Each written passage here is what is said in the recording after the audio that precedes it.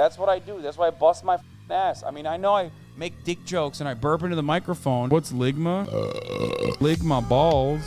But ultimately, you know, there is a reason for all of this. Socialism, Marxism. I have a lot of money. Blam capitalism. Blammo. Booyah. This is how women make me feel. Oh, I got your nose. Lick mich im Arsch. What about me? Me. I'm manifesting it. I got crystals shoved up my blammo. Yes, mama. I'm doing Scorpio behavior. Awooga. My Virgo is in rising. Honk. Humana. My Mercury is in Gatorade. My mouth opens up all the way to the ground. My tongue rolls out like the red carpet. There's steam coming out of my nose like this. You know what I'm saying? Just be normal. Okay, little bro. Fight. Boop, boop. Wah. Gatekeep, girl boss, slay queen. I'm an old person in China. Direkt olarak yani. Yok abi zevk alıyorum ben. Dude, once America is destroyed, I mean, the opportunities are endless. That's crazy.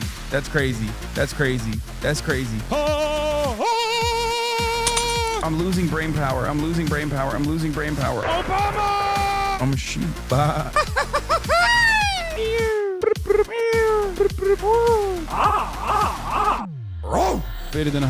Faded in a hoe. You know what I'm saying? That is insane.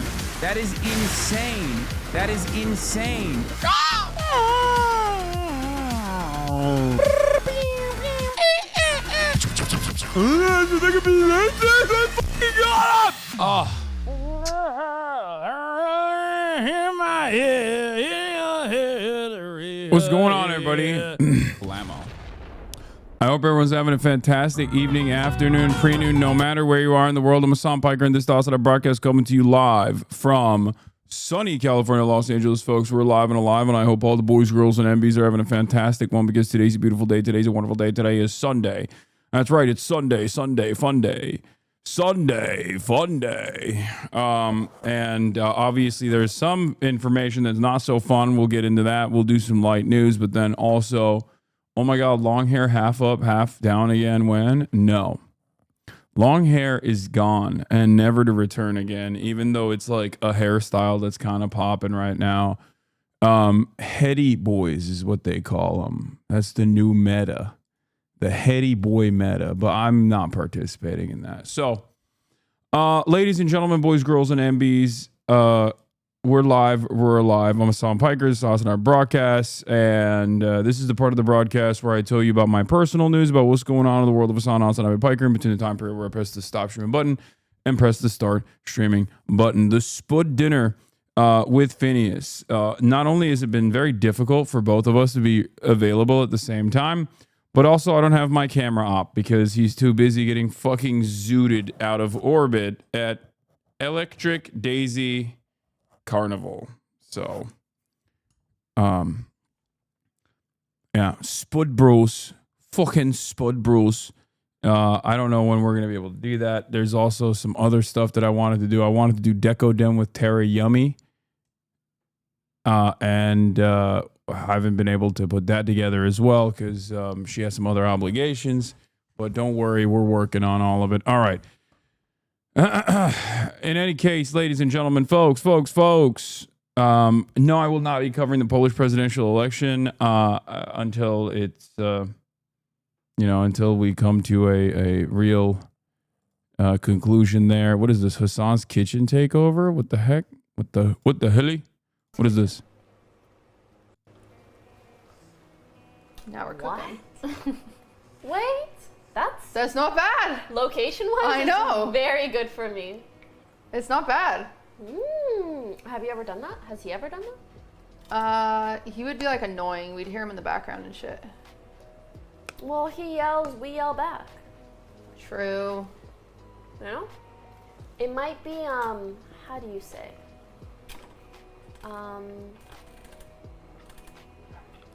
He'd say yes. I wouldn't ask. I would just show up. It'd be like good competition. Yeah, okay. Yes.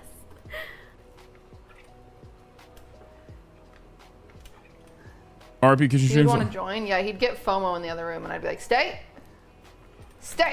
No, I think he would just want to try it at the end. He would want the food at the end.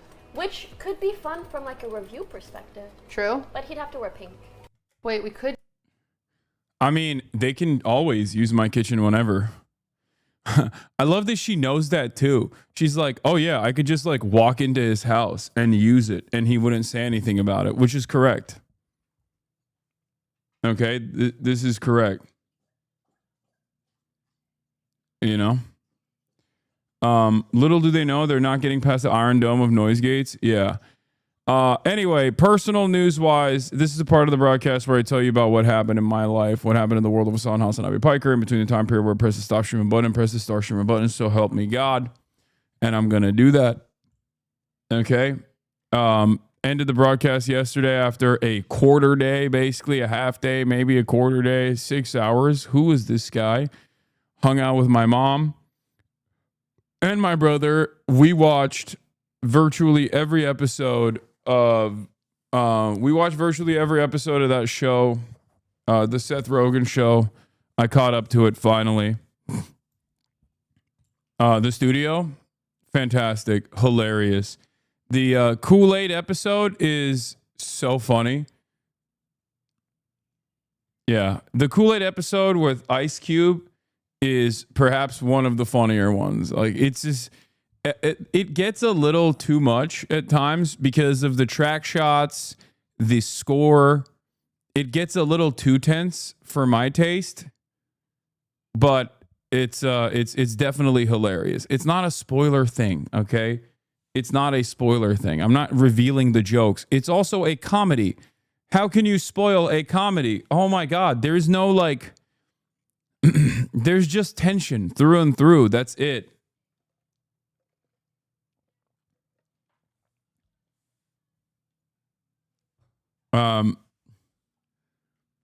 Every part of it is so meta. It's really interesting because like Apple Plus, Apple TV very clearly wants to be a leader in this space, right? Apple TV wants to be the new HBO. It is dumping a lot of money into the arts side of things, like as a streaming platform, and it wants to be it wants to be a leader in this space, right? It wants to be, and they kind of are. They're doing a lot of good work, right? You got Severance, you got a lot of shows. Like I've been watching Murderbot, which is not that good, but whatever. So I think like Apple TV is trying to become this new HBO, right? And in an effort to do so, they're spending a lot of money on these works of art that are obviously, not going to pan out initially and probably be seen as like major wastes of funding.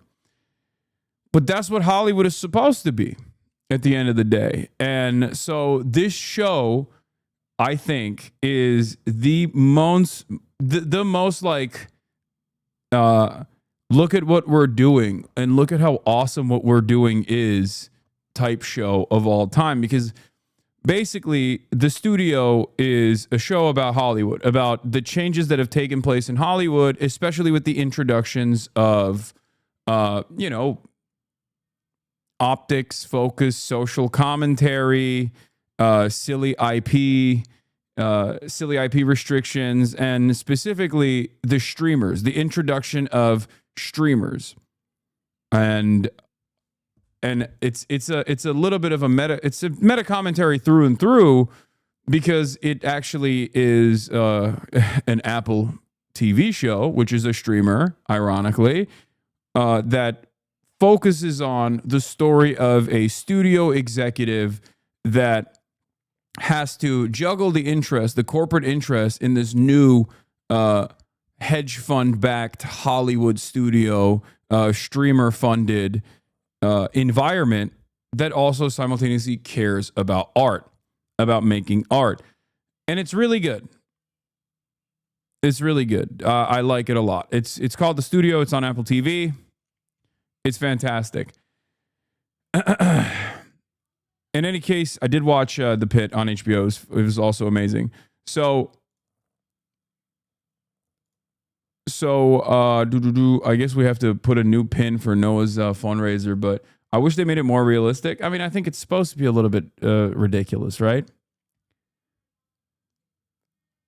So, I really like it. I personally really enjoyed it. I also watched a little bit of Murderbot. Didn't like that as much. Every time I enter here, you yapping about some chill. I mean, that's what I do, man. I got the gift of yap. The gift of gab. I'm a grade A yapper. Gay. You sexualize that old man for 45,867 minutes. Have you considered therapy? What about The Last of Us Season 2? TrueAnon had John early on. He had some crazy percentage of households that Apple TV only in. Basically, no one has it. Lol. Yeah. Have you read the Murderbot books? They're great. No, I have not. But, yeah. So that's what I watched. I watched Murderbot. I watched a little bit more of Andor. Andor is a slow burn for me. I'm catching up. I'm catching up with all of my shows. That's why it's good. It's good. I get to catch up with my shows when I end my stream early, and then Hasan reading a book is a funny meme, I think. I don't read books anymore. I should. I really should. I think about that a lot. I think about how much my brain has probably atrophied. Not even probably, definitely atrophied. I read so much, but the things that I read are so stupid. I'm reading chat. I'm reading articles. I'm reading Twitter. And all of those things combined are not actually reading. They're not helping me learn, at least. And no, audiobooks are not the same. I've never been an audiobook guy. I'm a podcast guy for sure, but I don't know what it is. I don't know what it is, but I will say it's for me, I have to read like a normal paperback book. I don't even fuck with hardcover. It needs to be a paperback book. Otherwise, it doesn't enter my brain. I genuinely don't know what it is. I can't do Kindle, okay? Maybe one day I'll get used to Kindle. Okay. Sometimes I'll like see someone using a Kindle. I'm like, let me take a peek at that. Let me take a gander. I don't know what it is though. I need it. It can't be an audiobook. It can't be a fucking Kindle. It has to literally be a paperback book. If it's not a paperback book, it doesn't enter my brain. And I think it's because I am old. I will admit that. I'm old. I'm an old man. I don't even like hardcover. And the worst part is, many books, when they first come out in circulation, they only send you the hardcover shit. For the first year, the first edition of most books is hardcover. And it's like, bro, you are literally adding an extra 2 pounds to the book for no reason, okay? Maybe it's good for profits or something, but I don't understand it. Like, the whole point is it's a fucking book. It's supposed to be mobile. When you make it hardcover, it's no longer mobile. You can't even, like, when push comes to shove, fit it in your pocket, for example. You know what I mean? You are destroying the mobility of this medium that is incredibly mobile. It doesn't make any sense. Hardcovers are meant to protect the book and they last 10x longer. I don't care.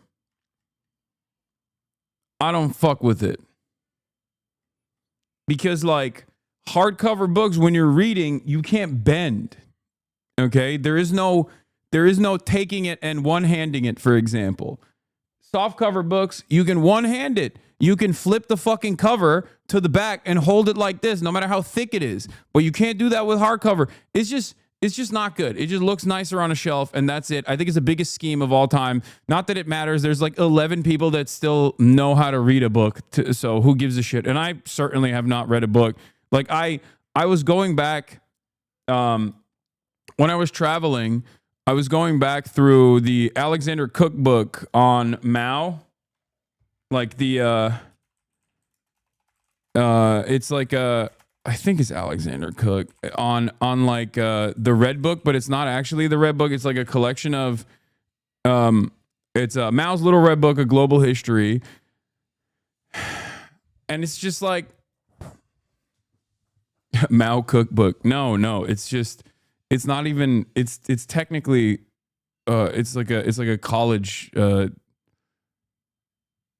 It's a college curriculum book. It's not even like a. I guess it's not technically for a fun read, but again, like it takes a while for me to. It takes a while for me to like dive into shit.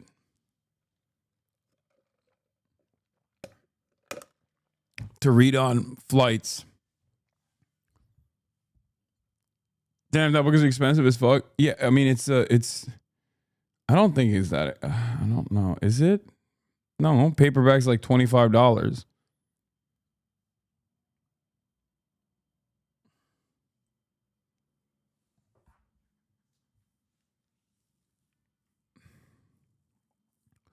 I feel like flights are one of those times that are perfect to read because you don't have anything else to do. I agree.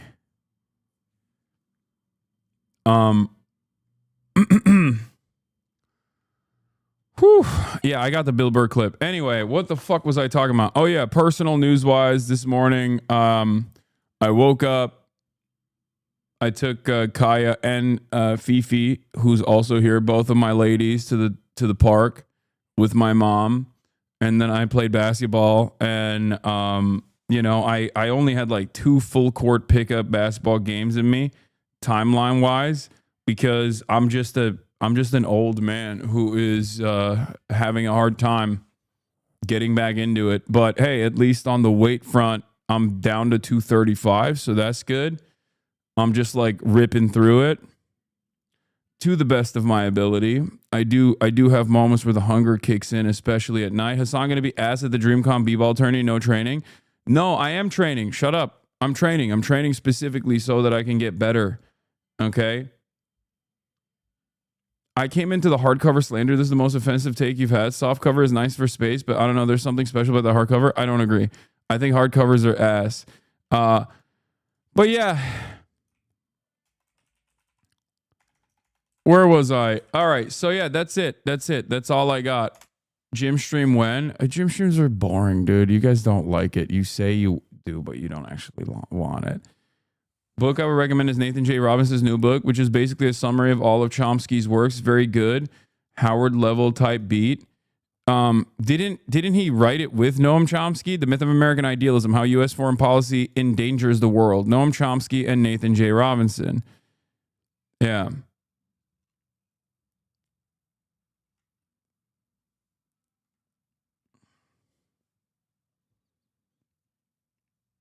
Have you tried book stacking? Alternate reading short fiction book, heavy nonfiction book at the same time. If you get bored with one book, just switch to the other. No.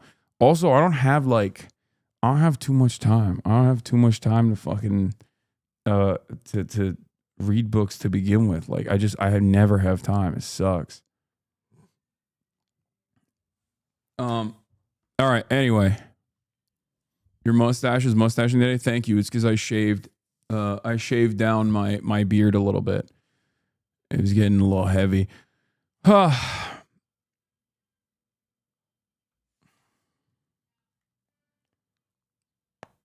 you cover Matt Walsh's swastika double down? No, I didn't. But let me blast off, okay? Let me blast off. Where were we? Where was I? Bro, where is Hideo Kojima in the world? He's like hanging out with Robert Pattinson and shit. I always see him doing some stuff, and I'm like, why not with me? Do stuff with me, Hideo. I love you. I freaking love you. Is your fingy healed yet? Yeah, it's totally healed at this point. I mean, there's like still... like there's a little bit of a scarring that you can see, but it's healed beyond that. You don't game, that's why? Well, Death Stranding 2's coming out. Dude, I will say, I have Death Stranding 1 on my Steam Deck. And as you guys know, I played it a bunch way back in the day when it first came out. And I never actually finished it. And I wanted to get back into playing it, but it's such a long climb, like such a long and arduous climb, both literally and figuratively, to like get over the hump to get into the game. It's just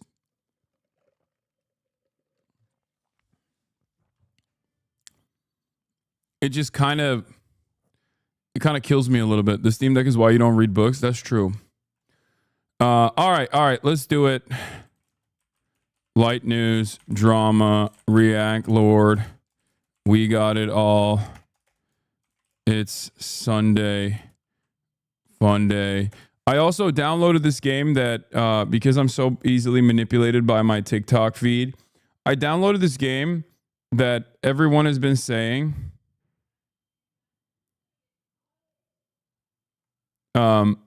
Everyone's been saying is like one of the greatest games of the year. It's a puzzle game called like Blue something, Blueprints, and everyone says it's like unlike anything they've ever played before. No, it's not. Expedition 33.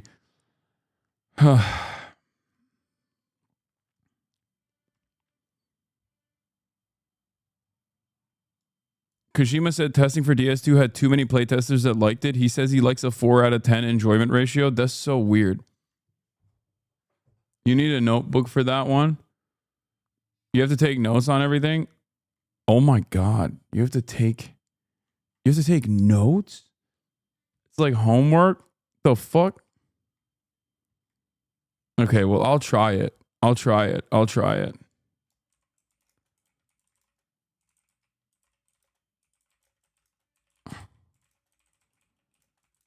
I'm a dumbass who can't solve puzzles.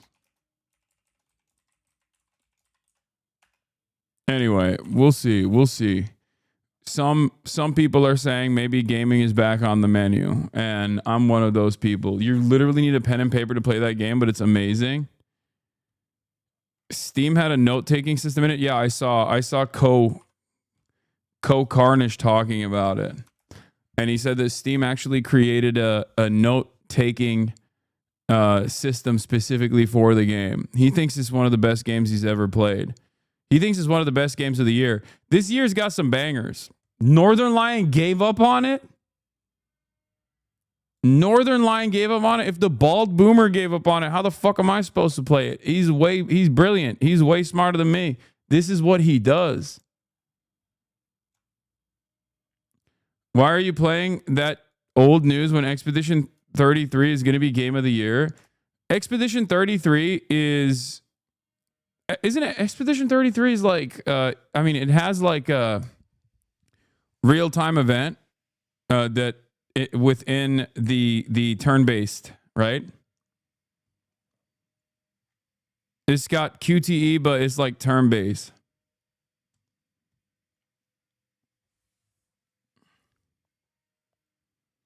Brother, Northern Lion is only 5 years older than you. Yeah, I know, but he is like brain age wise, he's much, much older. Like the vibes he puts out is much, much older, I think. Ironic because I talk about politics and he plays fucking games. Why do you think we have such a major audience crossover?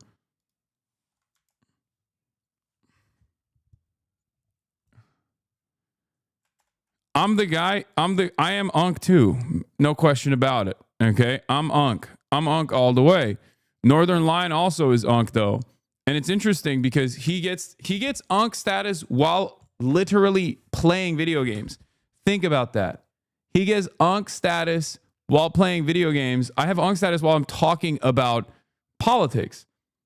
Like talking about politics is already automatically Unk status shit.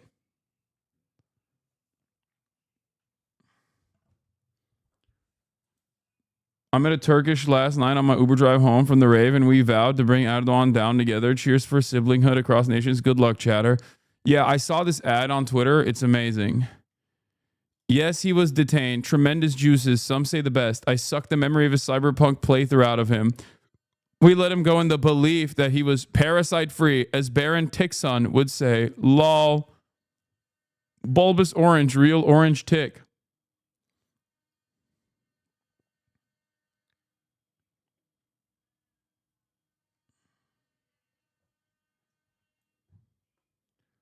Because he's the unk who helps me relax my brain before rotting him with politics for 8 hours.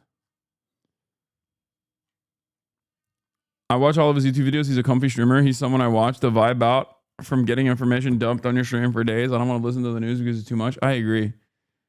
Well, it's Sunday, so we'll probably hit both. You'll get a little bit of news. What is this? You'll get a little bit of news, and then you'll also get a little bit. Oh God, this was I think this is right after I got back from Japan. Right? Look at my hair and shit. God, what a fun time that was.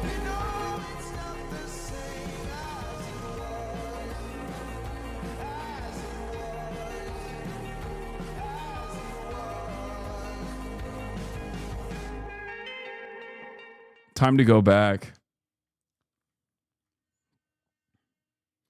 Remember when in the 90s playing video games was riding your brain and watching news was the healthy thing to do? Yes, I have not seen the articles, but I've heard some noise about this woman in Georgia, Adriana Smith, that's being used as an incubator because she's brain dead, and Georgia law requires the doctors to keep her alive against their family's wishes. Yes. I will be making an appearance on Noah's fundraiser stream later today. What is this? What do the Uyghurs say about China? For all tours of Xinjiang, contact what? Old Road Tours. Does Pui like Hasan? Yes, I'm in Georgia and it's crazy.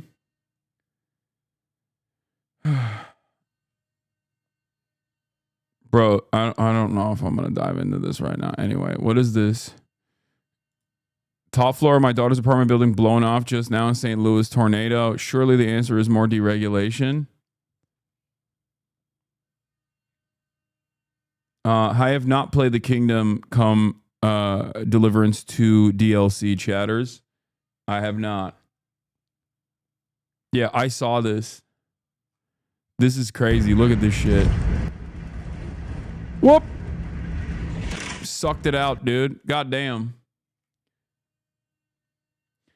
Yeah, I mean, look, I don't know if this is because the tornado was so severe that it like doesn't matter and like all buildings. I'm not super caught up in like building safety codes and stuff. I don't know if this is a consequence of like how devastating the tornado was, or rather the building safety standards in general. And it could be a little bit of both. High rise literally made out of cardboard. I can't tell from this image anyway. I would have to. I can't tell from this this video regardless. I would have to read into it. I live in STL. This tornado was not that bad. This is the builder's fault. But I will say this much. It's probably fantastic. Shaking. It's probably fantastic and really good. Everything's shaking. Is that not only do we have not only have we defunded, not only have we defunded the NWS and NOAA, so we can't really figure out the flight path as well as we used to for all of these things. Okay. Not only have we done that on the one hand, on the other hand, you know, it's good that all the housing is deregulated anyway. So what's the expectation here? Oh, also we're working on dissolving FEMA too. And when you do that, that's the triple Monty. Now to the like you can't figure out where the tornadoes hit. On the one hand, we're pumping that big beautiful oil and that big beautiful clean coal, right? We're pumping it as hard as we possibly can. So that's good. And that's obviously accelerating anthropogenic climate change, right? Carbon emissions are a significant factor in the world, both cooling and also simultaneously getting hotter. And that is changing weather patterns. It's making things erratic, right? We got clean oil, clean coal, clean all the way. But then we're also defunding the aspects that are supposed to be warnings, right? Like, because those guys are gay and woke. The scientists themselves turn around and say gay and woke things like, hey, maybe we should limit our carbon emissions. Like maybe we shouldn't be doing the stuff that we're doing because it feels like the world is the climate is changing at an alarming rate in a way that will make it uninhabitable in like the next 20 to 30 years. And then you're like, nah, that's gay, that's woke. What are you, a scientist? Ew, yuck, Pol Pot style. Everyone that wears glasses is getting into the kill pile. So we kick those guys out. We defund those programs. So like if you don't know a tornado is supposed to hit, then it's like it might as well be as though the tornado never hit at all, right? And then on top of that, once the tornado does hit and people did not get the prior, they did not know what to do in advance, then what's supposed to happen is FEMA's supposed to come in, right? Emergency management and disaster response from the federal government. But we defunded that too. So that's also woke and gay. So that's gone too. It's great. Based and red pilled. No more gay shit, you know? If you die in a tornado, maybe you deserved it.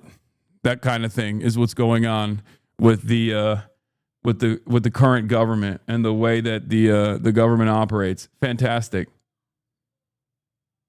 Yeah, Ryan's video on this, the next 4 days are going to be very, very rough. The severe weather outbreak is just beginning, says Ryan Hall. It's Saturday, May 17th, 2025, and we've got a ton of weather to talk about today, man. We've got an outbreak sequence on the way. There's going to be multiple days of more severe weather, and I just wanted to make this video to keep you updated on what's going on because I don't think we're going to have a lot of time to make videos over the next few days because we're just going to be live all the time, and I know a lot of y'all really depend on these short-form videos to kind of get all the information in one area, so let's roll through this. He's a little bit of a clickbaiter. Hey, Ryan Hall is a Twitter moot and also is on the right side automatically because he partially as a consequence of his job as like the weather guy online and also because he has a fucking brain.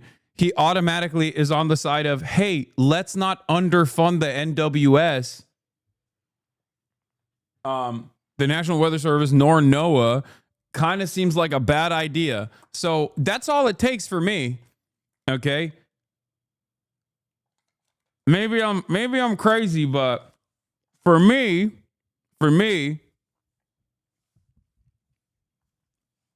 all it takes for me is to hear someone say the words, let's not defund these federal programs, you know? But real quick, before we dive into the details of the forecast, let's recap what's happened yesterday. We had a major tornado outbreak. We were live for 13 hours covering this crazy system that spawned tornadoes in Illinois. There was one that went through St. Louis. Look at this thing. You could see it through the arch camera there in St. Louis. It just about went through downtown, caused a ton of damage out there across St. Louis, and we were live for that. We were also live for this tornado. It went through Linton, Indiana, Sullivan County, Indiana. There was another big one and over towards Marion, Illinois, and unfortunately this led to a lot of damage. And the last I heard is we're getting close to 25, maybe 30 fatalities reported as a result of this tornado outbreak, and the number's still going up because search and rescue is still going on in a lot of these places, and we've got a lot of injury reports, and of course, unfortunately, there are hundreds of people today that are homeless as a result of yesterday's unfortunate tornado outbreak. Now, Colin Gross on Twitter put together this graphic here that shows one of our most prolific storms yesterday actually was a supercell that traveled for about 500 miles from the middle of Missouri all the way over into eastern Kentucky. This is the one that is responsible for most of our fatalities, actually. A lot of those came from London, Kentucky, and Somerset, Kentucky, between Wayne, Pulaski, and Laurel counties. This is over here close to the weather house. We were live last night as this thing was ripping up communities out here, and unfortunately, this is one of the places where they're still doing search and rescue right now. We don't know what the overall death toll is going to be, unfortunately, because the damage is so prolific out here. Now, this wasn't producing a tornado the entire time, but it produced several tornadoes, and it's just unbelievable that this thing traveled that far. And it was strong. We don't know the rating yet. In my opinion, it's probably going to be rated an EF4. Who knows? You know, there's engineers and stuff out there trying to figure it out right now. But this thing ate a literal path through the forest between London and Somerset. Look at this. You could actually see it on satellite this morning. you can see the scar on the earth. This is Somerset, this is London, and this is the path that it tore in between those two areas. Now, of course, it also hit Somerset and London, both on the southern side. These pictures here are from Deputy Alan Turner in Laurel County, Kentucky, and it's just so unfortunate seeing this. This isn't even the worst of it. I've seen some really crazy looking damage photos from WX Chasing on YouTube. If you want to look up that video, it really puts into perspective how bad it was, especially around London, Kentucky. And once again, y'all, you can look at this and you can just tell that unfortunately the number of injured and the number of people that we've lost is going to continue to go up. Even though we had a lot of people watching from this area last night, and we did have tornado warnings and all that stuff, there's only so much you can do whenever the tornadoes are this strong. A tornado of this caliber is not common in this part of the world. A lot of people just didn't know what to do. The London Corbin Airport was also hit here, and they lost their medical helicopters, and there's a lot of homes and a lot of residential areas around that airport that were unfortunately completely obliterated as well. So once again, it was a crazy outbreak. Unfortunately, it happened, and now we've got to work on getting everything. Watch Hasan to not get nervous about the weather. Hasan watches weather stream. I mean, a little bit. We got to take a look at what's going on. You know what I mean? Everybody back on their feet, which is what I'm going to be focused on over the next couple of days, while also continuing to relay information about new severe weather outbreaks that are about to happen. So our hands are kind of full over here at the Weather House, but we're able to give back and we're able to help people because of you. Last night, a lot of you beautiful people went over to the y'allsquad.org and you were very generous. You hit this donate button and we raised about $80,000 from y'all in a very short period of time. I went in there and I stacked another $10,000 on top of that, so we've got 90 grand to go out into these communities and immediately get assistance going. We're talking with local officials, we're seeing what people need, and we're just going to do whatever makes sense as we feel it out. We don't have a complete plan yet, but what's going to help is more resources, right? You're not required to do it. We're not asking anybody to donate, but if you've got an extra dollar or two, whatever you've got, consider going. FEMA is ready and well funded. Yeah, no. We should actually underfund it. We should actually take away more of the funds from FEMA because FEMA is gay and woke, obviously. This is anyway, look, let's do some of the aftermath impact here. Here it is. Outbreak in our nation's heartland, scenes of destruction across multiple states, the death toll climbing as many of the hardest hit areas could face another round of dangerous weather. ABC's Alex Stone is in London, Kentucky with more. Alex, good morning. Wait, good morning to you. There is just so much devastation here. It is like this, mile after mile, neighborhood after neighborhood, families cleaning up, and the number killed continues to rise. This morning, what is this? I don't know who's saying, yeah, they deserved it, but that's something that I rail against quite frequently. Like, nobody fucking deserves to have this kind of death and destruction, to experience this kind of impact just because they live in a red state. I'm just making fun of like the government and their inability to deal with these things. Obviously, it's always my efforts are always to reprioritize and reshift people's focus to who's actually responsible for the limited recovery that these people are going to experience. Communities left reeling after deadly tornadoes and storms ripped through the Midwest, claiming at least 27 lives. In Kentucky, neighborhoods in ruin. I mean, people did that after California wildfires too.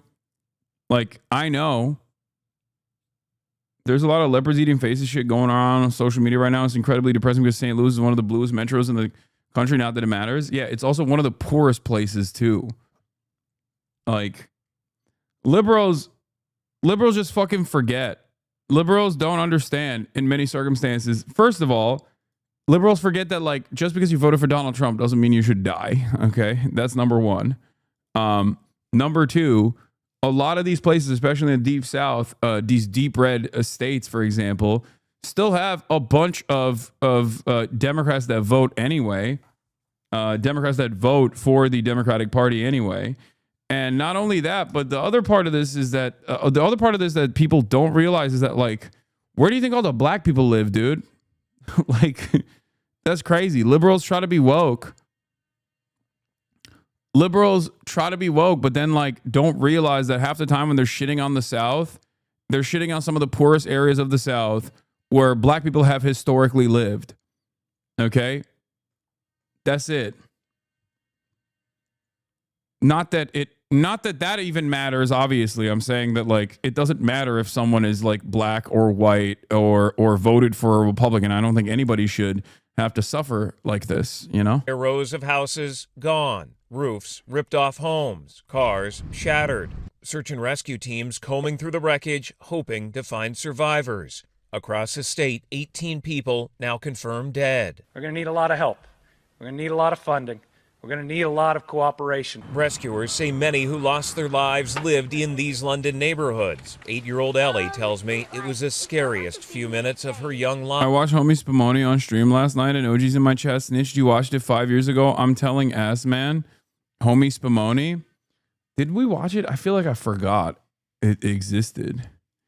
We probably watched it. Disintegrated around them. Everything was just we used to do more fun stuff. It was one of the worst sounds. Her mom, Kendra, injured with a broken foot and bruises from falling. What do you think of the amount of negative attention content creators are pumping at you on Twitter and the double standards on you addressing anything? The double standards on me addressing anything? What do you mean?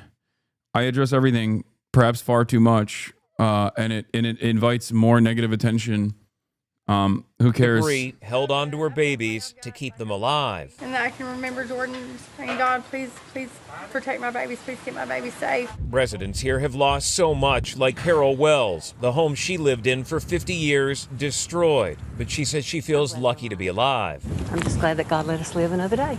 And in Missouri, at least 7 people dead. This neighborhood destroyed after a tornado tore through. And in St. Louis, where 5 of those lives were taken, crews are working around. Not sure if you mentioned this already. While watching live coverage of this event, one of these major tornadoes had a late tornado warning because a particular national weather station was short-staffed because of Doge cuts.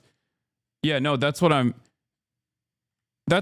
saying. Like, it's just like these guys are basically making America uninhabitable. I don't know if that happened in this instance, but the likelihood of that happening in the future is fairly high. It's the same principle for air traffic control. People are like, oh, what we got to do is cut air traffic control. It's too costly. Meanwhile, you're making it harder for planes to, you're making it harder for commerce to exist. You're making it harder for plane travel to happen.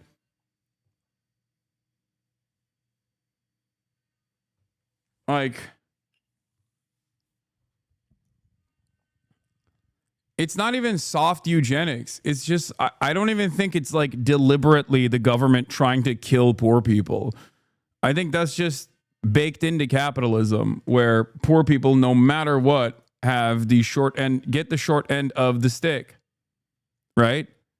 It's not by design where they're like, oh, just kill the poor people. Who cares? Like, it's more so we just have to make these cuts because of our endless profit seeking. Our interest in endless profit seeking. And of course, the people that suffer the most in this process will always be the people that suffer the most will always be the poorest people. Around the clock to clear debris. This massive tree uprooted from the ground. This man running for cover after it fell over his pool deck, narrowly missing him. Over in Illinois, the devastation sprawling there too. Residents beginning the painstaking process of picking up the pieces. And incredibly, guys, this home right here came from across the street. It landed where it is now. The family's possessions all over, refrigerators, countertops, toys. And we're told this family, neighbors tell us, they got out safely. Gio. All right, Alex. I think it's kind of devastating that there's no confidence in the government. Like, no one even thinks the government is supposed to be helping them in this process, which is crazy. I don't think there's any equivalence in any other country, no matter how rich or poor. Like maybe Somalia or something, like a super decentralized form of governance, like that's constantly engaging in like civil war or something, or like Libya, like places that have been devastated by Western intervention for the most part. But like when you look at nation states, no matter how rich or poor, there's this expectation that like the government is trying to do its best, you know, no matter how corrupt, no matter how awful, like they're going to come and they're going to help you out. In America, there is no expectation. It's crazy. What are we doing? Incredible story overnight. That breaking news, a Mexican Navy ship slamming into New York City's iconic Brooklyn Bridge. The mast hit the underside of the bridge, sending sailors who were on that. The other thing about the St. Louis tornado is that it literally hit the poorest part of the city, most vulnerable people. Many of them will likely be permanently homeless. Mast. Yeah, this was also crazy. There's a Mexican Navy ship. People are being so ruthless about this. There's like I feel like it's maybe like a symbolic ship or something. I don't know. It's like an old timey looking ship, and something happened where the ship ended up hitting the Brooklyn Bridge, and people were sitting on the mast, like people were working on the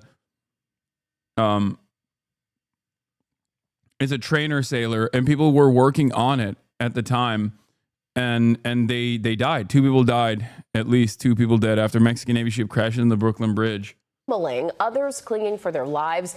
Onlookers absolutely stunned at the scene unfolding before them on a warm spring night. At least 2 people were killed and more than a dozen others injured. The incident setting off a huge emergency response. ABC's Rena Roy is at the scene with the very latest. Rena, good morning. Wick, good morning to you. That's right. This bridge is a major tourist destination here, and it looked to be pretty busy when officials say that boat lost power and slammed right into it.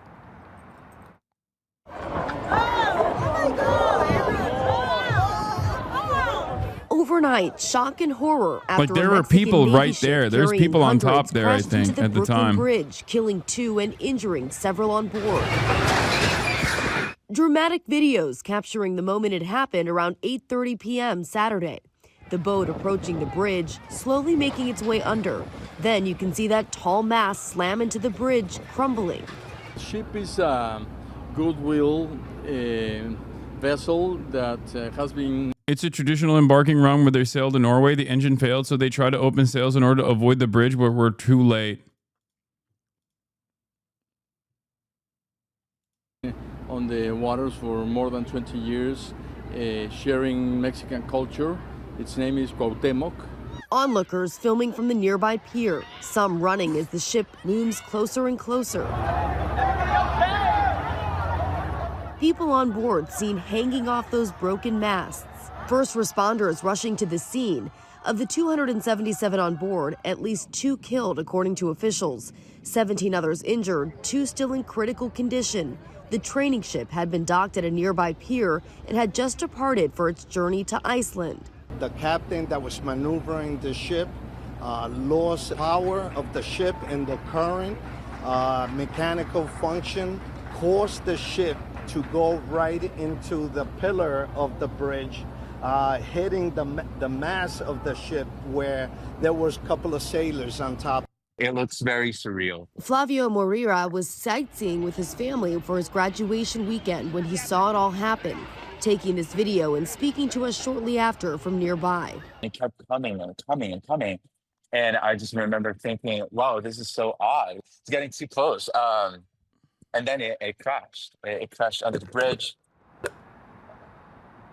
Now, officials also confirming the bridge has no damage here and nobody had fallen into the water. The NTSB now leading the urgent investigation. Gio. And that part is very good news, Rena. Thank you so much. Turned here to the blast outside a California fertility clinic. At least one.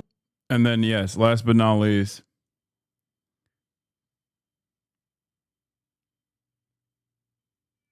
something not talked about by media regarding tornadoes is that if the Fed government doesn't declare emergency or FEMA stuff, banks don't do emergency loans and insurance companies don't do full payout. Instead, you get predatory practices and scams is a huge issue.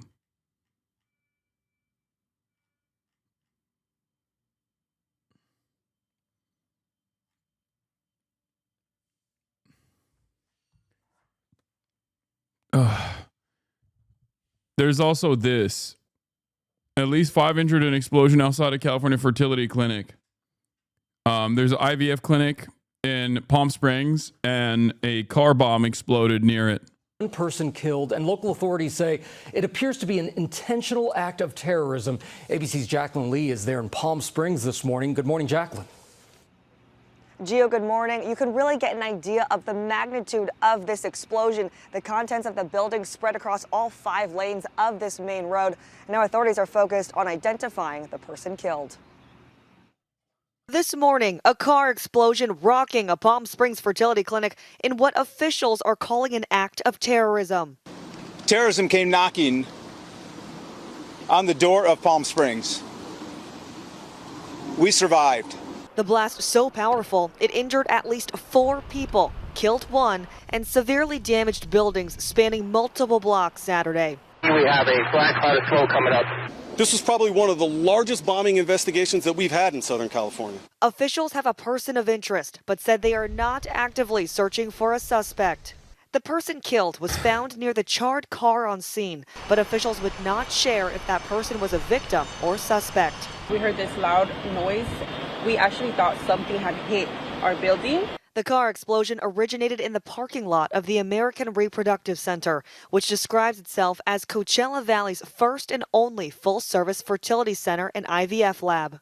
The center, writing in a statement, "We are immensely grateful to share that no members of the ARC team were harmed and our lab, including all eggs, embryos, and reproductive materials, remains fully secure and undamaged."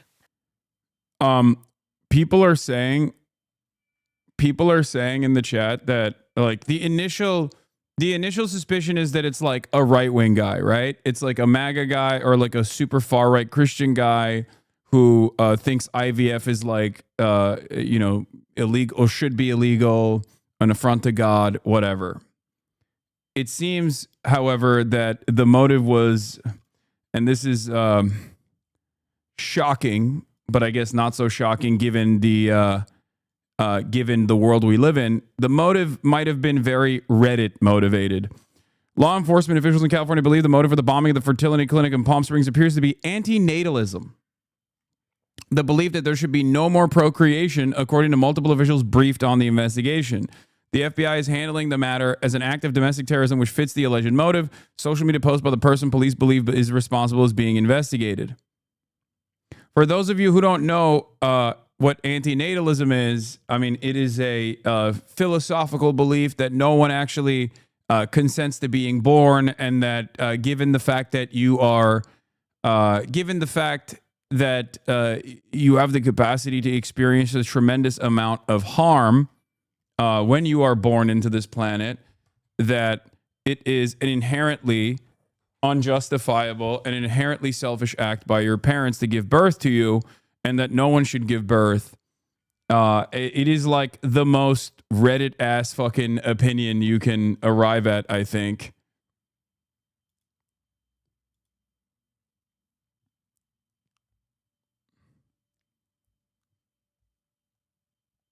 He literally brings up r/anti-sex in his manifesto and multiple other subreddits. Yeah, we are officially in the most like Reddit ass. I mean, dude, this is the most Reddit bombing of all time.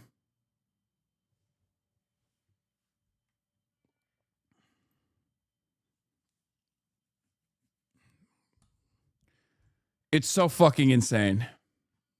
It's so insane.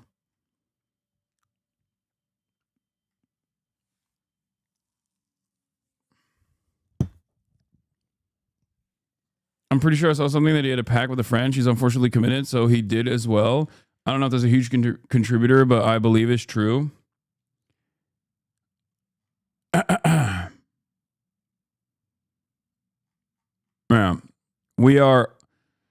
It is the most American thing that could have ever happened, where you have people that basically people with every different type of attitude, every different political background, losing their minds, becoming more and more angry, becoming more and more violent, with the tools to be able to act out this violence, and no interest in their future,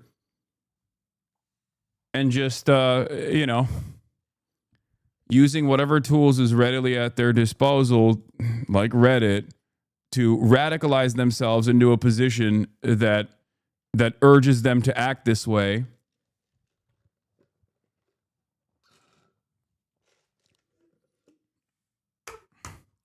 America is the nation of stupids and crazies.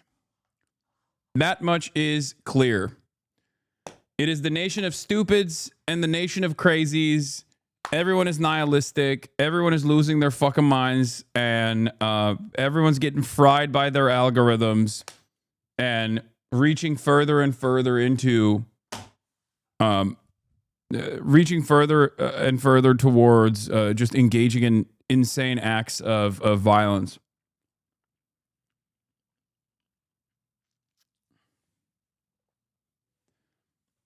Isn't the philosophy morally just, though? Not saying the actions are justifiable. This is why I mean, like, I think people with autism should not encounter philosophy too much.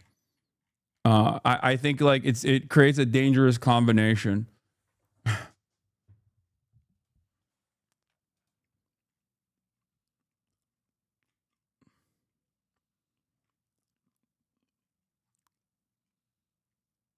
I'm autistic. I ain't this stupid.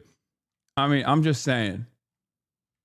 Like, what do I always say in this chat? There's always a guy that goes, "Hold up, is he cooking?" No matter what, no matter how dumb an idea is in the chat, you will always have someone go, "Wait a minute, was he cooking though? Wait a minute. Let me dive a little bit deeper into this, you know? Let me dive a little bit deeper into the morality of this." I mean, it's like it's anti-human. It's just like I don't know. I feel like antinatalism is somewhat of a meme philosophy, I think. Before people get super mad at me, everything that I've read about it is so ridiculous at the end of the day, because, like, you know, yeah, that's what makes us human. We experience negative consequences. We experience tremendous pain. Yes, it's not guaranteed that life is going to be great, but overcoming said trials and tribulations is what makes life worth living. And clearly people still, clearly people still choose to live, right? No matter how shitty things are. Otherwise, everyone would be just fucking killing themselves nonstop, left and right.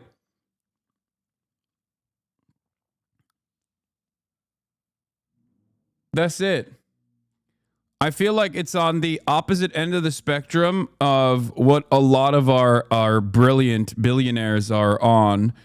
Like, all of these Elon Musk style billionaires are worried about the birth rates declining in developed nations, and they lose their minds over it. They're like endlessly talking about how we need to just keep breathing. They're pro-natalist, and that's also weird. And then on the other side of the spectrum, you got the Redditors who are like, we shouldn't, it's an unjustifiable hierarchy you brought about someone who had no capacity to consent to being born, and therefore it should not happen. You know? Fantastic.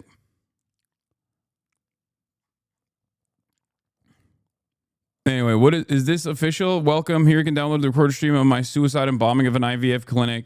Please do redistribute and upload wherever you can. Is this confirmed?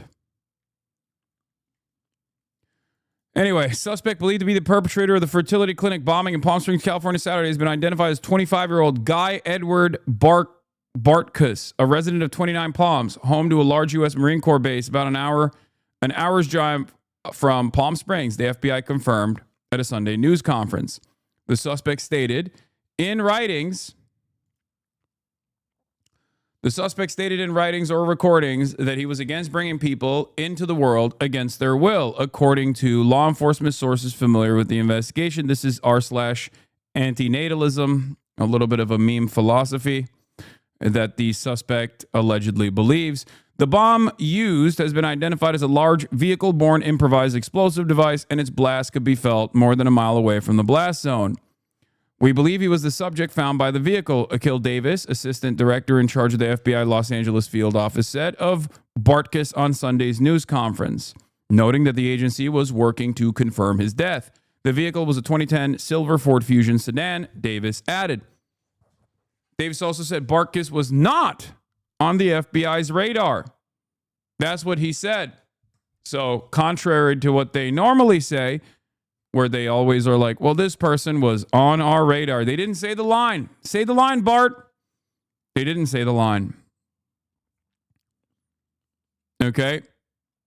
The attack, he said, marked the largest bombing ever investigated in Southern California. The subject had nihilistic ideations, and this was a targeted attack, Davis said.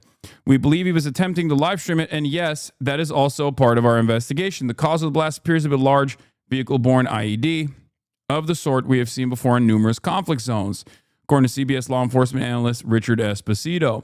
Based on the damage surrounding the buildings, damage to the surrounding buildings, the blast radius was significant, sending shudders across Palm Springs more than a mile to a mile and a half away, according to witnesses. It does require some planning and some skill to build a bomb of this kind, although we have seen similar devices with even more significant damage before, including the horror of the Oklahoma City bombing in 1995. That's where it is.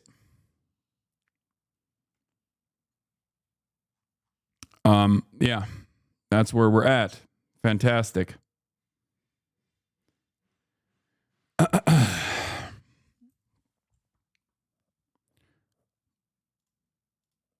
Authorities raided a property in 29 Palms believed to be related to the suspect, not providing more details, but clarifying they believe the explosion was an isolated incident.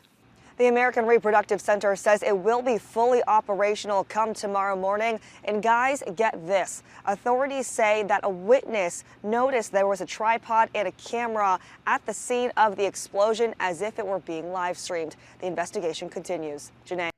Also, the mod of the, I guess, subreddit released a press statement saying, it has come to my attention that the individual responsible for today's bombing in Palm Springs name-dropped our communities in their suicide note. Though they struggle with personal grief and mental health issues, their act of terrorism was unjustifiable, incoherent, immoral, and disgusting. The philosophy we represent is explicitly one of nonviolence. We believe it is up to each individual to make their own reproductive decisions. We hope that the Palm Springs American Reproductive Center can rebuild and resume operations. Noom Macaroon, president of the Apenis Society, head moderator of r/antinatalism, r/circlesnip, associate moderator of r/vistopia. Putting your subreddit communities that you moderate is so crazy on a press briefing. What the fuck is happening on the planet, dude?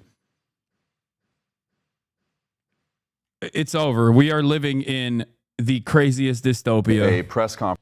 Anyway, here's more information on the dead suspect from the police report that came afterwards. Live press conference in Palm Springs by several authorities, including the FBI and the Palm Springs Police Department, about that fertility clinic bombing.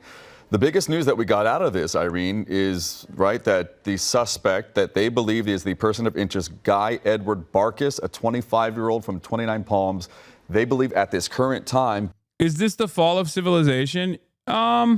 Maybe. Sometimes I think we have the capacity to normalize all of this stuff that we're seeing and experiencing, and then before you know it, it becomes just like the normal state of affairs, the normal state of reality. So perhaps this is one of those moments. Maybe there was ridiculous acts of violence in the past. I mean, luckily this one didn't actually end up severely harming anyone except for the person who detonated himself outside of the clinic. But what's really interesting is I'm sure there were versions of this time adjusted to the Middle Ages or whatever, you know what I mean? Like some kind of hell-bent guy who thinks that he must end the heretics or something. Like, what would be the Middle Age version of this? I'm thinking. Obviously, they don't have vehicle-borne IEDs back then. But they had some stupid things like this. I'm sure there were stupids back then too. Anabaptist rebellion, a doomsayer. No, I'm not talking about the Inquisition. Those are systematic forms of violence that are commonplace in modernity as well. I'm talking about like people who are just insane, adjusted to the time frame that's like against the systems, but also in a way that doesn't really make sense.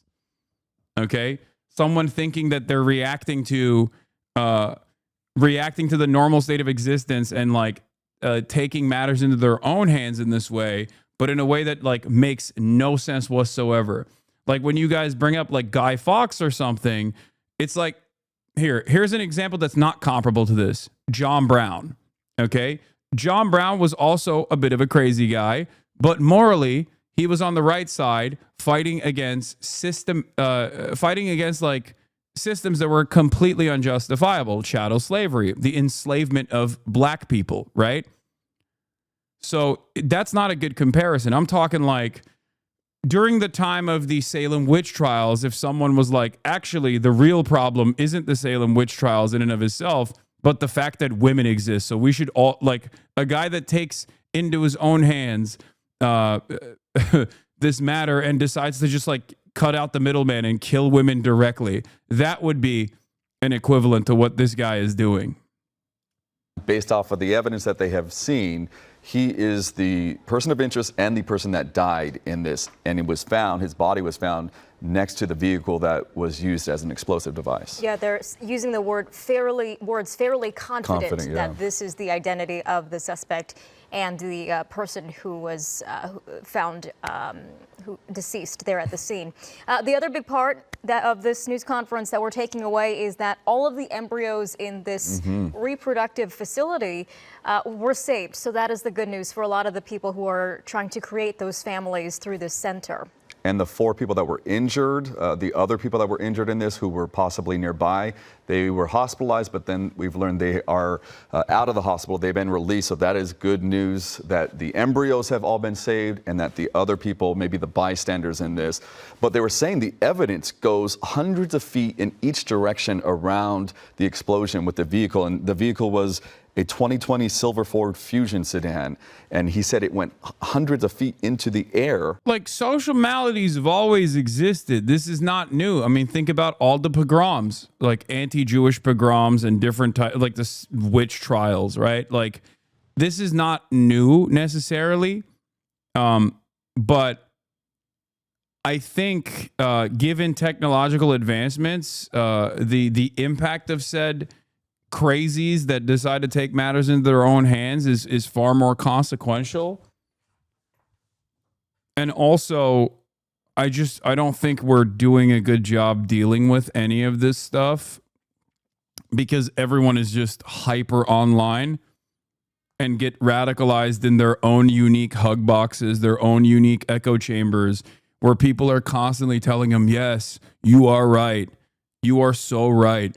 And when you don't have that normal mechanism, the social function of third spaces is that you're supposed to go and be around other human beings, either because, you know, you have a job and in order to commute to your job, you see other people during transit and you get to test your ideas around other normal human beings. And then that social function is supposed to basically curb your more ridiculous opinions and I guess like create a sense of normalcy, like recenter you. We don't have any of that anymore. And I feel like this plays a big role in the way that people become dumber and also become crazier.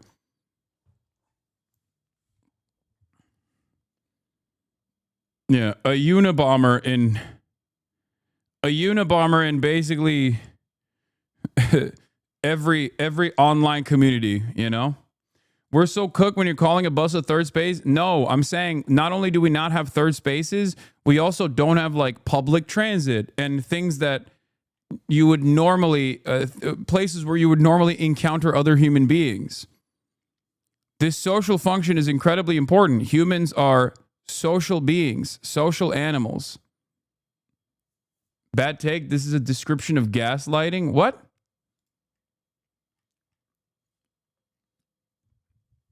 What are you even saying? That's not even a response to anything that I just said.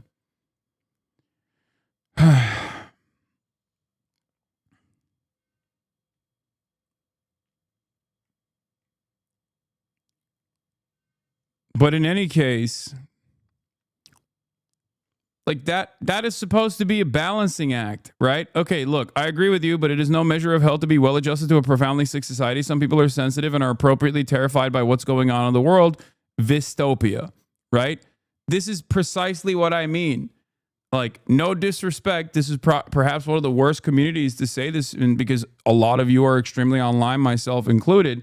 But like, no, it's not about refusing to recognize the atrocities that are unfolding all around us. But like, you unironically should not be going into a space with other individuals that have that exact same perspective, because that shuts you off from like talking to normal people and rebalancing your worldview. Aren't you afraid of crime? I guess that is like the crime panic born out of constantly watching local news is a different version of this, is perhaps like the more reactionary version of people who are terrified of climate change and all of the other systemic forms of violence that people are subjected to, both in the global south and even here in the United States of America. And this is like the right-wing reactionary version of that, the crime panic. These are things that happen. Okay, these are things that happen. It's a normal part of the process. And when I tell you like you're supposed to be normal, this is part of what I'm talking about, which is that like we should seek to eliminate these sorts of issues. We should work to eliminate these sorts of issues, and it requires a tremendous undertaking. Having said that, it shouldn't cripple you senseless. It shouldn't stop you from experiencing your normal day-to-day existence, okay? Perhaps I'm on the extreme end of this spectrum as someone who routinely is victim to death threats with regular frequency, and my friends think I'm insane for refusing to take this stuff seriously. But in my perspective, if I took all of this stuff seriously, I wouldn't be able to leave my fucking house. And I feel like I would inevitably become an insane person if I were just like so sheltered from the everyday existence. I don't want to be paralyzed by constant fear. The way my brain works is kind of like this. I'll give you an example. Your ears have the capacity to hear a lot more noise than you actually listen to, okay? We shut off certain noises because if we were to constantly hear all of the noises that we have the capability of hearing, we would go fucking crazy, right? You'd go crazy. And that's the way I see it. That's the way I see all of these other social maladies or systemic forms of violence and you know, crime happening, where it's like you can recognize it, you can understand that it is a normal part of it's a normal part of existence, but you shouldn't constantly tune into that frequency, because if you did, you would go insane. Okay? You would go insane if you were to recognize all of the violence that's unfolding all around you. If you live in a city, for example, you would lose your mind. That's why I'm very much against apps like Nextdoor and Citizen and Ring and all these other like user-generated content applications about crime.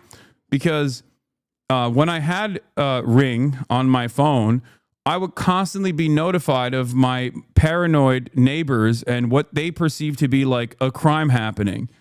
Okay? I feel like those apps have unironically made people more fascist because, yeah, those crimes do happen. But if you are to to constantly fucking tune into those crimes happening, it creates a sense of panic.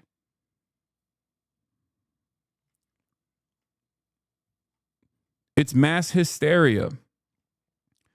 Pair that up with a media diet that consists of like a hyper focus on like crime happening in big cities, and you arrive at boomers having their brains broken by constant crime. That paired up with the fact that crime, or at least poverty, which people assume sometimes correctly is an indication of crime, is all around you, especially if you live in a big city. Homelessness, right? And then it creates this unique place in your mind where you're like, this is all around. This is crazy.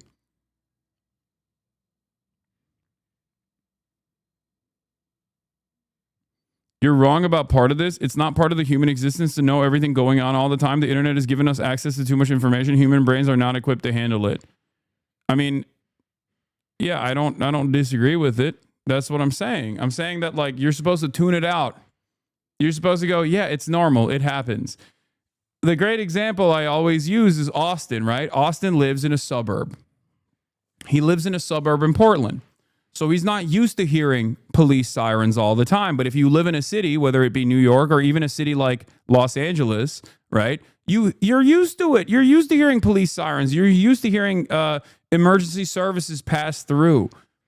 If you're in a suburb and you hear police sirens, you're like, oh my God, this is unique. What the hell's going on? I guess my next door neighbor killed his whole family. But if you live in a place like Los Angeles and you hear emergency services outside, you're like, oh, that's normal. That's a normal part of living in a city because things are always happening. Okay? Like, it's if you're so adjusted to that frequency of never hearing sirens, okay, because you don't live in a densely populated area, and then you actually move to a densely populated area, or you're visiting a densely populated area, which also obviously increases the likelihood of things happening, crimes, violence, fires, and the like, you're going to freak out. And what you are supposed to do in that process is just go, okay, maybe this is normal. That is a major difference between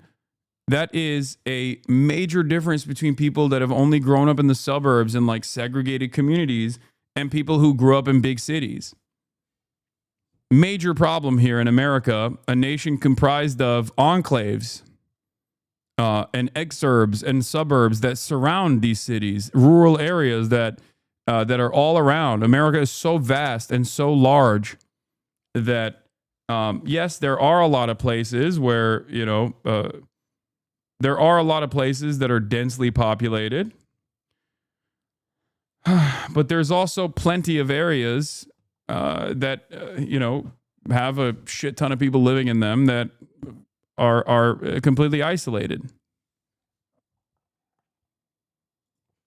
And they're calling it now like the biggest explosion or bomb in Southern California history. Yes, absolutely. And we're also learning a little bit more about the suspect, what the FBI knows about the suspect's background. They say that he had nihilistic ideations. Yeah, all that hippy-dippy touchgrass bullshit is great and all, but how will the tech billionaires get the absolute maximum ad and data revenue by algorithmically entrapping the population amorally with no care for the ramifications? It's not cheap to live in a palace far away from all the effects you cause. I think one of the funnier parts about this is that capitalism, or the dogmatic approach to capitalism, has also created this weird structure where like billionaires cannot shelter themselves from the worst impacts of the society that they've designed for themselves. They are ruining everything. They're ruining society for themselves as well, but they're so invested in short-term profit seeking that they can't even comprehend it. Climate change is perhaps one of the greatest examples of this, because you don't live in Mars, dude. You don't live somewhere else. You still live on this planet, okay? Sure, in the short term, you will be better off than the rest of humanity that won't be able to shelter themselves from the impacts of anthropogenic climate change, especially people who live in poorer neighborhoods, right? But like, what's going to happen? What's the end point? You know, you can't live in a space station, or even if you wanted to live in a fucking space station, is that a far preferable mode of existence than like just living on this planet in a way that is more sustainable, in a way that is habitable for all? That's it. It's so dumb. It's an incredibly nearsighted way of approaching reality because you're just so hyper invested in short-term profits.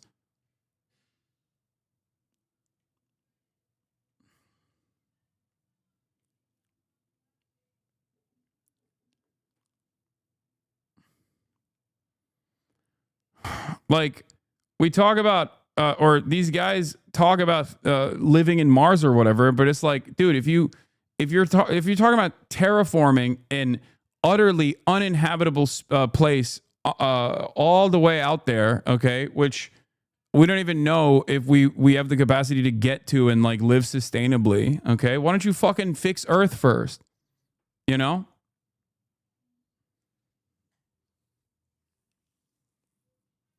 The lies I see about trans people online is wild. Counterpoint. Real world people treat me amazingly. Online is a mess for trans people. The further right you go, the more recluse the populace seems to be. Hence the incel issue, I guess. I mean, that's part of it. And I think that incel issue is like bipartisan. I think it's just something that impacts a lot of people, regardless of their political perspectives.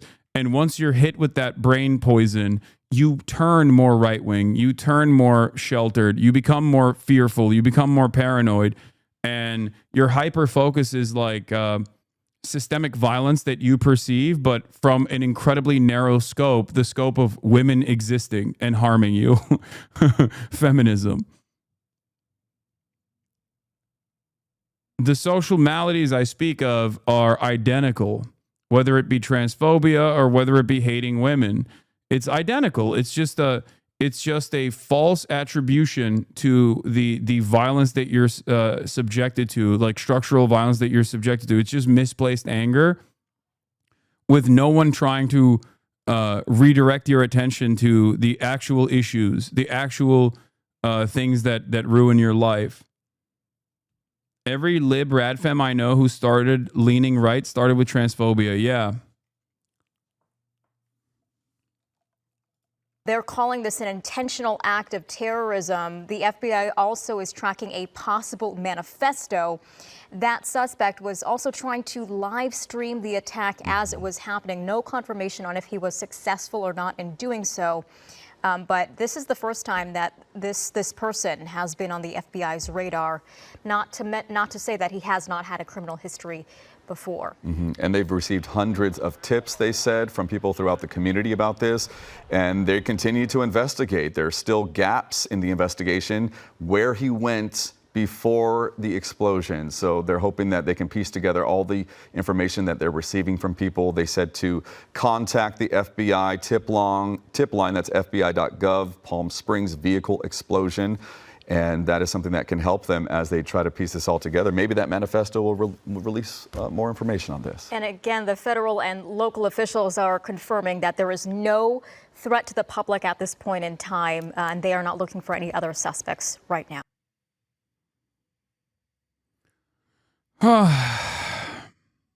I'm joined now. Chatter from before, I agree with what you just said. It is important to stay sane and not dwell on it and spend time with normal people. I'm not disagreeing. Let's just not make fun of people. Let's not make fun of the appropriate maladies of empathy. Vistopia is not inherently a chronically online thing. Everyone I've met with it specifically does not spend time online on purpose. Meat is still on every plate and in every supermarket. Stop dismissing. Wait, what? Okay. Sure.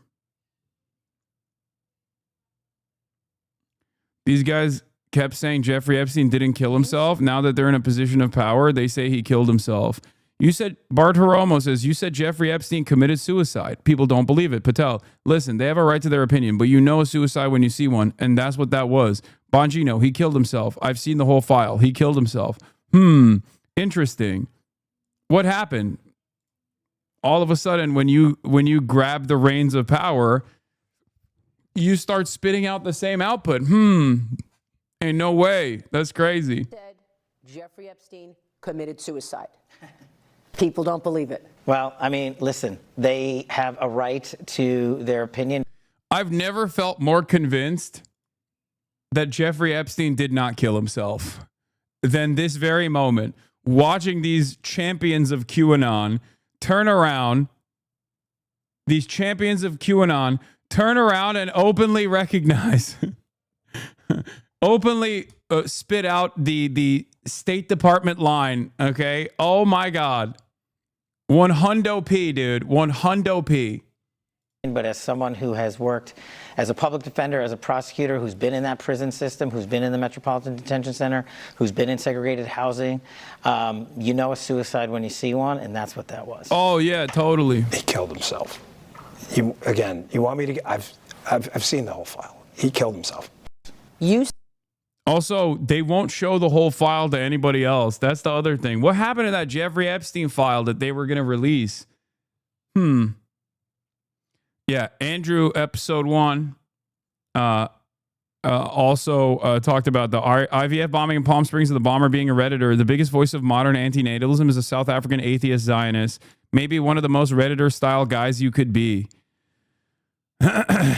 David Benatar, born 1966, a South African philosopher, academic, and author. He is best known for his work in moral philosophy and for advancing the position of antinatalism, the view that coming into existence is a serious harm. He's the author of Better Never to Have Been, The Harm of Coming into Existence, in which he argues that procreation is always morally wrong because it imposes harm by bringing sentient beings into existence. Central to his view is his asymmetry argument, which holds that the absence of pain is good, even if no one benefits from it, while the absence of pleasure is not bad unless someone is deprived of it.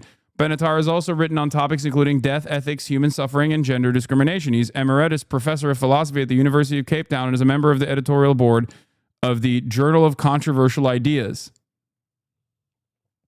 As I described to you what antinatalism is, I think I did a pretty good job of explaining it to you because I'm familiar with his work. I did not know he was also a pro-Israel kind of guy.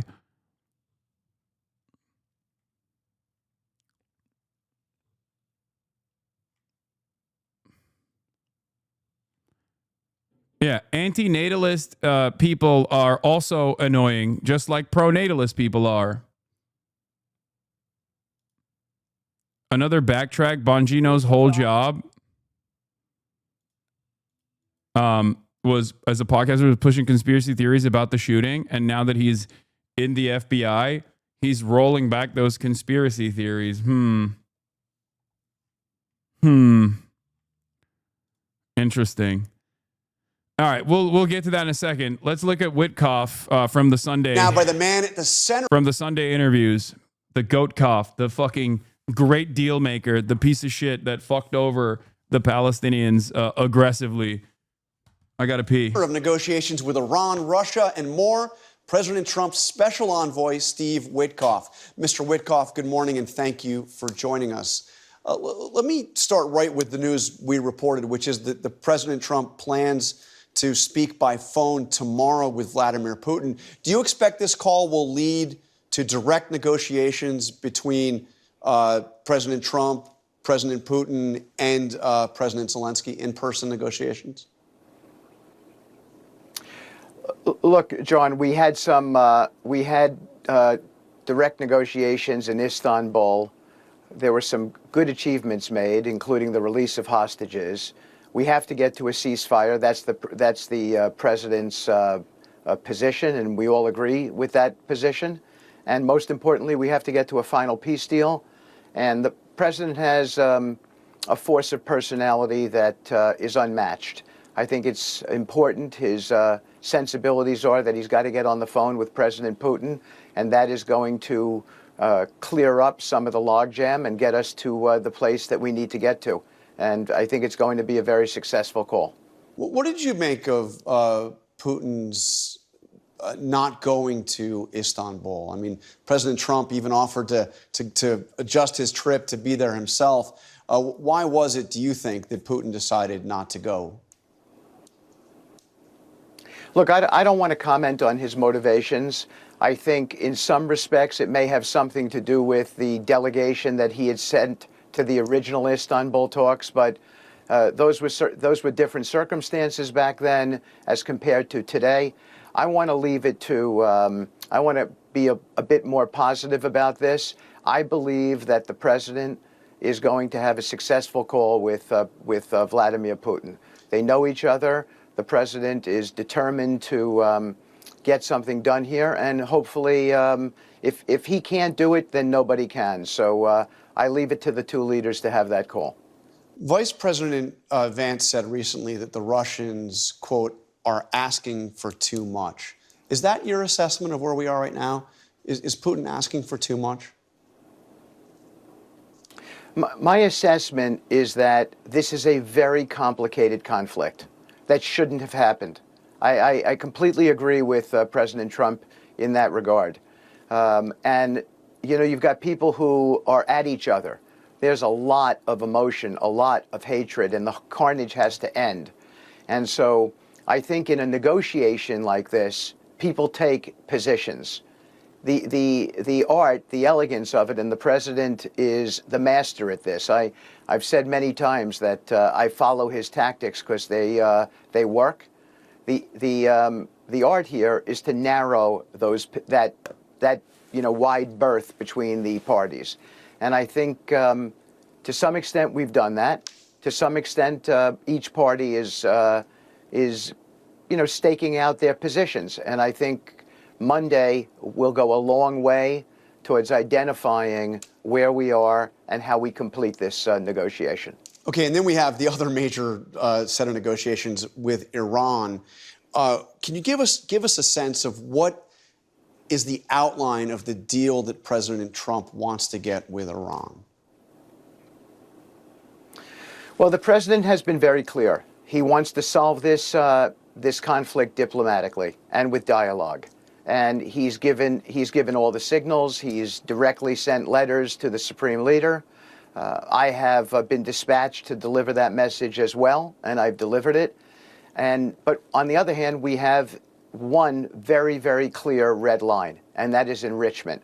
We cannot allow even 1% of an enrichment capability. We've delivered a proposal to the Iranians that we think addresses some of this without disrespecting them. And so that's important. We want to get to a solution here, and we think that we will be able to. But everything begins from us. I don't believe this at all, dude. I don't. I've been incredibly skeptical of the Trump administration offering back channel communication to Hamas from the start. These guys are working closely alongside Israel. Israel is their North Star here. Israel is the nation state that guides and is incredibly important in America's grand design for the region. And for that reason, I just don't think that there is any real deal making here with Iran. The reason why I don't think there's any real deal making here with Iran is because their goal ultimately is to have complete control over the region through these security partnerships. They can't have complete control over the region through trade deals because the only thing that they do, or I guess like America's version of a trade deal, is security partnerships, because that's the only thing that we manufacture. We manufacture weapons, and we give those weapons to our regional cooperators. But the goal here ultimately is to, just like everywhere else in the Western world, is to decouple from China. Okay? That's the major world war that we are gearing towards. Iran is on the opposite side of this endeavor. Iran and Russia being maybe a country that America thinks it can deal with and use as like a neutral territory, is on the opposing side, because they've been forced out of being in the periphery of the West, being a part of the global trade scheme that the United States of America has cooked up, right? And therefore, they are on the side of China. Okay. So any matter of like dealing with Iran has to be thought about with that ambition in mind. Everything can be, I mean, this is reductive, but everything can be seen from the lens of America versus China, the two poles. Okay. This is the reason why I don't think that America is interested or genuinely invested in like peacemaking with Iran. Standpoint, John, with a deal that does not include enrichment. We cannot have that because enrichment enables weaponization, and we will not allow a bomb to get here. But short of that, there are all kinds of ways for us to achieve our goals in this negotiation. We think that we will be meeting sometime this week in Europe, and we hope that it will lead to some real positivity. Like, I just don't trust America or Israel at all in any of these deal makings. Here's a great example. Breaking. The Israeli Security Cabinet has decided on Sunday to immediately resume the transfer of humanitarian aid to Gaza through existing channels until new humanitarian aid mechanism starts working, according to two senior Israeli officials said. Yeah. So on its face, you think, oh, how wonderful. Israel is allowing humanitarian aid to go back into the strip. That's great. Except the reason why they're doing this, or what they're trying to do, for the record, what they're trying to do here is something incredibly nefarious. And I talked about it already. Dropsite News also reported on it.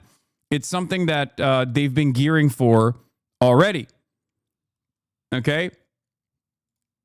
It is called, I forget what it is, but it's based out of Switzerland, I think. It's a new group that they've created called like the Gaza Charity or something. Hold on. Let me give you the actual report on this. 1 second.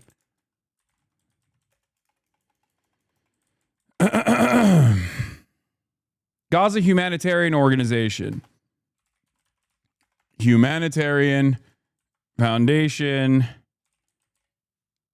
Israel. So, here it is. Head of controversial new Gaza aid group says he won't be part of displacing Palestinians, urges UN to participate in the plan. So, this is the reason why I don't trust America. And this is the reason why I don't trust Israel. Okay? This is an Israel-backed aid group. It's not a real aid organization at all. Okay? It's not a real aid organization at all. There are already real aid organizations that work on the ground, and Hamas is not a threat to these aid organizations. Israel is a threat to these aid organizations. So understand that. Okay? This is, in some ways, a more deranged version of the Gaza humanitarian aid pier that America built under the Biden administration, specifically so they could make it seem as though Israel was not inhibiting aid from going into the strip when they very clearly were. This is an escalated version of that. This is far more evil than that. It's called the Gaza Humanitarian Foundation. Okay? And the security guards for the American company that will distribute aid in Gaza landed at Ben Gurion Airport. They don't seem like fun people to fight with. Okay? An Israel journalist posted that American security guards landed in Israel. They will in charge of distributing aid in Gaza. They do not seem like fun people to fight with. Great. Can these same guards intercept the American 2,000-pound bombs before they hit tents and kill families who will be surviving on that aid? Serious question, says Mossab Abu Toha, the famous Palestinian award-winning poet Mossab. Okay? I said the problem with aid distribution in Gaza is that Israel is blocking it. The fact that American mercs alongside the Israeli occupying force will choose who to give aid to while restricting calories and using it as a surveillance dragnet is insane, pure Nazi shit. We are watching a live-streamed Holocaust. Okay? This is not aid distribution. This is trying to use in the most nefarious way possible, in direct contravention of international human rights law, in direct odds with how aid is supposed to be distributed by NGOs. Instead of doing that, they are violating all of those laws to weaponize aid against a captive population that is being bombed inside of an open air prison, a concentration camp. It's the most insidious version. It is the most insidious version of this process that I've seen thus far. It's almost as insidious and almost as gross as basically completely refusing to let in any aid. It actually partners with Israel's lack of interest in letting in any sort of humanitarian aid into the Strip. This is a way to make up for one of the major issues that I've talked about that Israel has. Israel is experiencing manpower issues. Okay? They do not have enough manpower and enough interest in permanently occupying the Gaza Strip. And the reason for, there's just, the reserves are pissed off. They don't have their ranks. They're having a hard time. So how do you make up for that? You make up with U.S. security contractors, mercenaries. It's a way to basically not have the U.S. military officially be on the ground in Gaza, but still have U.S. military officially operate in Gaza by way of mercenaries. Because given our war on terror, given our war economy, we have plenty of former special forces operators and military contractors that work as private military contractors now.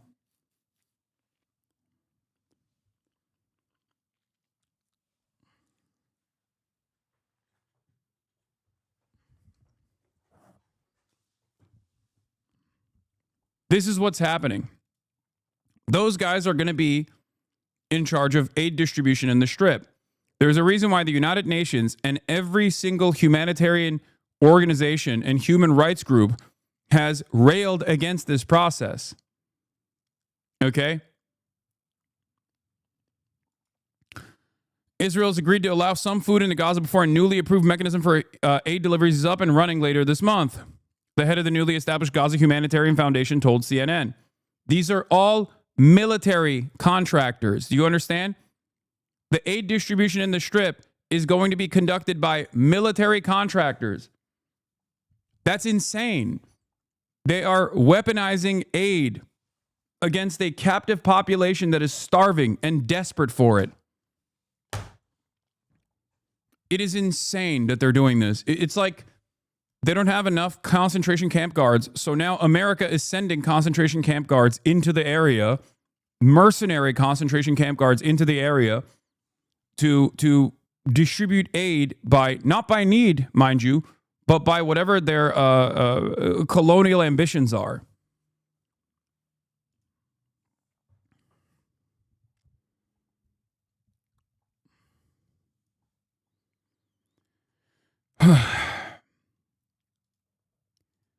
And in the short term, the Israeli Security Cabinet has decided on Sunday to immediately resume the transfer of humanitarian aid to Gaza through existing channels. Is there any chance that U.S. mercs will be more humane than the Zio-Nazis? I'm so desperate for any reprieve from Gaza that I'm searching for something. I don't think so. I mean, maybe, because obviously the Israeli occupying force is so fucking brutal because of the extraordinary, the insane amounts of like brainwashing and propaganda that has taken place in the mind of the average Israeli occupying force combatant, that perhaps these war criminals, many former veterans that have a litany of war crimes under their belt from their previous incursion in the war on terror in the region, they could even come across as more sympathetic to the Palestinians than the Israeli occupying force. But I'm not banking on that at all. Do you understand? Circumstances on the ground right now, you've asked the Israeli government to allow aid in temporarily through existing mechanisms. Have they agreed to that? And how soon will that aid get in, if so? That's right. We think that the situation on the ground is clearly urgent, and we can't afford to wait. We are committed to being operational with our plan by the end of the month, ideally in advance of that. But no time like the present to move aid in under existing mechanisms. The Israelis have agreed to that operational condition. We don't yet have final details as conversations are ongoing about what precisely that means and when, but we do expect to have some positive updates on that in the coming days. Once you are up and running, how many distribution sites will you have in Gaza immediately? And how much of Gaza's population do you expect those distribution sites to be able? Like, if the problem with aid distribution wasn't Israel, okay, if the problem with aid distribution was that, like, there is like a third party involved here that is genuinely presenting a danger to humanitarian rights organizations, then it makes sense why you would need additional security. Because a lot of these humanitarian aid organizations do hire security when they're operating in the region, right? Part of that security is a necessity because there are criminal elements, for example, that disrupt the aid delivery process, for example, especially when normal societal functions have completely broken down. There's no civil organization, like there's no civilian-focused organization like the police force to maintain an orderly process, or when there is a police force that tries to maintain some sense of order at the point of distribution, Israel kills that person immediately, like the next day. And there are criminal elements in the region right now backed by the Israeli occupying force, but Hamas, with the limited amount of with the limited capacities that it currently has, still can implement a curfew, for example, and even punish those who are operating alongside the Israeli security interests in the region, the criminal elements that get full reign to disrupt aid delivery, for example, or steal aid delivery. So there is some version of that, some version of order, but Israel is routinely assassinating those who actually try to maintain that semblance of order. But the reason why I'm mentioning all of this is because Israel is the reason why the aid delivery is disrupted. They're both shutting off aid delivery at the point of the border, okay? There are thousands of trucks waiting with tons and tons of humanitarian aid at the border that could go into Gaza, that could easily deliver aid into Gaza, and Israel is refusing to let that in. And also on top of that, the limited aid that has entered during like the ceasefire time, for example, Israel has actively worked to disrupt in the distribution side by letting criminal elements basically fucking do whatever they want to do in the region under the cover of drones, under the security of drone bombings, if anyone tries to actually go against them. So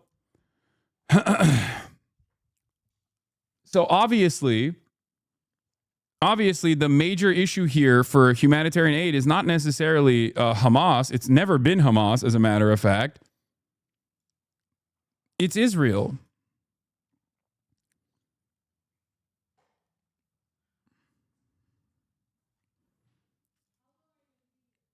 And we're playing this like song and dance, just like Biden did with the Gaza aid pier, but a evolved version of that same song and dance that is going to be even scarier now.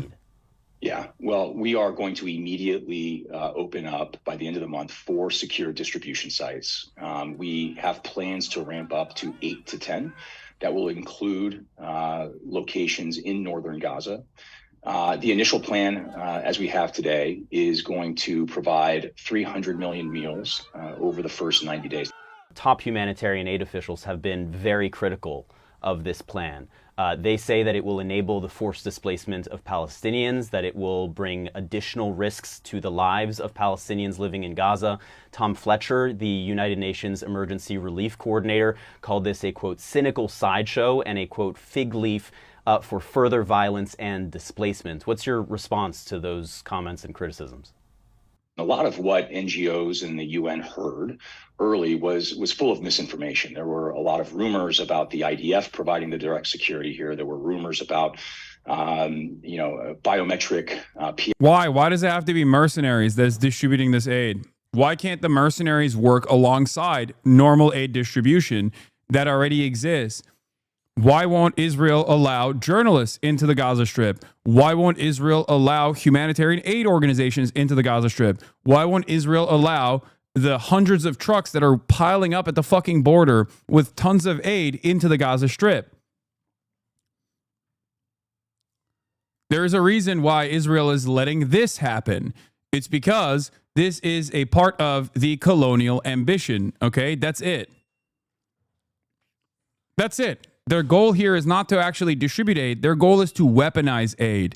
That is the reason why all of the United Nations and all the NGOs that work in the region are saying this is completely unacceptable. The UN and other organizations say working with Gaza Humanitarian Foundation with compromised neutrality.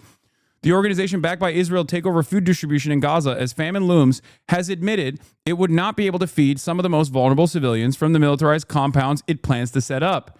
They're going to be distributing aid from militarized compounds. Aid groups in the United Nations have already refused to work with the Gaza Humanitarian Foundation, a Swiss-registered organization led by a former U.S. Marine. This guy that we just saw, Jake Woods. Okay?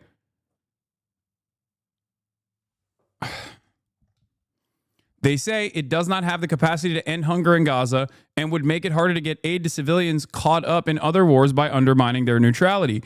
Israel has not officially laid out its plans for food distribution in Gaza, but statements from the Gaza Humanitarian Foundation and briefings from Israeli officials envisage 4 or 5 militarized distribution centers in southern Gaza, run by private security companies under the oversight of Israeli military bases. GHF is in advanced discussions with Israel on details and timing and hopes to have news soon, a person involved with planning at the foundation said. They're building military outposts. And because they don't have enough manpower to sustain those military outposts, they're literally building military outposts under the guise of humanitarian aid distribution, and it's backed by American mercenaries. Do you understand?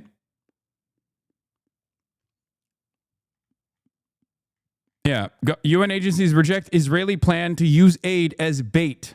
And that's precisely what they're doing. When you're like, this is comical, this is like comic book villain shit, this is precisely what the goal is here. Okay? UN Children's Fund spokesperson James Elder insisted that Israeli proposal to create a handful of aid hubs exclusively in the south of the Strip would create an impossible choice between displacement and death. The plan contravenes basic humanitarian principles and appears designed to reinforce control over life-sustaining items as a pressure tactic, he told journalists in Geneva. It's dangerous to ask civilians to go into militarized zones and collect rations. Humanitarian aid should never be used as a bargaining chip. The Gaza Strip has been under a complete aid blockade for more than 2 months, and humanitarians have warned repeatedly that food, water, and medicines and fuel have been running out. The Israeli aid distribution blueprint presented to UN humanitarians envisages only 68 trucks per day entering Gaza, 1/10 of what has been delivered during the ceasefire between Israel and Hamas, which held from 19th of January to 18th of March. It is not nearly enough to meet the needs of 1.1 million children, 2.1 million people, Mr. Elder insisted. There's a simple alternative. Lift the blockade, let the humanitarian aid in, and save lives. But they don't want to do that because you have to remember, they want to exterminate and ethnically cleanse the Gaza Strip, and they want to permanently occupy the Gaza Strip militarily. This is the goal. So, of course, when you realize that that is the goal, which is, by the way, not even a goal that they are sheltering the public from. This is their stated goal at this point. When you realize that that is their stated goal, all of these things that they do is at the behest of said stated goal. It is so sinister.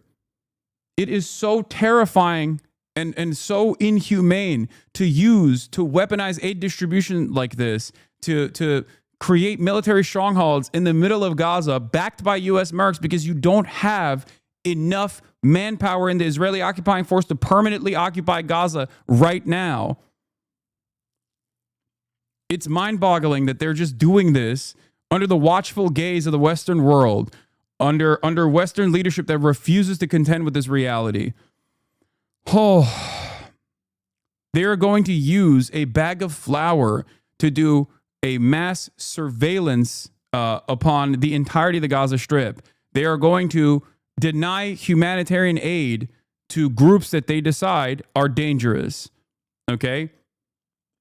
They have done this already. Isn't it bait for Hamas to kill U.S. Army personnel?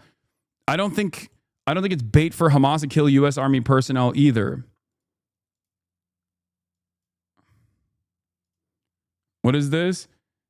Yeah, no, I already talked about this. Yes, this is the first stage of this. So they approve immediate return of humanitarian aid in the Gaza without release of hostages, but only because, as Jake Woods said on CNN, they're doing this so that they can advance the U.S. military compounds that they're building in the region in southern Gaza.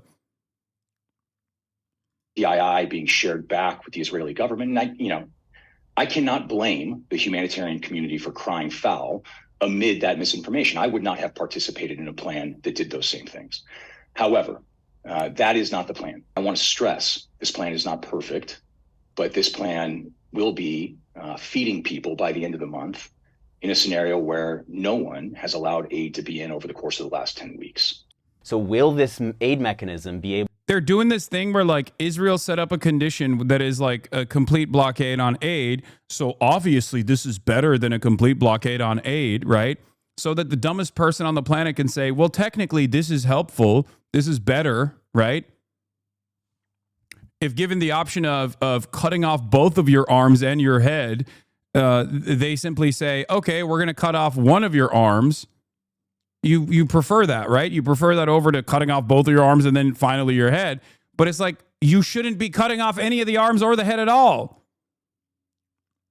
There's another solution out there that you are just blocking the public from even thinking about, which is not stopping aid from entering the Strip. There are plenty of organizations that are willing to work in the Strip. Israel refuses to allow them into the Strip. And when they do allow them into the Strip, they kill them too. That's the other part of this. Able to function without those major UN agencies? Will you have the stocks of aid? Will you have the trucks, the infrastructure to be able to get enough aid and then distribute it inside of Gaza? I think right now it's hard to say. Ultimately, the community is going to face a choice. This is going to be the mechanism by which aid can be distributed in Gaza. Are you willing to participate? The answer is going to be, pretty critical to whether or not this ramps up to sufficiently feed 2.2 million people in a very desperate situation. The whole reason that this mechanism is being set up is because Israel won't let aid into Gaza in any other way. Israel accuses Hamas of stealing aid and then profiting off of the aid. This is negligent. This is gross negligence that I suspect is just simply propaganda. The idea that like Hamas is actually a burden to aid distribution is a lie, okay? It is just an outward lie. Straight up. Straight up. There is only reporting to show the exact opposite, okay? The notion that like Hamas is actually fucking up the aid distribution in the Strip is ridiculous at a time when Israel's not letting any aid into the Gaza Strip. That's it. If anything, Hamas has not been a hurdle in aid distribution. Hamas has actually tried to create a sense of organization around the point of distribution at a time when Israel has done the flower massacre and at a time when Israel has armed certain groups in the region, criminal elements in the region, to actually create chaos at the point of aid distribution or to even steal aid distribution. There is so much reporting on this. Heads of household would be expected to collect boxes weighing up to 20 kilograms with several days' supply of food and basic hygiene items like soap for their families. There is no provision for those too sick or weakened by famine to walk long distances across Gaza's ruined landscape with heavy loads. From what we've understood, the plan would increase the ongoing suffering of children and families in the Gaza Strip. Said United Nations Children's Fund spokesperson Jonathan Cricks. How is a mother of 4 children who has lost their husband going to carry 20 kilograms back to her makeshift tent, sometimes several kilometers away? The most vulnerable people, including the elderly people with disabilities, the sick and wounded, and orphans, will face huge challenges to access aid. Beyond logistical problems with Israel's plans, humanitarian organizations say that agreeing to work under Israel's military would compromise the neutrality that is the most crucial protection for their unarmed teams. It would also make it harder for them to operate in other conflict zones where neutrality is key to being able to reach civilians in contested areas. These plans are basically instrumentalizing humanitarian aid, putting it into the hands of the party to the conflict, which goes against the principles of impartiality and independence.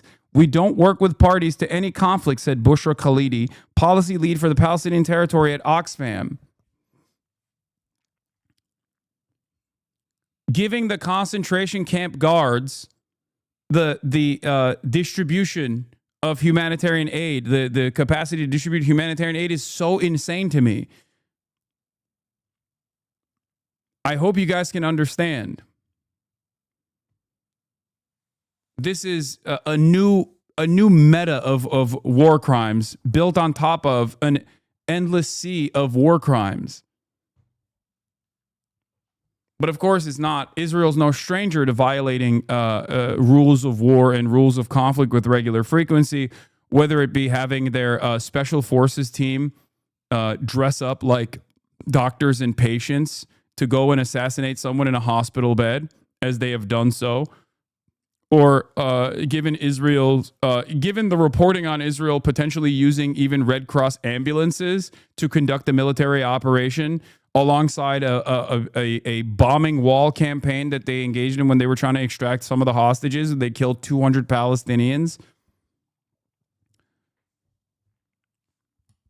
And I don't put it past America, because America has also played along with this, with the Gaza humanitarian aid pier sham that was a $250 million marketing tactic to make it seem as though Israel was rendering aid into the Gaza Strip. That pier barely brought in any aid whatsoever.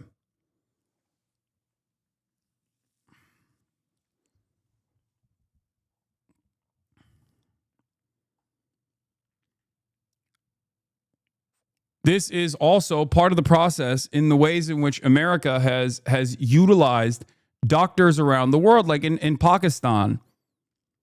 Part of the operation to find Osama bin Laden, which is so crazy that they were like trying to find Osama bin Laden like they didn't know where the fuck he was.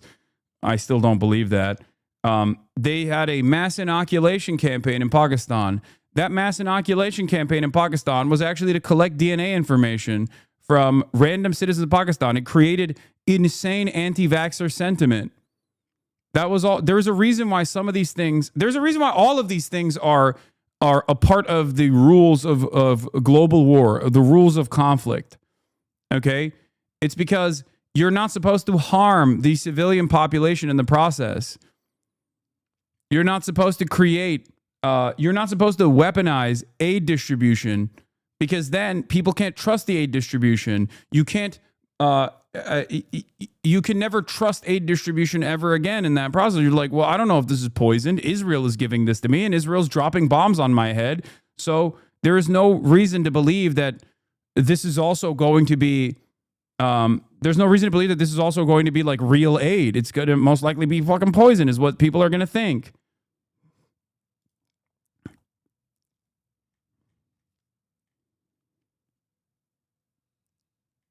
Anyway, Dropsite is doing an investigation into the Gaza Humanitarian Aid Foundation, the Gaza Humanitarian Foundation. Newly formed U.S.-backed private foundation forms the backbone of Israel's new plan to control all humanitarian aid entering into Gaza. 68 days in the total siege, the Gaza Humanitarian Foundation, GHF, is being marketed as a secure and efficient alternative to UN and NGO pipelines, which Israel has systematically attacked and sought to dismantle. Staffed by U.S. military veterans, former officials, and corporate financiers, GHF promises to deliver aid to 1.2 million Palestinians through privately secured distribution hubs, with plans to expand to more than 2 million. A closer look at the foundation's presentation documents obtained by Axios indicates it is likely to serve as a foreign-controlled proxy to militarize aid, sideline Palestinian institutions, and entrench a system of occupation under the guise of neutrality. I know Biden has cancer. I don't give a fuck. Shut the fuck up, chatters. I know. I saw the report, okay? Caitlin Collins reports Joe Biden has ass cancer. I know, okay? I told you this was going to most likely happen. I told you he was going to fucking lose the election and then die quietly. Okay? And there it is. All right? I know. It's not karma. Come on. If this is fucking nothing in comparison to the incalculable harm that Biden has contributed to the world, specifically the Palestinians, okay? GHF says it will establish 4 secure division sites inside Gaza, each designed to serve up to 300,000 people with food. A new foreign architecture for Gaza. Who's running it? The organization is led entirely by U.S. and international actors, with no Palestinians involved in the leadership or oversight of the project. Okay, Jake Wood is the executive director, Team Rubicon founder. He's a U.S. Marine Corps veteran. You saw him. He's the one in the polo tee talking to CNN here, okay? Not that guy. That guy's the CNN anchor here. It resells to the Palestinian people. That's Jake Humanitarian Wood. aid This is Jake Wood.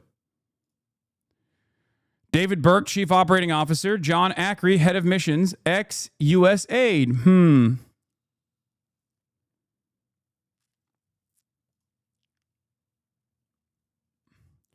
Board members include Nate Mook, former CEO of World Central Kitchen, Riza Scheinberg, ex-U.S. Treasury terrorist financing, now MasterCard VP, Jonathan Foster, Wall Street financier, Loke Henderson, corporate governance lawyer. Advisory board includes military and diplomatic officials, including LTG Mark Schwartz, former U.S. security coordinator for Israel/PA, Bill A. Miller, former UN and U.S. security official, David Beasley, former head of the World Food Program, pending confirmation, formerly registered just months ago in Geneva. According to Letemps, the group was incorporated with a Swiss lawyer, a U.S.-based legal consultant, and an Armenian financier on its board, none of whom have a background in humanitarian work. There is no Palestinians in GHF's governance or operational leadership.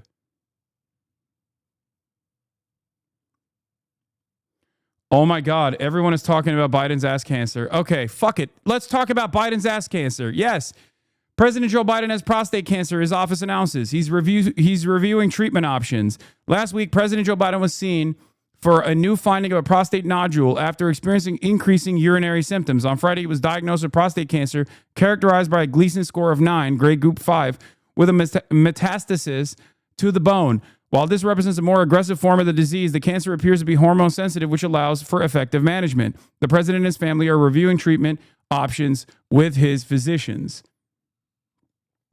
Knowing that evil never dies, I don't think that this 95-year-old man is actually going to die from this ass cancer, okay? Or prostate cancer. It's not.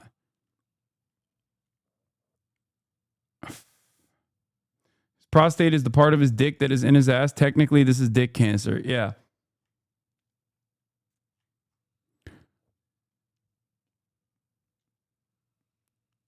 Anyway,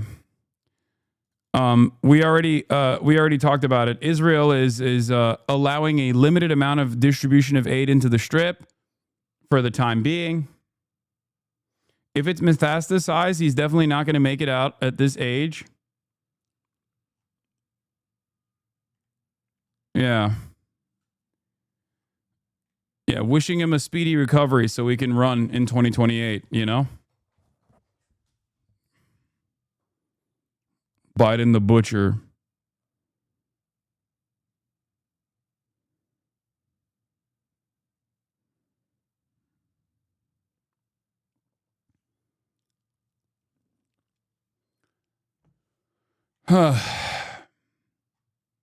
Tragic. He's so young. He's so young. And look what happened to this young man. Another one taken so soon. Here, let's see what CNN is saying. I'm sure they're breaking news covering this right now. Probably not, actually.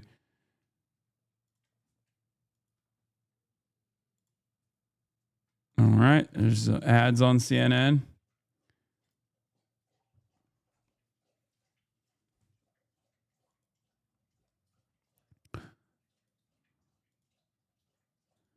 Breaking. Israeli Prime Minister's office says Israel will introduce a basic amount of food into Gaza to prevent famine, framing it as necessary to sustain the expansion of intense fighting to defeat Hamas.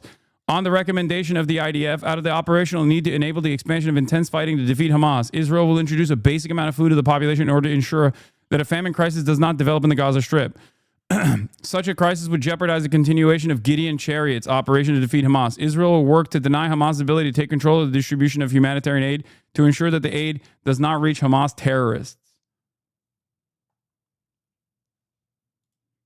Why is everyone coming in here to tell me this? I know already. I know Biden has ass cancer. I know. Oh my God. Everyone is coming in here right now.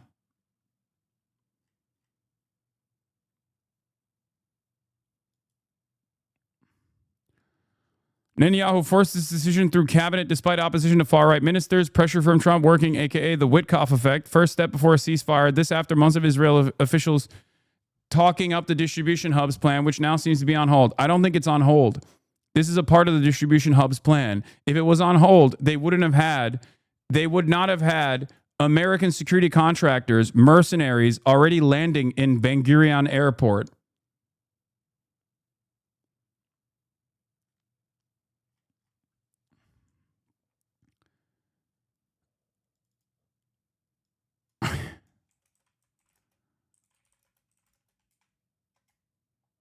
I got to bring out the text again.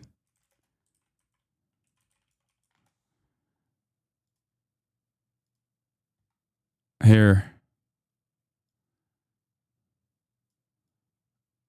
Not that people care or read it. Oh my God. Everyone is coming in here to fucking post this. I know, chatters. I know. Here, let's get the CNN. 10 minutes ago, we received a statement from the personal office of former President Joe Biden announcing that Biden had been diagnosed on Friday with what they describe as an aggressive form of prostate cancer that has spread to his bones. I want to read you that full statement. It says, last week, President Joe Biden was seen for a new finding of a prostate nodule after experiencing increasing urinary symptoms. On Friday, he was diagnosed with prostate cancer characterized by a Gleason score of 9 with metastasis to the bone. While this represents a more aggressive form of the disease, the cancer appears to be hormone sensitive, which allows for effective management. The statement goes on to say that Biden and his family are reviewing treatment options with his physicians. Of course, former President Biden is 82 years old, and there was so much scrutiny around his mental acuity and physical fitness to serve a second term back in July of 2024 during the presidential campaign. Of course, the former president ultimately dropping out of the race after that debate. And of course, all of that is the subject of a brand new book from our colleague Jake Tapper and Alex Thompson out this month that is really generating a lot of headlines, as well as the release of audio tapes from the former special counsel Robert Hur, audio of the president struggling to recount certain dates and names. But of course, this is a somewhat optimistic diagnosis. They say the cancer appears to be hormone sensitive, allowing for effective management. But of course, it is quite serious if it has spread to his bones. Again, they're describing it as an aggressive form of prostate cancer, Frederica. We have reached out to the White House for comment from the Trump administration on this development and waiting to hear more from President Biden and his family as the time goes by. Right. All of those words seem to be very alarming, but then like you mentioned, the statement being pacified by some optimism of a type of treatment that might be available. I know you're going to continue to do some reporting, and we'll check back with you. Thank you so much, Betsy Klein, for helping to break that news. All right, our Dana Bash is also on the line with us. And so, Dana, from the information that Betsy is just conveying, that this prostate nodule was discovered, do we know anything about a history? Well, now he can be in charge of the oversight committee, you know? Problems or nodules prior to this diagnosis that is now being announced and shared that this is an aggressive form of prostate cancer?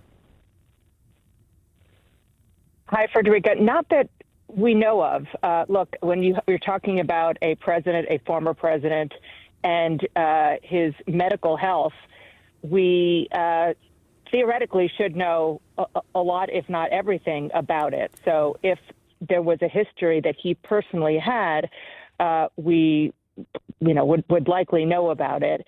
And, listen, as you know, I mean, we all have people in our families who, particularly men of a certain age, who get tested regularly for prostate cancer. And as we saw in the statement, they get a Gleason score, and that determines whether or not they have prostate cancer, and if so, how aggressive it is. Like Betsy said, the thing that clearly is very concerning is that it is spread to his bones. But look, this is also a man who has had a son who died from cancer. Now, former President Biden says that they believe that the reason Beau Biden got cancer, very different kind of cancer, brain cancer, was because of exposure to burn pits while on a military mission. We never know, and we won't know if that's, for sure 100%. But what we do know now is that the former president is very lucky in this sense. he has the best care that pretty much anyone could get. And there's no question that he is going to be, he's find the best care, as they say in the statement. And the idea, as you were saying, Fred, that it seems to be the kind of cancer that would respond to hormones, that's a very, very big deal, regardless of whether or not it is in his bones or not. All right, I think we lost that signal with Dana Bash. We'll try to reestablish. Thank you so much, Dana. Also with us, David Axelrod. David, I mean, this is striking, shocking news. Yes, he is of a certain age, 82, and prostate-related problems can certainly arise at about this stage of life, but that his diagnosis, according to that statement, would come on Friday, and with the use of aggressive form of prostate cancer, hormone sensitive, but I can't wait for the liberals to talk about how fucked up the left is for saying they don't care, myself included, that we don't care that Biden has prostate cancer. President Biden, as you guys pointed out, Jake and Alex's book just came out. It's getting a lot of attention, a lot of reflection on his decision to run again, and that the rehashing of all of that can't be pleasant for him. But this supersedes all of that, obviously, and you know he's not a stranger to medical crises. He dealt with 2 brain aneurysms earlier in his life, and almost lost his life as a result of that, and was able to soldier through that. He obviously has experienced a lot of tragedy in his life as well, with the loss of 2 children, one by car accident, and his wife, his first wife, and of course the death of his son, Bo. Joe Biden is the unluckiest lucky man on the planet. He's lived an incredible life of service. 50 years of it, but he's also experienced untold tragedy. And I just, whatever your political persuasion, whatever your feelings are about how his career ended, whatever you think, this is a good and decent man who has served his country, and we're all pulling for him. Yeah, I mean, as you mentioned, this comes at a time where there is so much. And continued attention, placed on his mental acuity and stability, as well as ahead of this book release. And you mentioned there's been a lot of discussion about it. His medical condition now, his announced medical condition now, do you believe that silences or delays a lot of conversations about his, last year and a half of his presidency for now?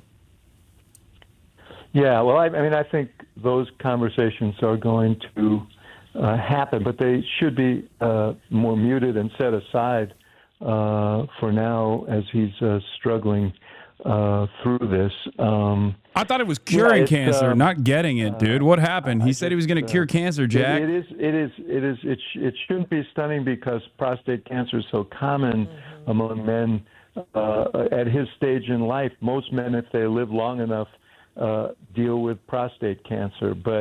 And it's great news that they think that it's manageable, but jarring nonetheless.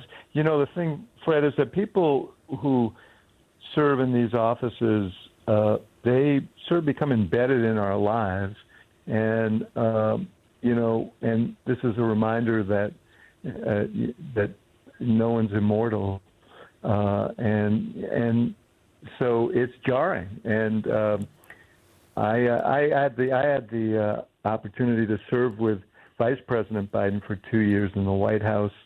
I can't believe that he's the one who got it, and not like Dick Cheney and everybody else too. The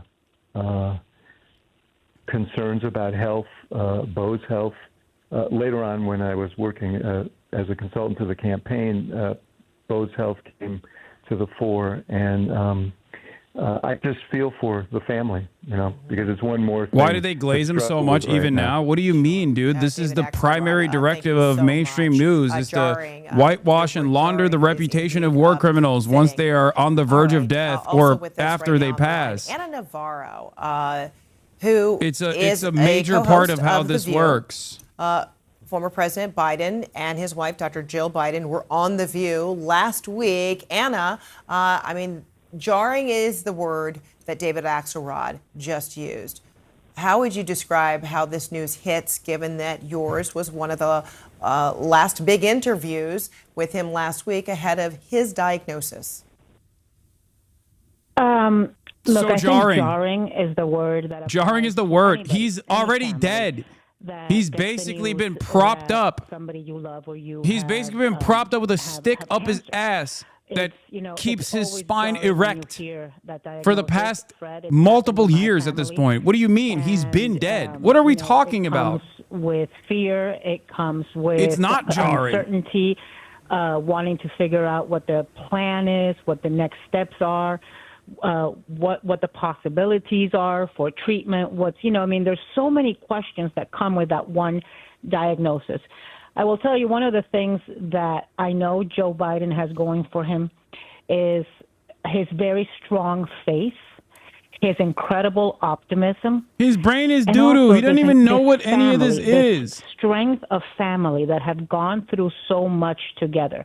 He's got a loving wife of decades and decades and decades. They have gone through so many ups and downs. He's got children and grandchildren, a sister, just such a wide array of people who love him and will be with him at a time like this. And I think it's part of the recent Bo's cancer, the accident with his first wife that cost the life of his first wife and his baby daughter. It's part of the reason why Joe Biden is a compassionate, decent man that we know. And it's part of the reason why he doesn't lose his optimism, because he knows that from sometimes the depths of sorrow and the biggest... He's neither a compassionate nor a decent man. This is bullshit. Joe Biden, he is neither a compassionate nor decent person. On The View, the Joe Biden I've known for almost 3 decades is a man who I know will fight, is a man who will have people who love him in his corner, is a man who will have the best medical advice. And these are things that he does not take for granted, because he knows not every American has the best medical advice and the best medical treatments available. And he knows not every American has the family structure that he has. And I think that's why he tried so hard to bring health care to Americans, and why time and time again we saw him show his heart to America. We saw him hug people who had diagnoses like this. We saw him hug family members who had lost somebody because of everything he has gone through. So, I just join, I think, most Americans, hopefully all Americans, in praying for him and wishing him well, and knowing that prostate cancer today, many forms of prostate cancer are very treatable, and you can have many more years of life afterwards. I have dealt with it in my family, and I know Joe Biden hasn't given up his entire life. He's not going to give up now. Mm-hmm. Yes, you talk about his strength in his faith and in his family. He's a devout Catholic. Jill Biden was there on the set with him as he joined you and the other ladies on The View. Speak to me about, about your recollection, even during that interview, of how I just remember one moment where she really stepped in and chimed in to help underscore, his commitment to public service and his record, and his record to truth. Talk to me about what that moment was like as she, not necessarily completing his sentences, but trying to complete the narrative of who Joe Biden is. Well, I think a lot of us who are married know that it's not infrequent for spouses to complete each other's sentences. I also think Jill Biden is Joe Biden's strongest advocate, unconditional love of so many decades. And I think, I think the last year, all of the attacks on him, the gossip, the suppositions, all of these things, I think were very hurtful to her as a wife, as a spouse who supports and loves her husband. And so, I think that's what you saw come out. And I think we've all seen Joe Biden, because Joe Biden has been a public servant his entire adult life, my entire adult life. Since I've been in this country, Joe Biden has been part of the arena. He's been in the Senate. He's been a vice president. He's been a president. And I think we've all seen him age. I've known him. I am a friend of Joe Biden's, and I have known him for 25, 30 years. And certainly the man who was at The View 2 weeks ago is not the man that I knew 20 years ago. We've seen him age. We've seen his steps become more faltering. We've seen his voice lose some of his strength. But throughout all of it, it's always been the same good, decent public servant, committed to America, committed to democracy. Yeah, Connor clocked it, dude. We got Joe Biden dying before Grand Theft Auto 6. Anna Navarro, thank you so much. Thanks for sharing your viewpoint here, as we're all just learning of this announcement coming from former President Joe Biden's office that he has been diagnosed with an aggressive form of prostate cancer. That diagnosis coming on Friday, and in that statement saying that it is Olivia Giuliana crashing out. Anna, for joining us, and that his diagnosis is a hormone-sensitive condition which does allow for she's saying she's crashing out and saying all those who spent the past week shaming him have been shaming the man with cancer instead of the felon deporting children with cancer. First of all, people didn't even know that he had cancer. And secondly, that his cancer diagnosis doesn't change the dynamic at all. His selfishness and his interest in the continuation of dead Palestinian children unironically contributed to the Trump victory. So if you hate the orange man, and if you say orange man bad, you have to remember that Joe Biden's ineptitude and his selfish interest in maintaining his grip of power is directly responsible for orange man winning power. Okay? There is no like, wow, I hope you feel good about yourself. Like, yeah, dude, I don't feel good. You want to know why I don't feel good? Because there is no karmic justice on this planet. There is no justice whatsoever, and there's certainly no karma, no karmic justice whatsoever, because Joe Biden has seen the entirety of his life. He went all the way up into his 90s. He actually became the president. He oversaw some of the worst American foreign policy decisions. He oversaw the undermining of international rule-based order directed by Joe Biden himself. So much death and so much destruction.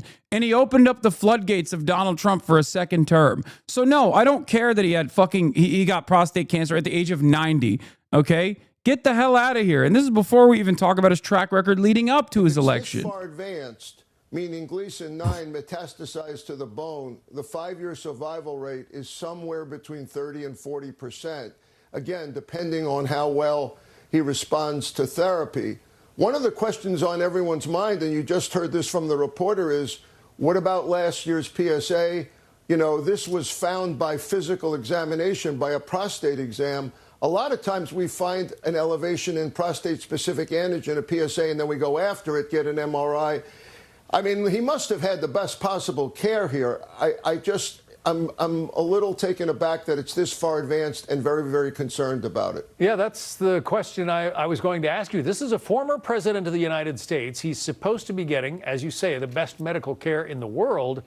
And yet, just a few months after he leaves office, this prostate cancer is advanced enough that it has metastasized to the bone. That's just not good. No, and we don't have enough information for me to be sure of the following statement, but I want everyone to know that the PSA, though, I think it's a really great test, and I do it on every male over the age of 45. Sometimes it can be low, and you still could have this. It's not 100%. I'm not saying his was low. It wasn't written as I don't recall it being indicated there. But if it's high, you go after it. And again, to reach the point of symptoms, most of the time we can diagnose it before. Although, it may very well be that he's hormone responsive, and that's what. As a casual lurker, I will have to step away from you. Your level of crassness is worth unsubscribing. Oh, no. Only logged in to let you know I think you're very researched, opinionated, politically astute, and extremely crass. Yeah, don't worry. Goodbye. At this point. It is, as you say, one of the most treatable forms of cancer, but you have to catch it fairly early, right?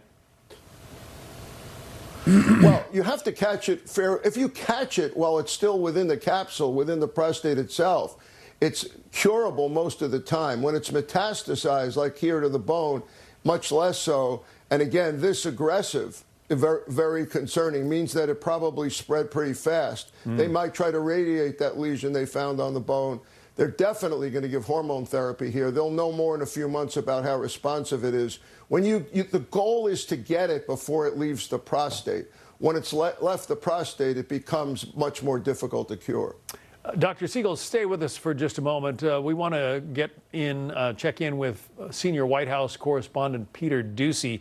Peter, obviously you were there at the White House for the full run of the Biden administration. Are you as surprised as I am at this news regarding the former president? That is because every week that passes makes it all that more, all the more less likely for him to be off the ballot. Okay? He is trying to crawl, not towards the finish line being November 5th. He's trying to crawl to the convention. Remember, these are some of the dirty tricks that this war criminal old man pulled off in an effort to ensure that there wasn't enough time to replace him. Okay? When his brain was dookie, him and all of the people surrounding him, actively tried to make sure that he could go, he could basically make it to the next step in the process so that no one could replace him, so that he would be the one who runs against Donald Trump. And being November 5th, he's trying to crawl to the convention, which is so fucking gross. Once people recognize that reality, I suspect they'll be a little bit more angry. I don't think people have noticed that yet. I've been saying this now since the debate. He is literally trying to desperately get to the convention so it becomes a matter of it's not even a question at that point. Because every day that passes by where Joe... Is it just me, or are you being way less crass than you could be? Yes, I am. I'm being way less crass than I normally would be because I know that a lot of liberals are going to be in their fifis and they're going to turn around and look for anyone to yell at that they possibly can to try and position themselves as the real anti-Trump people, not realizing that their actions, the actions of Joe Biden, led to Donald Trump. They just don't want to recognize that because then the party that they maintain loyalty to will be the wrong party here. That's it. Do you think that Joe Biden really would have been able to perform as president all the way through January 2029 when he would be 86? Yes, I thought that back then. I still think that, but I don't know that. When people ask me, did I know this or did I know the other? And the fact of the matter is, no, I didn't. And you make my point here. So it's not all about age. I've seen people develop Alzheimer's when they're in their 30s and 40s. Ay, ay, ay. So it's not about age. It's about the ability to do the job. And I never saw anything that allowed me to think that Joe Biden was not able to do the job. Just that simple. The debate didn't make you concerned about whether or not he could do the job? Absolutely, it did. I never saw any of that. I didn't see the tapes from her interview, and I watched that debate, and you and I talked about it. And yes, I was concerned. Now the question is this a condition or is this an incident? And I have had incidents when I was looking for my glasses and had them on. Yeah, bro, you should also quit. Like, what are we doing? Yes, you are also entirely too old. So you have these kinds of incidents, and that's the question is. And then remember, a lot of us were a bit concerned about his schedule in the run-up to the debate. He took 2 overseas trips, came back, and started preparing for that debate. And I called it at the time preparation overload because they were cramming into a 4 or 5 day period the preparation for this debate after taking 2 overseas trips, which I thought was taxing in and of itself. And so these kinds of concerns are out there, but none of us thought that there was anything here that created any suspicions of any prolonged condition.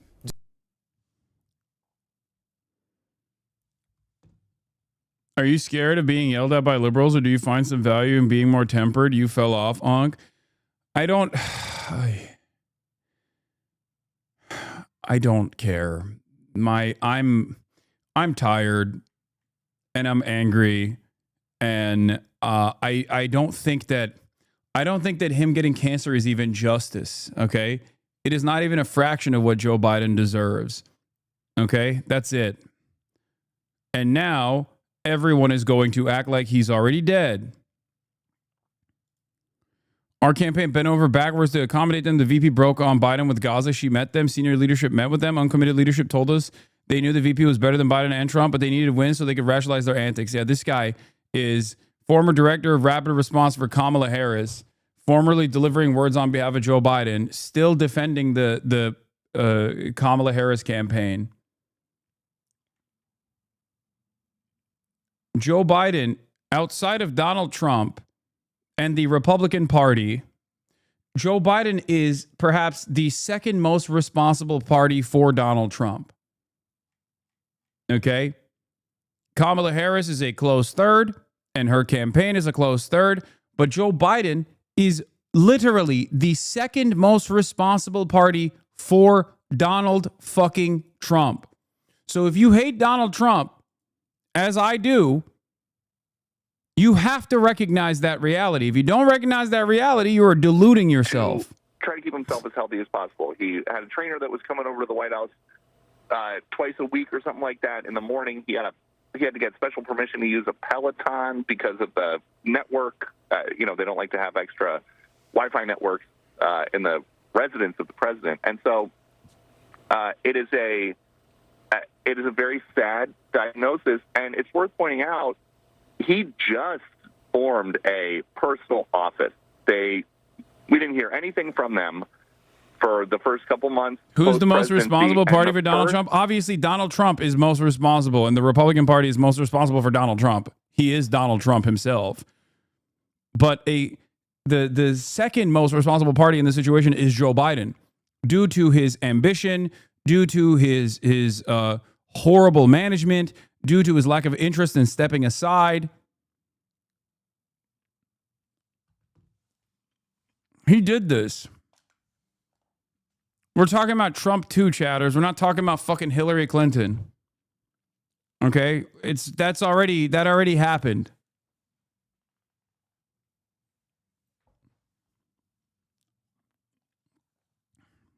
Hillary Clinton already did this once. Living in the aftermath of that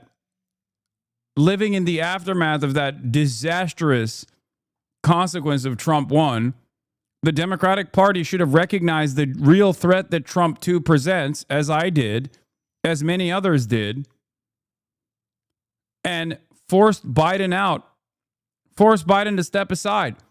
But instead, they propped up Biden at a time when myself and many other people could see that he was senile, all the way back in 2019, all the way back in 2020.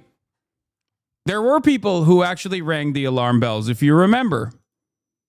People like what's the Texas guy? Castro. It was here. Look at this. Barack Obama's vision was not to leave 10 million people uncovered. He wanted every single person in this country covered. September 12, 2019. Here you have Julian Castro literally questioning Biden's senility in 2019. My plan would do that. Your plan would not. They do not have to buy in. They do not have to buy in. You just said that. You just said that 2 minutes ago. You just said 2 minutes ago that they would have to buy in. You said they would have to buy in. Have to buy in. If she qualifies for Medicaid, are you forgetting what you said 2 minutes ago? Are you forgetting already what you said just 2 minutes ago? Yeah, they packed his ass up for that, by the way. The Democratic Party and its machine is so nefarious that they saw this as a major threat to the one guy that actually was saying the truth on that stage, because they saw Biden as the only option to rally around, against Bernie. They were so terrified.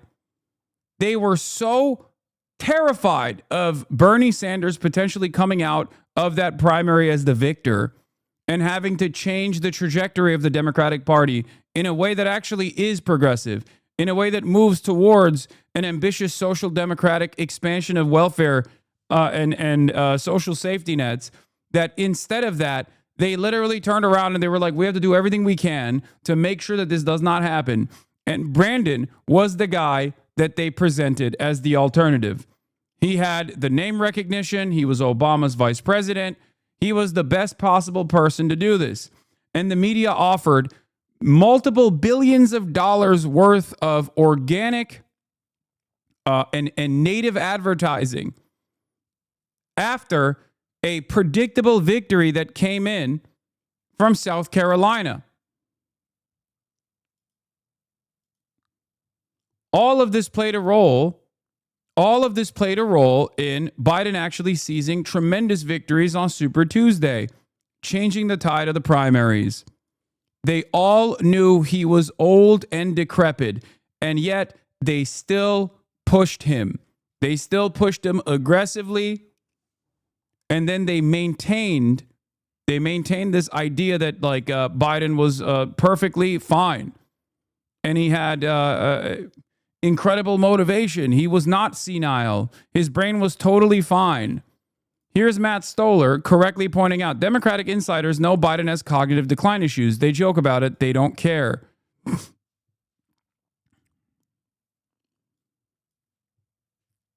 Neera Tandon, this is beneath you. Block. Folks, this is the only way to handle this nonsense. The Sanders outreach continues, I see. I wonder why you're losing.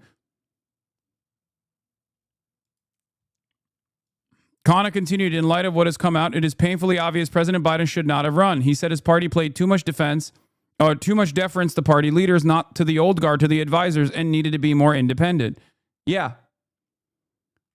The Democratic Party played the role that it always is supposed to play, the role that it's perhaps most equipped to play, which is to present a real hurdle against any sort of real left politics. They did that. They shut off any kind of ambitious social democratic option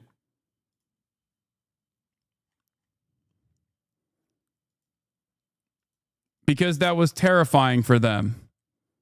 And in that process, Biden mismanaged the country and engaged in Biden mismanaged the country, was a horrible communicator at a time when there needed to be a uniting figure.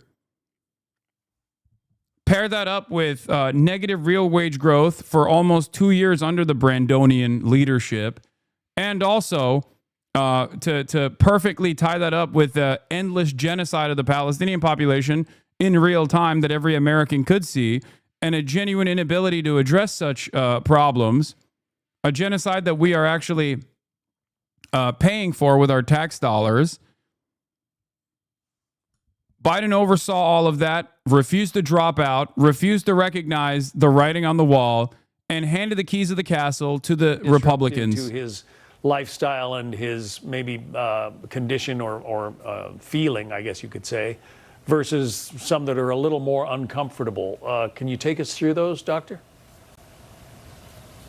Well, as I was saying, taking the prostate out has now reached a proportion where it's very much easier. You can do it without blood loss, usually through a robot, through a small incision in the abdomen, and remove the whole prostate with robot arms in a matter of an hour or two. And recovery, you could even go home the next day or even the same day. That's dramatic improvement. On top of that, radiation has gotten a lot more pinpoint and better tolerated. You can get a lot of irritation from radiation, but it's totally different than it used to be, and they might want to radiate the bone. In terms of hormone treatment, since the White House has already revealed that that it's hormone responsive, which to me means they think it will respond to anti-testosterone treatments, including Lupron and maybe Casodex. That is good news in that they expect it to be able to shrink and to shrink the metastasis. The other potentially good news is they didn't seem to find it anywhere else.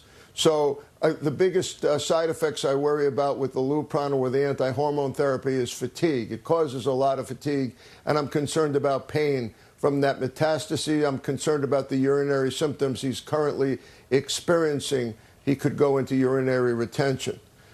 But they may be able to prevent that by treating quickly. Ironically enough, he should have been on finasteride, is correct, considering his fucking hairline and how abysmal it is. Not exactly sure why he wasn't already on finasteride, as your boy is.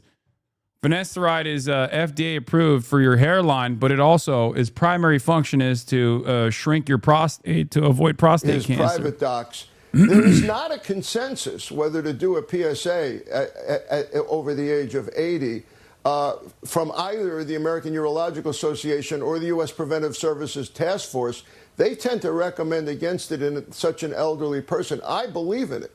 I always do it in elderly people because my philosophy towards medicine, John, is I want to know what's going on so I can figure out how to pursue it. You know, you don't have to biopsy everyone based on a number, but the number is good to know. I am not in any way, shape, or form suggesting he did or didn't have that test, but that is a useful test.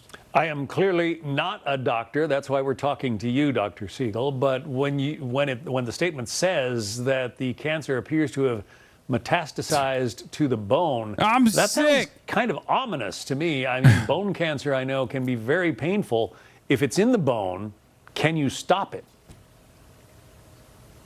Well, hopefully they could stop it if it's so testosterone dependent by the hormone therapy and hopefully by radiation. The 5-year survival rate when it's this far spread, and that's not even including how aggressive it is 30 to 40%. We wish it were a lot higher than that. You know, that's with the most modern treatments available. I wouldn't say it's ominous, but I'd say it's very, very concerning and clearly a life-threatening situation. All right. Dr. Mark Siegel, our Fox News senior medical analyst. Thank you. Let's bring in Jeff Mason, the White House correspondent for Reuters. Jeff, again, it's been less than 4 months, I believe, if I'm counting on my fingers right, since Joe Biden left the White House, and now we're getting this pretty surprising diagnosis of prostate cancer that has metastasized. Your thoughts? Well, number one, heartbreaking for the former president and for his family. And so, you know, I think even if you're a neutral reporter who's covered a president or anyone, you would extend your sympathies and best wishes to them. And I certainly do.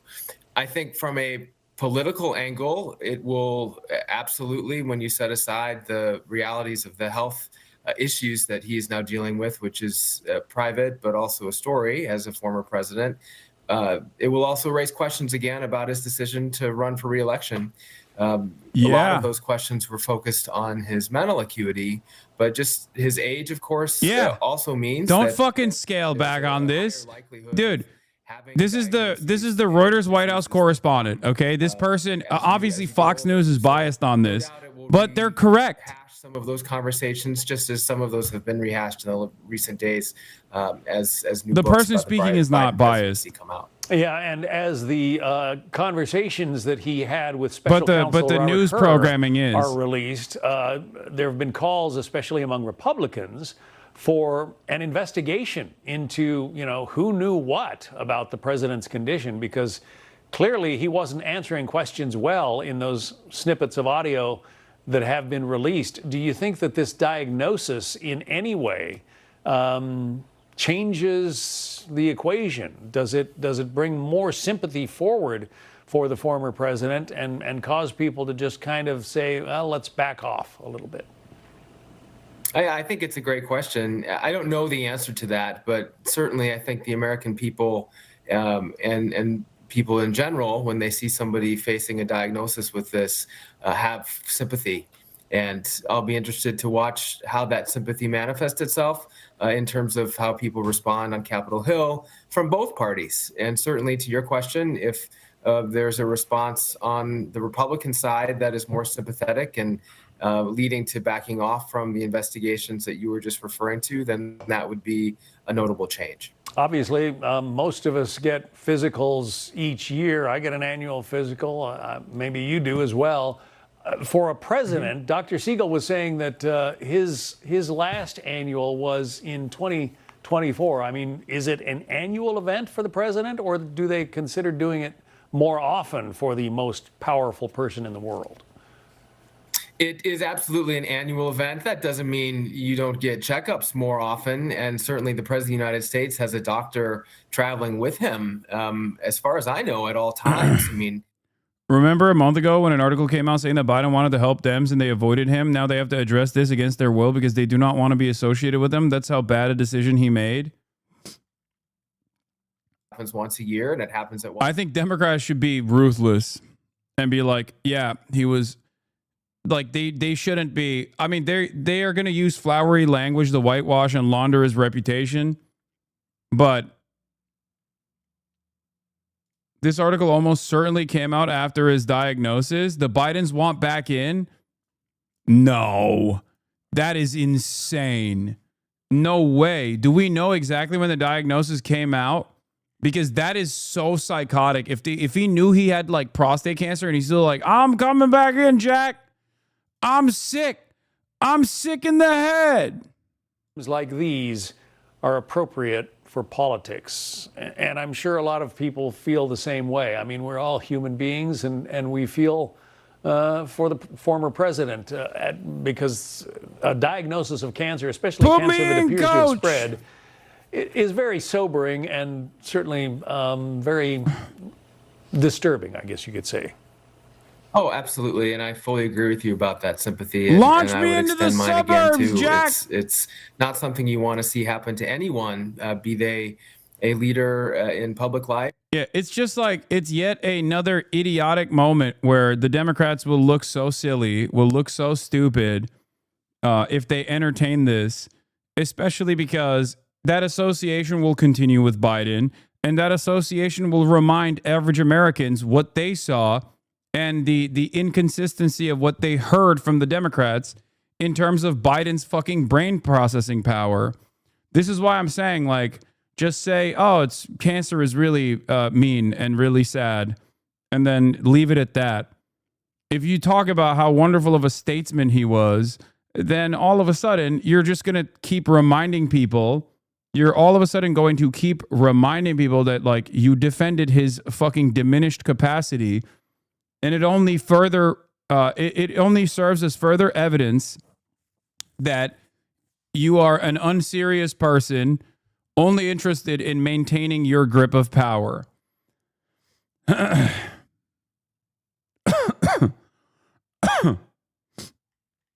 Kamala would have become president if he had run and won, if he died in office. I'm not so certain about that either.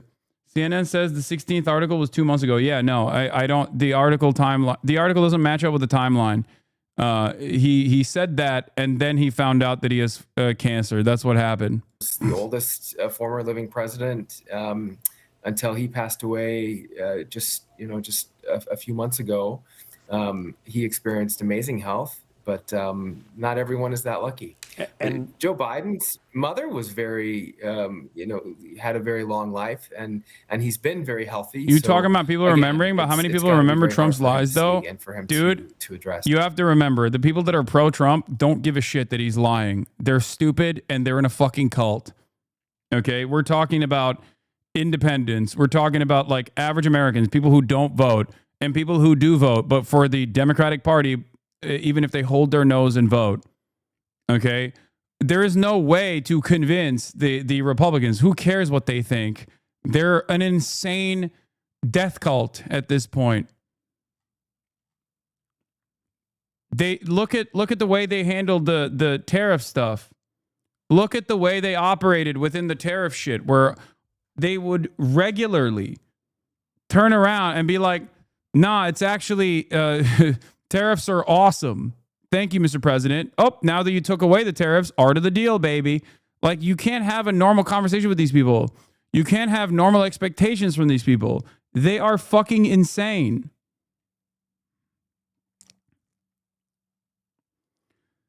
It's also a problem that is plaguing the Democratic Party.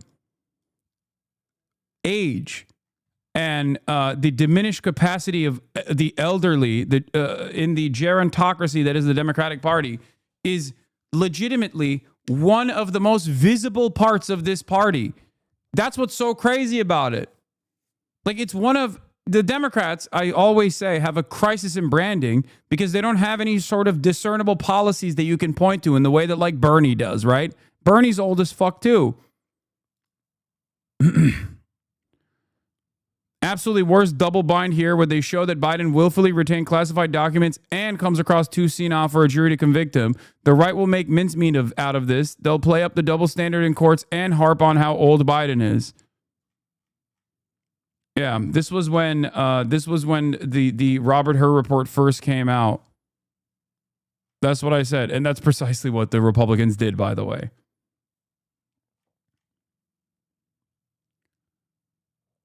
The Democrats are in a crisis of branding, if you are to look at it in sociopathic terms, I guess. Okay? Their branding crisis revolves around their lack of interest in being associated with any sort of real progressive policies that they genuinely are pushing for. But then outside of that, this is the type of shit that they're associated with. Just like defending old people because they're in power, with the Dianne Feinsteins of the world, with the Brandons of the world, you know? Is terrible. Out of the presidential race, of course, he has contended that he believes he was indeed fit to serve. And I want to read to you a little bit from a letter from his former physician. Yeah, you only predict them correctly because they get their ideas from right here. Yeah, I'm a Republican opposition research merchant. He has sleep apnea, which is being treated. He has non-valvular fibrillation. He's being treated for high cholesterol, as well as acid reflux and seasonal allergies. Of course, we have asked the White House, the Trump administration, as well as a spokesperson for Dr. Biden, the First Lady, for comment and reaction to this concerning news. Some signs of optimism, of course, that this type of prostate cancer can be responding to, it says it appears to be hormone sensitive, which allows for effective management. But again, quite concerning that it has She's indeed 87. Spread this to was who his was bones. going now, to the former president be the, has maintained a relatively leader low of the House profile Oversight since Committee. leaving office in January, but we have started to see him After the reemerge previous on the one, world stage. He attended after the previous funeral. one, literally had cancer and couldn't do his job because of cancer. Remember, Nancy Pelosi actively undermined AOC's chances of being the leader of the House Oversight Committee. And the Democrats listened to Speaker Emeritus. Curing cancer is something that is so near and dear to the former president. From her Back hospital during bed, the Nancy Obama Pelosi administration, pushed after for his it. son Beau Biden died of glioblastoma and aggressive brain cancer, the then vice president established the Cancer Moonshot, which was an initiative with a goal of ending cancer as we know it. It was reestablished in 2022. So again, very concerning news, some signs of optimism, but we will be tracking this quite closely, reaching out to all of our sources, Jessica, and bringing you the latest updates as we get them. Yeah, and Betsy, again, just underscoring, this is breaking news. We're still seeing this all kind of play out. But what about public support for the former president? I noticed some people are starting to make public comments on this. Yeah, we are starting to see an outpouring of public support again. We haven't heard anything just yet from the White House. We have asked for reaction, but we are going to be watching all of these, it's shocking news, and hearing from some of the president's top allies, advisors, former staffers, those that I'm talking to on text message, all exhibiting a lot of shock and concern and really sadness about their former boss, just writ large. Really very concerned about what this news could portend, of course, what his treatment is going to look like, and how this is going to progress. Certainly, yeah, no, this is shocking news, especially for those who are close to him, who've. Yeah, Piers Morgan is in his feelings. I'm going to block anyone I see, and there's already a lot of this vile crap flying around, mocking, celebrating, or playing partisan politics with Joe Biden's health news. The man has served his country for 50 years and is fighting for his life. Show some bloody respect. Yeah. Yeah, he served his country for 50 years to do what? Well, first of all, Jessica, my thoughts are with the former president. Anyone who's ever heard a physician tell them that they have cancer understands how uncertain and disorienting and terrifying these times can be. So my thoughts go to the former president and his family. So prostate cancer is extraordinarily common. About 1 in 8 men in this country will get prostate cancer during their lifetime. And the outlook I think depends a lot on the cell type and how responsive it is to hormone therapy. What we've heard so far, sort of bad news and good news. The bad news is that his Gleason score, which is how the pathologists grade the aggressiveness of the tumor, by looking at it under the microscope, was quite high. The Gleason score goes from 1 to 10, 1 being the best, 10 being the worst, and his tumor was graded as a 9, so a very aggressive form. The second adverse diagnostic information that we've received is the fact that it's now already metastatic to bone, so it's no longer contained in the prostate. Yeah. So this is not something. Have some bloody respect. Gaza's last hospital for 10,000 cancer patients shuts down due to reported Israeli strike. Prostate cancer is often treated initially with removing the prostate, but that's not an issue here because the cells have already spread into other parts of the body, and we're told that it's spread to the bone. But there are treatment options. Where the good news is that we're told that the former president's particular tumor appears to be sensitive to hormone therapy. The male hormone testosterone causes prostate cancers to grow. So blocking testosterone is For the record, a lot of people in the chat are saying, well, Palestinians have no access to cancer treatment because of Joe Biden and now Donald Trump, right? And before people say, oh, this is like saying there's starving children in Africa, make no mistake, okay? Biden is directly responsible for that. You are not directly responsible for the gross distribution at a time of food abundance, okay? You are not directly responsible for that. Whereas Biden is almost single-handedly directly responsible for Israel's endless bombing campaign, as he had every opportunity to shut it down early on and refused to do so, so much so that he allowed this election to be lost to Donald Trump. Right path for him going forward. And I just want to make sure I'm understanding when they say it is hormone sensitive, and that's a good news. You're saying if you can block that testosterone, which is of course a hormone, that can they're going to block Biden. They're going to force feminize Brandon. Or they hope for the fact that it would give them a little more control over that cancer. Yeah, and I think in an 82-year-old patient, what you're really trying to do is control the cancer, prevent the cancer from spreading more widely, spreading to organs like the liver or the lungs, and trying to control it for as long as you can. And being hormone sensitive gives them the option of using these androgen blocking therapies. And then the other piece of information that you were going through as well was this information that it has spread to his bones, that it has metastasized. When you hear that, that does sound daunting. What is that painful? Yeah, what else does that what else does that mean for the patient in this case? Yeah, it can certainly cause bone pain, right? And once the tumor starts affecting the bones, particularly the long bones, particularly bones of the legs and things like that, and back. But the more important aspect of the fact that it's metastatic to bone is that it really does change, or metastatic period, is that it does change the prognosis. Sometimes people with early prostate cancer is generally not fatal, with a 5-year survival rate of over 95% for most patients. Assuming ex-President Biden is under close surveillance, his likelihood of dying from natural causes is higher. Of course, the specific subtype matters.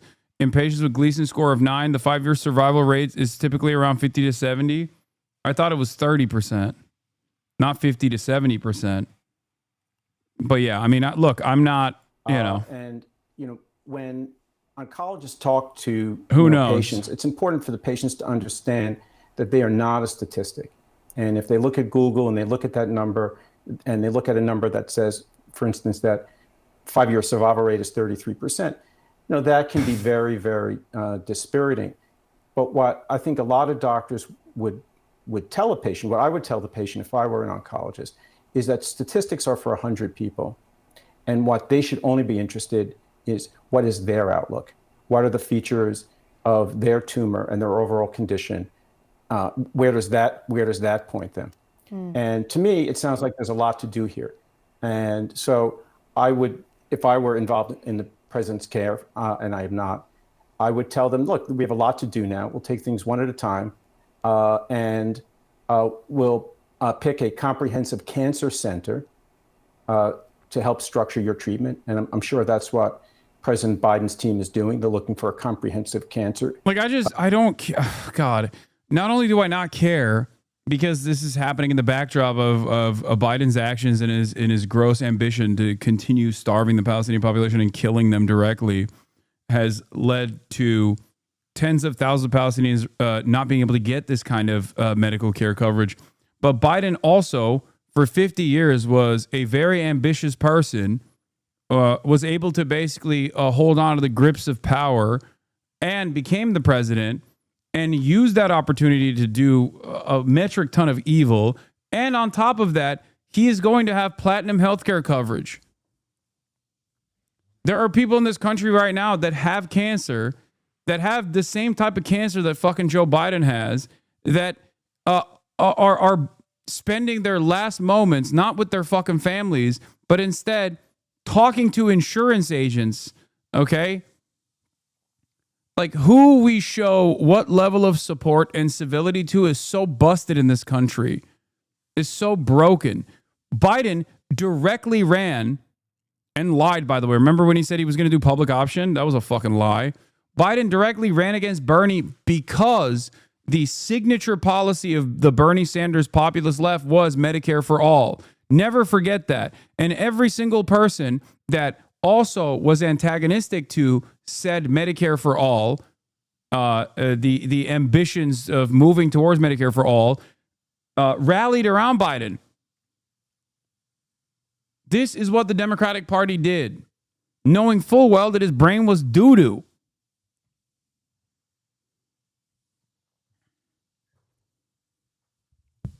So yeah, it's very, very, very difficult for me to have even a fraction of sympathy for this fucking war criminal, even if you are to cover it from the perspective only of domestic policies, even if you think like Palestinians are nothing and they deserve less and they are deserving of their fucking of their fate because you're a disgusting little freak, a bloodthirsty little monster, okay?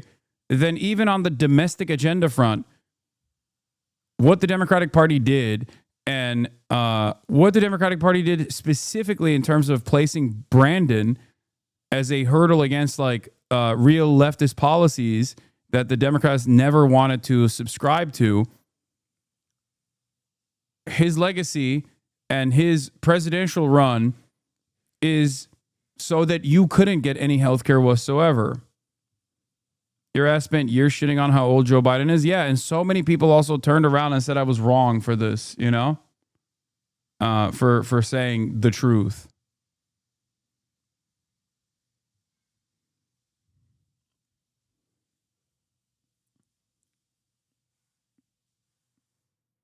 Anyway.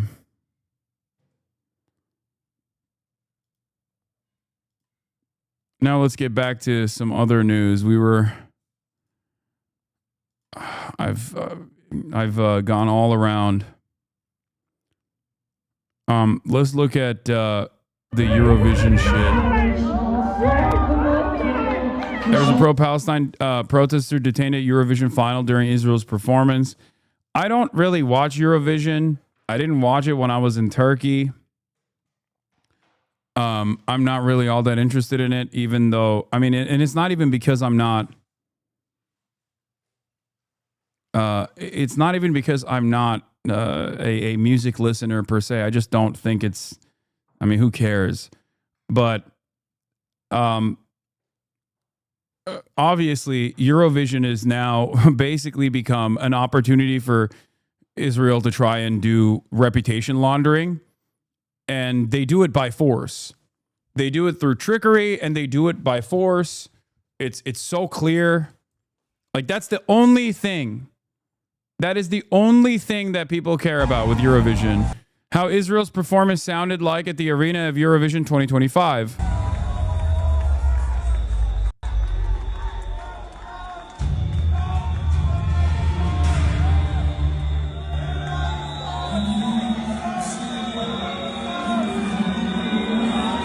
The entire arena was screaming. The entire arena was booing, making noise, not in a positive way, but in a negative one.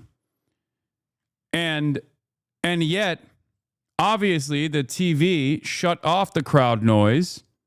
Not only did they shut off the crowd noise, but they made it illegal to bring Palestinian flags in. They apprehended people who were waving Palestinian flags. And also, Israel spent a shit ton of money doing marketing for this Eurovision process. And I assume a lot of people also, participated in. A lot of people also participated in this fucking like bullshit telephone voting process. Let's take a look at what the Soft Take had to say about Israel's participation in Eurovision. Song contest as of late, especially this year. And it's not just because of the wacky outfits. While Israel faces mounting accusations of war crimes and international outrage, I've seen so much. See, the general public actually likes Israel. You are just too online. Yeah, that's not the case. But the reason why they're doing that, the reason why they did that is so they can say that. The reason why pro-Israel people are like fucking freaking out about this and saying like, look at how wonderful this is. The world actually loves Israel is because they want to fucking create this air, this presence that like the world doesn't fucking despise Israel. They do. Make no fucking mistake. They do. You in this community are infinitely closer to the average person's perspective on Israel's death and destruction campaign in Gaza than whatever the fuck they tried to present here. They're still being given a global stage to rebrand themselves. Not through politics, but through dance and song. The good old move of art washing, when a nation uses culture, art, entertainment to distract from the reality and downplay human rights abuses. In this case, Israel is using the glitz and glam of Eurovision to present itself as the underdog, the victim, the voice of peace, all while carrying out atrocities in Gaza. Israel's contestant they've put forward this year is Yuval Raphael, an actual survivor from the Nova Festival attack. Hello Eurovision fans, my name is Yuval Raphael and I will be representing Israel in the next Eurovision. I can't wait to see you all in Basel. Now, let me just be clear that this isn't about dismissing the fear and trauma Yuval experienced. What I'm talking about is how Israel, in the 69th edition of the Eurovision Song Contest, has chosen a contestant whose very presence functions as just one enormous sob story. You know how American Idol sort of takes someone aside and gives them a little whisper in the ear? Those tears are dollar bills, alright? That is what this feels like, because not only does Yuval's persona and story of victimhood and resilience gets paraded around, the song she will perform just looks like a desperate attempt for a PR rebrand for the state of Israel. And, of course, Eurovision proves once again that its supposedly rule only seems to apply when it's convenient. But first, allow me to explain real quick what the Eurovision Song Contest is and how it works if you're unfamiliar. It would help grasp the not-so-subtle image makeover Israel is going for here. Because while it might seem like just another song contest, it is quite a cultural and political, whether they like it or not, spectacle watched by around 160 million people each year. And when it comes, I've heard from pro-Trump people two things that reaffirm my position here. There are some like very aggressively pro-Trump people that I don't have direct relationship with, but like know people that are related to them. And from what I've heard, from even their perspective, like not on Eurovision in general, but like they are also now anti-Israel. I mean, people who are like borderline QAnon, who are anti-Israel now. At the end of the day, people see the death and destruction of children and they're like, this is fucked up. It's that simple. Country like Israel takes center stage, especially in a year like this, there is a lot more going on than a fun and silly competition. Ladies and gentlemen, esteemed delegations, dear guests from all around the world, this event unites us all, crossing borders, crossing languages, creating a shared space. So maybe you've seen some snippets of it and wondered, is that what goes on in Europe? You'd be correct. Once a year, singers, bands, musicians get all dressed up and represent their country to give a performance of a lifetime with an original song live on stage. Flags wave, the host country's electricity bill shoots through the roof, and just about every LED light in Europe gets wired to one stage. It was launched in 1956 by the European Broadcasting Union and was meant to unite post-war Europe through music. Countries vote for each other, usually its neighboring countries, trade partners, and occasional political crushes. And eventually, a winner is crowned. And despite being called the Eurovision, there are still countries outside the geographic region of Europe that participate, like Australia and Israel. That's because any country that is a member of the European Broadcasting Union can participate. To win, a country with the highest number of points, and this is where Israel loves to play around a little, points are gotten from professional jurors from each country that vote for a country of their choice. That makes up for half of the total vote. And the other half is made... Yeah, this is like...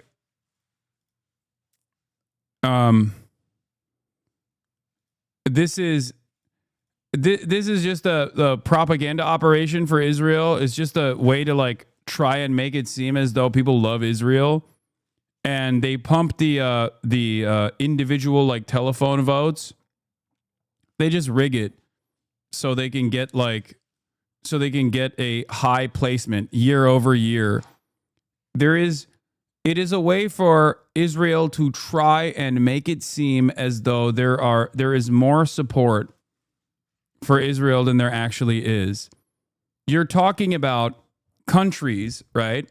You're talking about countries that voted for Israel on Eurovision, countries that literally have European countries that have a very negative opinion of Israel historically, like Norway, that fucking voted for Israel. Get out of here. There was a historic number of people to the tune of 100,000 plus that marched to The Hague today in the Netherlands. Okay? It's bullshit. It's all bullshit. It's not real. It's just fucking completely rigged. And we just have to sit there and act like this is something that matters.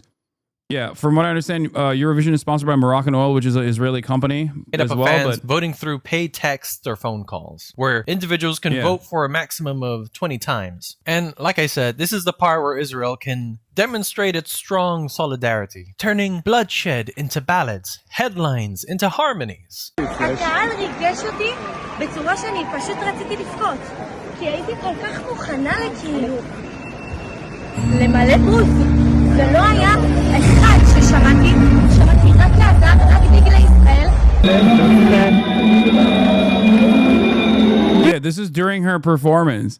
And not only did they not only were they booing her the entire time, the way that they televised the broadcast, they shut off the crowd noise and pumped in, from what I understand, fake crowd noise of cheers. This is the rehearsal, not the finals. Because when it came to the public vote for Israel in Eurovision 2024, just 7 months of responding to October 7th with a genocide, Israel received 323 public votes. Yeah, the UK commentator said it's a mixed reaction, not sure what you're hearing at home. Not only that, but also the Spanish broadcaster, the European Union Broadcasting Union, has threatened... Hold on. Why can't I pause this video? What the fuck? What the fuck is wrong with Twitter, man? The European Broadcasting Union has threatened to fine Spain's state broadcaster if its commentators reference Gaza during the Eurovision. It's a response after the Spanish commentators remembered Gaza when Israel's song was being introduced during the semifinal. Según Naciones Unidas. They will rise. Este año Radio Televisión Española ha solicitado a Eurovisión un debate sobre la participación de Israel en el festival. Yeah, they're saying that they reference this year Radio Television Española has requested to Eurovision a debate on Israel's participation in the festival. The victims of the Israeli attacks in Gaza now exceed 50,000, and among more than them, 15,000 children, according to the United Nations. This is not a petition against any country. It is a call for peace, justice, and respect for human rights in line with international human rights. So,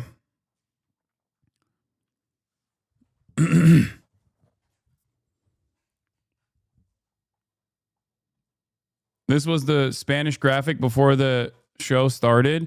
When human rights are at stake, silence is not an option. Peace and justice for Palestine. Yeah, bad move by them for posting that after being warned not to. Eurovision is not supposed to be political.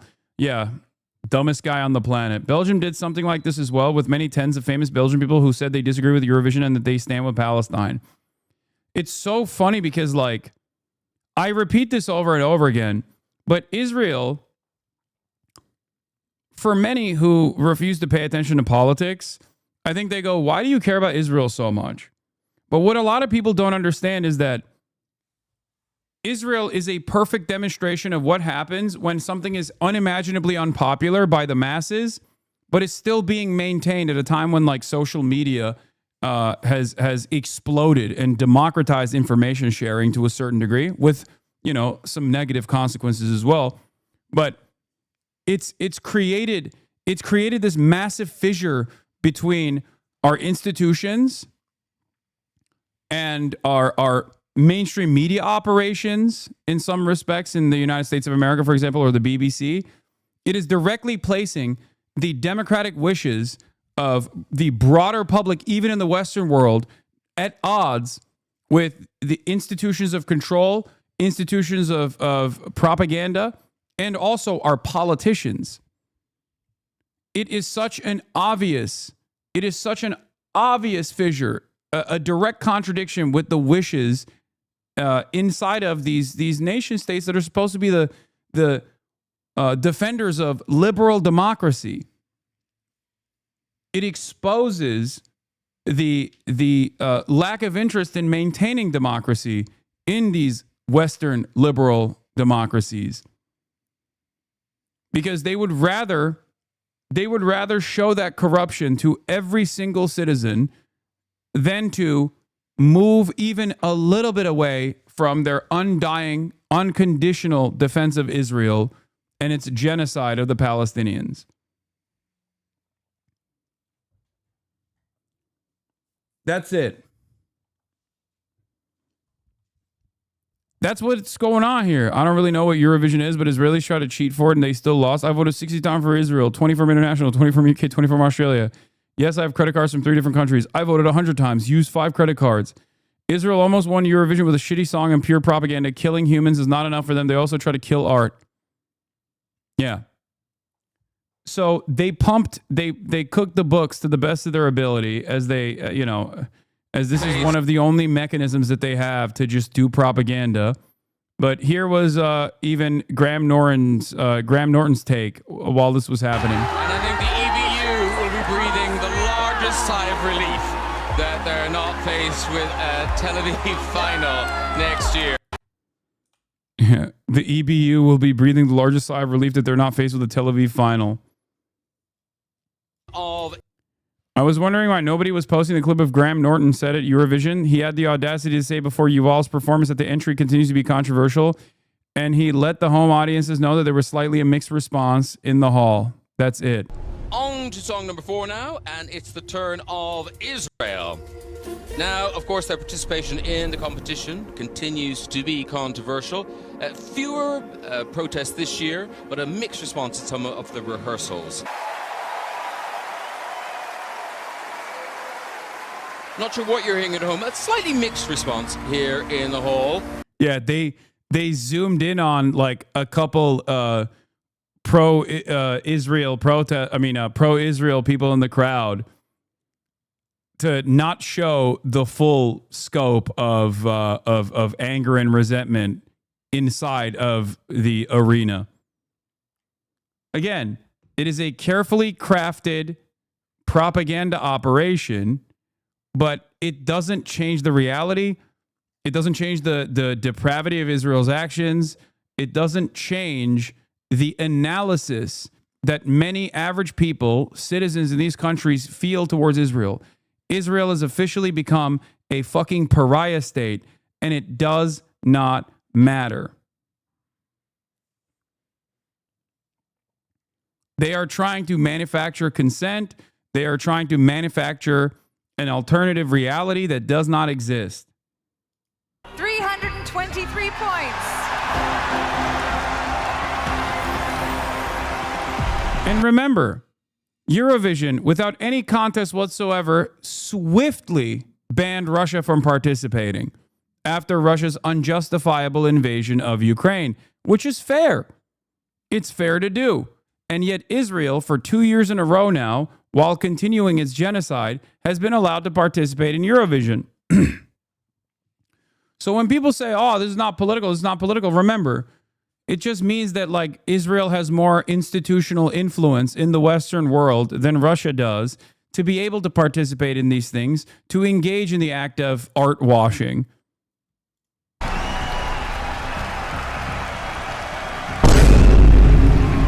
It seemed like their coordinated voting campaign worked out when using a song that frames Israel as the victim once again. It was honestly quite chilling to see how so many people voted for a country that has made Gaza to be the deadliest place on earth to be a child. And one could argue that maybe the performance was good. And to that, I just say no. So this is where things get interesting, because while Eurovision claims to be strictly non-political, the reality is that voting patterns and even song choices, especially in Israel's case recently, are often heavily shaped by politics. Despite massive protests, Israel put forward Eden Golan to perform in the Eurovision Song Contest. Wow, I'm over the moon about the results. We got everything we ever wanted, and the fact that we were here was already the winning. They actually didn't do it because of Russia's action. They did it because most countries were threatening to drop out. Their only reason for getting Russia out was because of loss of income from other contestants. Place for us. And protests, controversy, how have you sort of got through that? I was focused on my goal, on representing us with pride.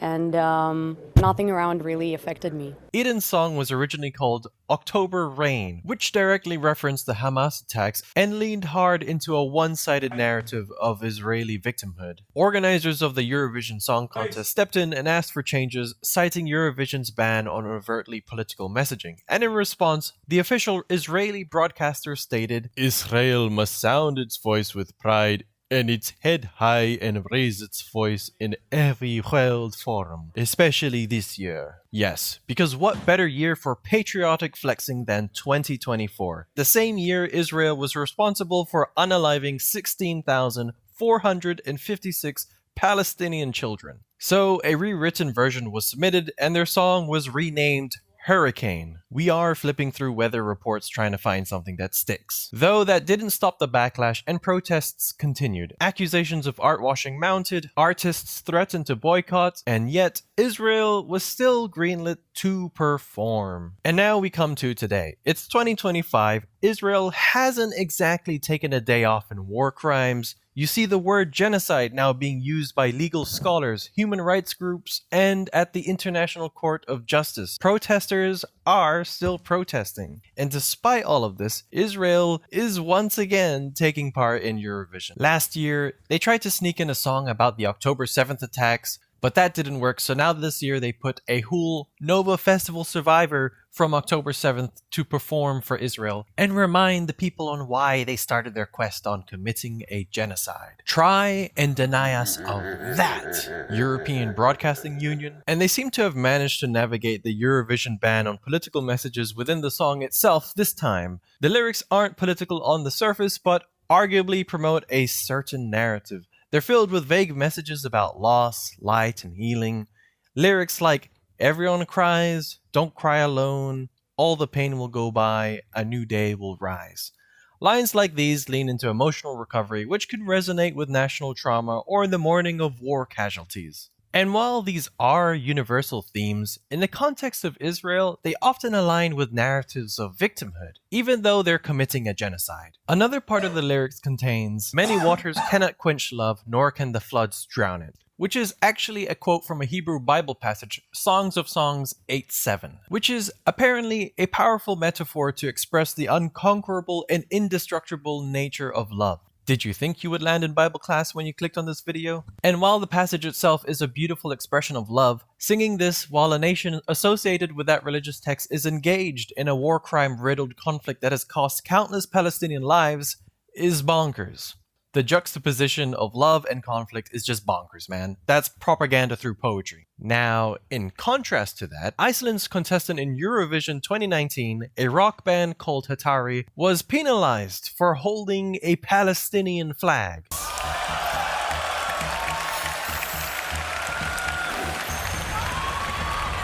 And we go to France, our next country's France. According to EurovisionWorld.com, the Icelandic broadcaster was fined 5,000 euros for holding the Palestinian flag. The contest organizers said that this gesture infringed their rules banning political gestures. Literally a Palestine. Why is that a political gesture? I wonder. The recognition of Palestinians in Palestine is considered a political gesture, chat.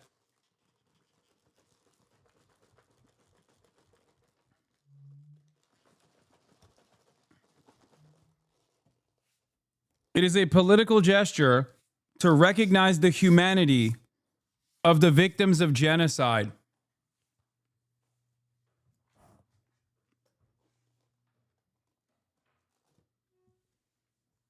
Interesting.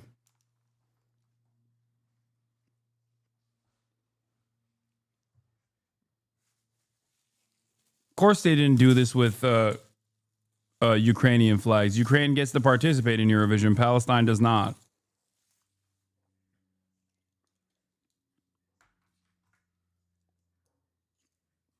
It is the most overt.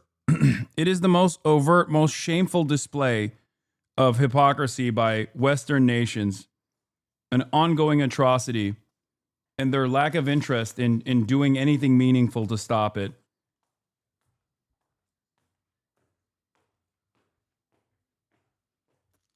Flag. It doesn't even say Free Palestine on it. So in 2019, a silent flag was too political. But in 2024 and 25, an entire song wrapped in Zionist symbolism is just art. This leaves us with the question.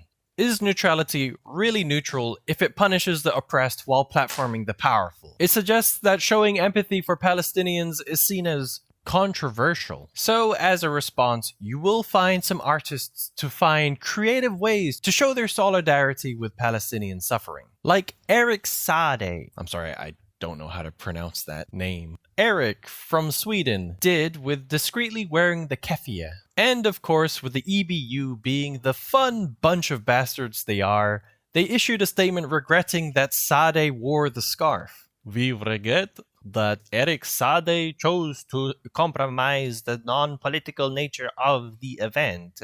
Come on, dude. God forbid someone put a bit of cloth with a certain pattern to display his own cultural heritage, by the way. Thankfully, this Belgian politician wasn't afraid to call this out. Hoe hypocriet is het dat Israël vandaag gewoon kan meedoen aan het Eurovisie Songfestival, terwijl er ondertussen op datzelfde Eurovisie Songfestival Palestijnse vlaggen en Palestijnse sjaals verboden worden. En wel, ik heb hier een Palestijnse sjaal mee. Ik draag die met heel veel trots om te tonen dat wij zijn voor een einde aan die oorlog, voor een einde van die genocide en voor het staakt het vuur. En wij zijn met veel in de wereld die een einde willen aan dat geweld. En wij zullen niet zwijgen wat jullie ook blijven proberen. Free Palestine, boycott Israel. However, as of just very recently, Eurovision lifted the ban on Palestinian flags among the audience. Thank goodness for that. Although performers may feature only official flags of the country they are representing in the contest. And in another incident, guest singer Madonna supposedly provoked controversy when two of her dancers appeared on stage with Israeli and Palestinian flags on their costumes. As a response from Israel's culture minister, Miri Regev, it was an error. Politics and a cultural event should not be mixed. Which is gobsmackingly hilarious because today Israel is trying to do just that more than any other contestant in this year and the last year. So I'm inclined to think that Miri Regev might have been talking about something else when talking about not being able to mix two things together. Another glaring double standard lies in how quickly Russia was banned from Eurovision in 2022 following its invasion of Ukraine. An appropriate and justified decision. Yet, somehow, that same logic doesn't apply to Israel, despite the staggering death toll and widespread international condemnation. However, isn't it funny how all the way down to like dumbass slop tubers saying, oh, this is political, all the way to fucking Eurovision where nation states are complaining, something being considered political is always when it's a fucking non-state actor or a victim of a state actor. It's always political if it's like a marginalized community getting representation in video games. Call of Duty, not political. Call of Duty only becomes political when there's like female operators. Israel being invited while doing a genocide, not political. The mere mention of Palestinians, the victims of Israel genocide, political. Always the same principle, dude. Always. Thankfully, many people are not silent on the imbalance of justice here. Across Europe, there have been street protests, online campaigns, and growing calls for a boycott of Eurovision 2025. Over 70 former contestants and industry figures have signed open letters urging the European Broadcasting Union to take a stand. Yet, Israel remains in the competition. Why? Well, part of the reason why might be because one of their presenting partners is Moroccan Oil, an Israeli cosmetics brand, and has been an event sponsor since 2020. The official Eurovision site does have a part in their FAQ that's all about why Israel is still participating, and honestly, it would save everyone time if they could just be upfront and be like, guys, Moroccan Oil is a sponsor. Don't ruin this for us. Anyway, they put voices against genocide in an impossible position where if you push back, suddenly you're the one trying to cancel a survivor of a terrorist attack. Consider watching something else tonight. Stay loud because your voice... Yeah, I don't care about that.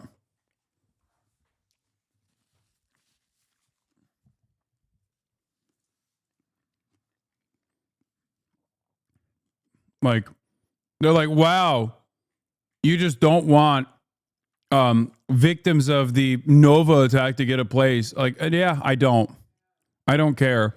If their simple introduction to the event in and of itself is to launder the reputation of a country that's doing horrifying crimes on a daily basis, yeah, I don't give a shit. I don't care.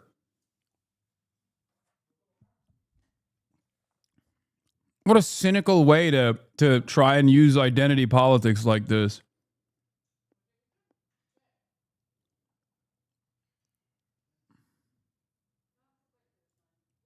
"61% of Eurovision fans in Britain said Israel shouldn't participate. 58% of all Britons, Israel shouldn't participate, shouldn't be allowed to compete. Eurovision fans, 61% said Israel shouldn't participate across the board. Ironically enough, seemingly Israel won all of these countries in the votes. They got like a shit ton of votes from all these different countries on the telephone votes.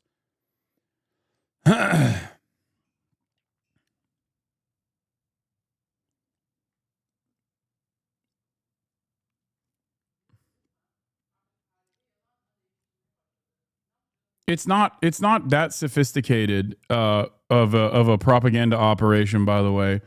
They're just simply pumping votes. It doesn't fucking matter. Hey, everyone. Anyway, let's move on to some greener pastures here, and let's talk about Anthony Fantano shitting on Tim Pool. Anthony Fantano here, internet's busiest music nerd. Hope you're doing well. It seems once again we have to come onto this channel and address a right-wing freak pretending to be a fan of music and art, or at least visibly struggling on their shitty YouTube channel and podcast to sort of like rationalize maybe the person they once were or the heart that maybe they have on some level, not really being copacetic with the psychotic, bigoted views they now have to hold for a job. Of course, I am talking about the one and only Tim Pool.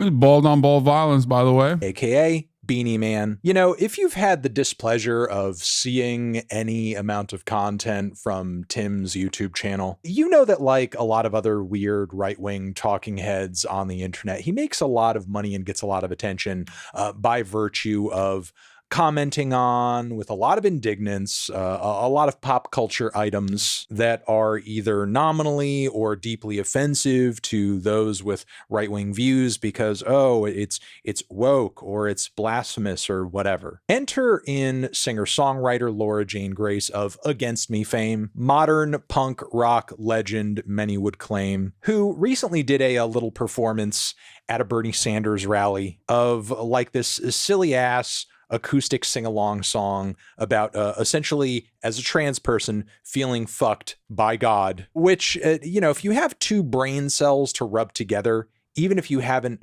personally experienced what Laura Jane Grace is, you know, obviously describing in this song, you sort of like get the concept pretty easily that I am a trans woman. Personally, I feel kind of under fire socially with all of this hate being lobbed towards trans people, all of this bigotry. A lot of that bigotry tends to kind of skew as being very religious, or at least it's coded as such, hence the metaphor where she's feeling fucked by God. Now, apparently this performance may have gotten a little viral online in right-wing circles, made some people pissed off. Tim Pool goes on his show and says people are angry and pissed off and raging about things all the time just to have something to talk about on YouTube. So of course that's kind of like the lead into this whole reason for him talking about Laura Jane Grace in this video here. A transgender singer is sexually graphic in front of a crowd of people, which I presume largely is adults, but it's a Bernie rally, so there's probably some kids there. Totally inappropriate. If this were any other Tim Pool segment, and in many ways it is, there really wouldn't be much reason for me to talk about it, except for the fact that I find it hilarious that Tim spends a great deal of this video trying to validate his criticisms and basically provide some weight to his point of view here because he used to be a massive Against Me fan. I am an OG fan. OG, of course, for those that don't know, means original gangster. He even tries to impress No.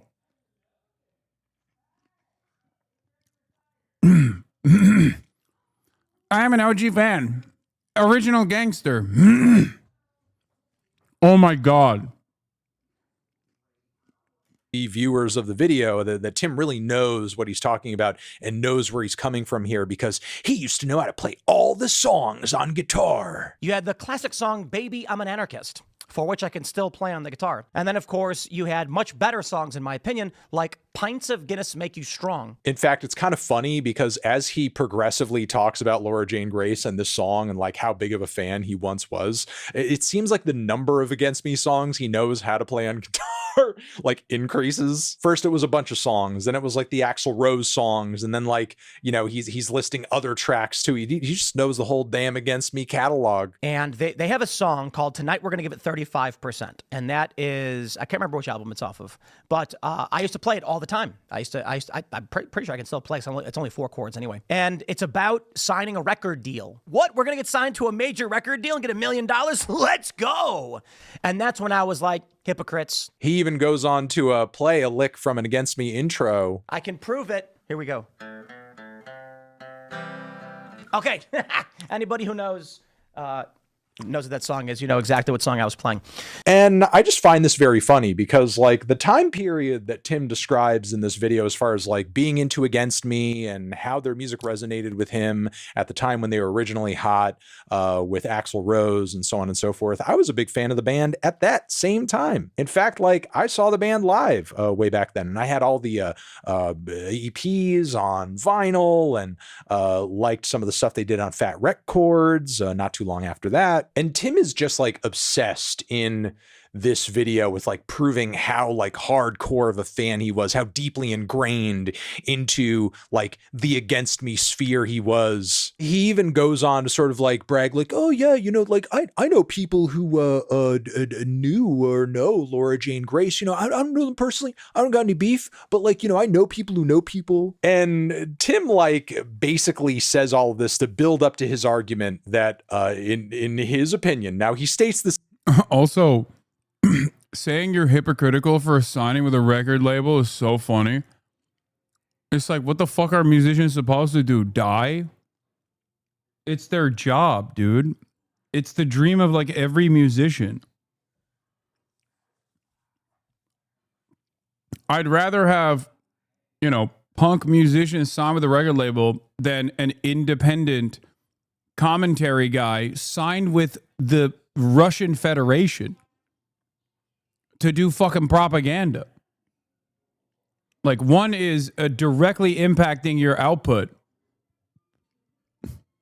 It's additionally crazy. He's like, yeah, they should have been not fake like me and gotten money from Russia to say Ukraine is the enemy of mankind.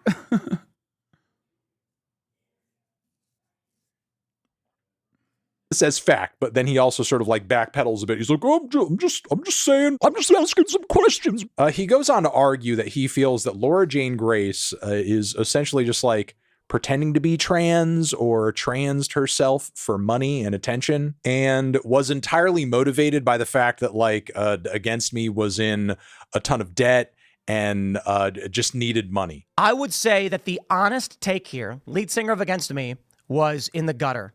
The band was not doing really well. They had massive amounts of debt. They failed. And then I got an idea, trans. And then all of a sudden they saw a big bump. Now, if you're an actual Against Me fan, you know how bullshit that argument is. Because when you dig into the band's back catalog, like tracks as early as Disco Before the Breakdown do very much convey like a closeted queer experience point of view of some sort. So like that alone would instantly delegitimize any argument. Bro.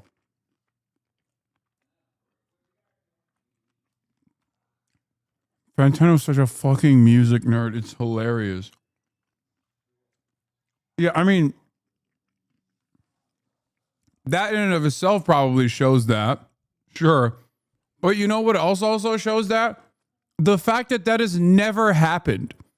No one has been like, oh, I'm going to trans myself for clout. It's so not a real thing that the only people that have done something similar to that are people like Steven Crowder and other Republican charlatans who can't find any person like transing themselves for clout, so they have to become the example.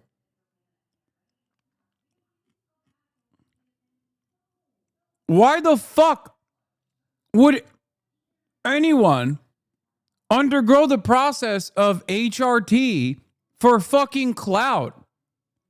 Like, there's way easier ways of gaining prominence and money than becoming persona non grata automatically, public enemy number one automatically, becoming a part of the 1% of the less than 1% of the fucking population that is straight up vilified every step of the fucking way for living their goddamn truth. It makes no sense. There are so many hurdles beyond the structural hurdles of hormone replacement therapy. There are so many societal hurdles in your way that it is virtually impossible for someone to trans themselves for clout. Okay? And it's ironic because there used to be a very similar argument against gay people before trans people got into the crosshairs, when the point of contention was around like gay rights, right? Even though it was always LGBT, right? This was the argument that Republicans presented. They would say, oh, gay people, they're just doing it for fucking clout. What clout? Are you going to go suck a dick for clout? Like, oh, gay people are just gay for attention. I don't see you taking it up the butt or putting it in a man's butt for fucking attention. The fuck are you talking about? People do it because they love it, okay? It's that simple.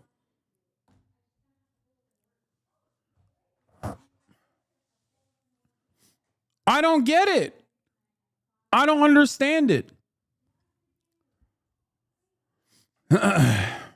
You literally couldn't be more wrong. Okay, that's the example that I'm using, which is Josh Sider or Steven Crowder are the only fucking people that actually trans themselves for clout, and they do it to prove the point that you can trans yourself for clout. But the very act of them transing themselves for clout unironically undermines the argument that they're making, which is that there are people that are doing this out there, but we couldn't find them, so we became the example. Then I guess you don't have an example. It's the same principle behind Ben Shapiro at the fucking failing Daily Wire, which we're going to be talking about in a second, looking for a documentary piece on men who claim to be women to beat people in athletic competitions, in specifically basketball or any sport, okay? Daily Wire.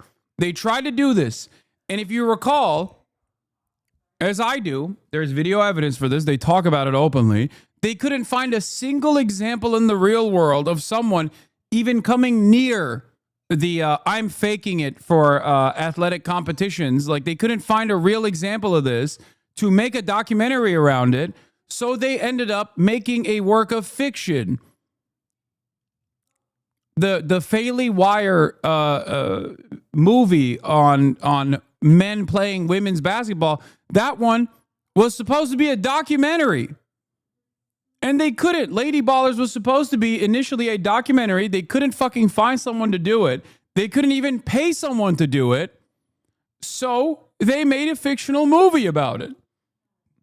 Now, in the process of trying to do this investigation, at a certain point, if you're an honest person, you realize, oh my God, we can't even pay someone to trans themselves. It kind of feels like this is not a real thing. And you just, at that point, you're supposed to stop. You're supposed to cease your investigations and perhaps make a documentary about how this is not a real problem. But because these people are not honest actors, because these people are simply invested in doing propaganda against 1% of the fucking population that's hurting no one, they double down by making a work of fiction. Anyway, I just get so annoyed when people make the same exact dumbass propaganda that gay people used to face in like the 90s and shit about how they're faking it for attention. But now with, but now they're doing it with trans people, which is even crazier than faking it for attention for gay people. Like, you're also simultaneously, like, you're like, you can just turn around and be like, I'm gay, okay? Even though no one is fucking faking it, obviously, for attention. You get no additional benefits on that part. But like, for faking being trans, like, there's a lot of work that goes into it, you know? And there's a fuck ton, just like faking being gay in the 90s would not give you any fucking societal advantages, and instead would unironically destroy your fucking life in a completely homophobic society. Faking being trans right now is just like putting you in the crosshairs of some of the worst people on the planet for no fucking reason. Who would do that? Who would do that for no reason?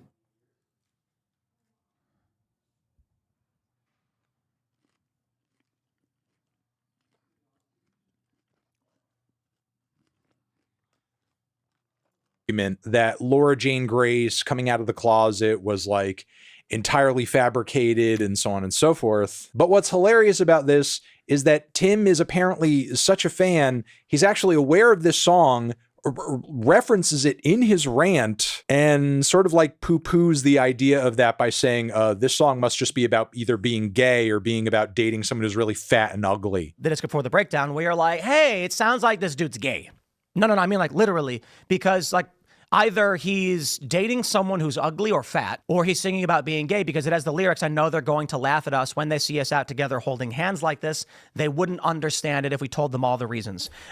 Pause. You can't make this up. The guy is such a mealy-mouthed piece of shit. And look, I'll be honest, it's been a long time since I have like really truly loved a new album from Against Me. I haven't really dug much the band has done since like Searching for a Former Clarity. And a lot of my reasoning comes down to the band mostly like adopting a more mainstream rock sound over the years. The idea that Against Me and Laura Jane Grace are like completely beyond listenability and fandom and respectability at this point because like they're just the biggest sellouts in rock and punk history is like complete bullshit. Like even the band's most mainstream sounding albums in their catalog don't even come close to sounding like radio rock or even like traditional commercial pop punk for that matter. In fact, I don't even think Laura or Against Me and I hope he mentions this, Tim Pool's music could even make that sort of album if they really wanted to. So the degree to which they can really even sell out on that front, I feel like is not even a reality. You may disagree with that personal assessment that I have. Certainly the opposite is arguable. However, I feel like the last person on the planet who should be making that argument is Tim fucking Pool. Because if Tim is going by the metric that Laura Jane Grace was at one time, like a really great underground hardcore singer-songwriter with anarchist leanings, and now she's like no longer fully that, and as a result she's a loser and a cretin and she shouldn't be taken seriously. Okay, if that is true of Laura Jane Grace, that applies 8, 10, 20 times for Tim fucking Pool, who apparently over here again is sitting here like a stan. I play all the songs on the guitar. Oh. So like how deep into the ideological tank were you for every old school Against Me song? Probably more than even Laura Jane Grace was, and she wrote the fucking tracks. Like in the grander scheme of things, the ideological shift that we're seeing in Laura Jane Grace as a singer and a songwriter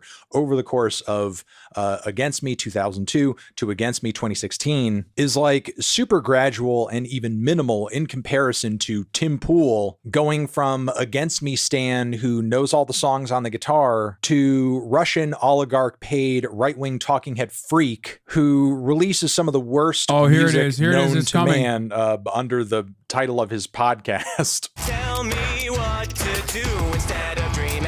Let me die for you if I... And at the very least, I can... That's not enough. That's not enough. That's not enough. We need more. More! No, nope. You're going to have to hear it. No.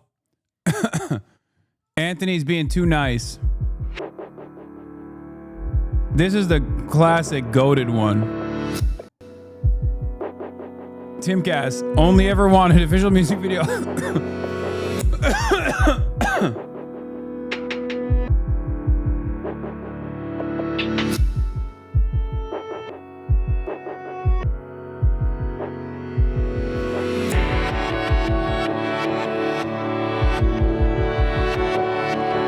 I love that, like, this band resembles bands fallen out of their former glory.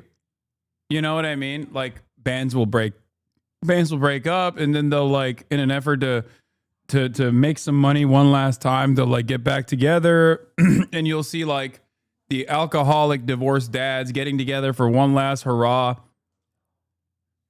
These guys look like that, but they never even fell on. Like, their starting position is like fell off band trying to restore its glory. It's crazy. How do you get here without falling on first? Did you think I'd leave you there? Did you think I'd never keep my promise to? It's easy when I'm lying there with you, and every night I dream of you. And every night I promise to hold on to the dream I one day wake up next to you.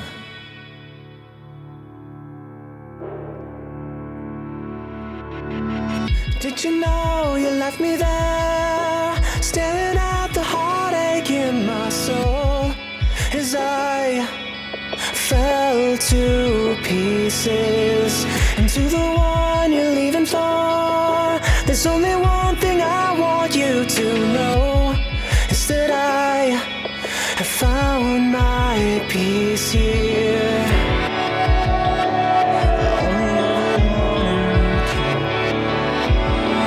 Did you think I'd walk away? Did you think I'd break my promise now? Oh my God, where's the fucking drop? That's like, it's 3 minutes of torment to get to the fucking drop, and the drop is still ass. It's crazy. It, like, look, I don't listen to music, and then when I listen to stuff like this, I'm like, well, you know, I probably won't for the next couple of months. You know what I mean? It's like, it's put a pause on my listening to music by a couple months at least. Stop manipulating the audio to make it worse. No, I can't. I'm trying to make it better.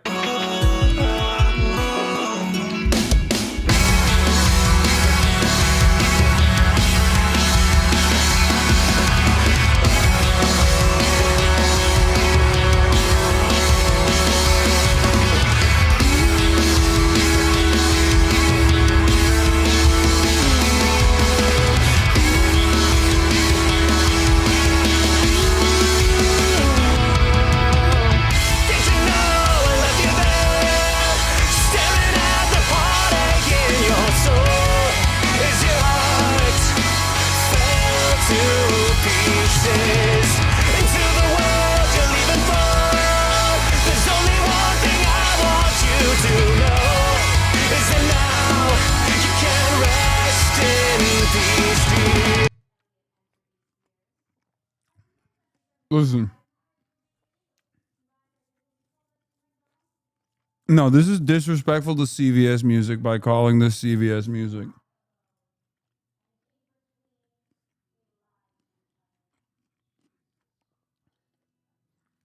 The reason why I played this is because of the propaganda that I do against music in and of itself. Okay? I ain't slick. I'm going to be honest with you. I'm going to come out and tell you straight. Act like I'm not wrong right at this very moment. Immediately after hearing Tim Pool's song, do you not even a little bit understand where I'm coming from when I say I don't listen to music? This is anti-music propaganda through and through.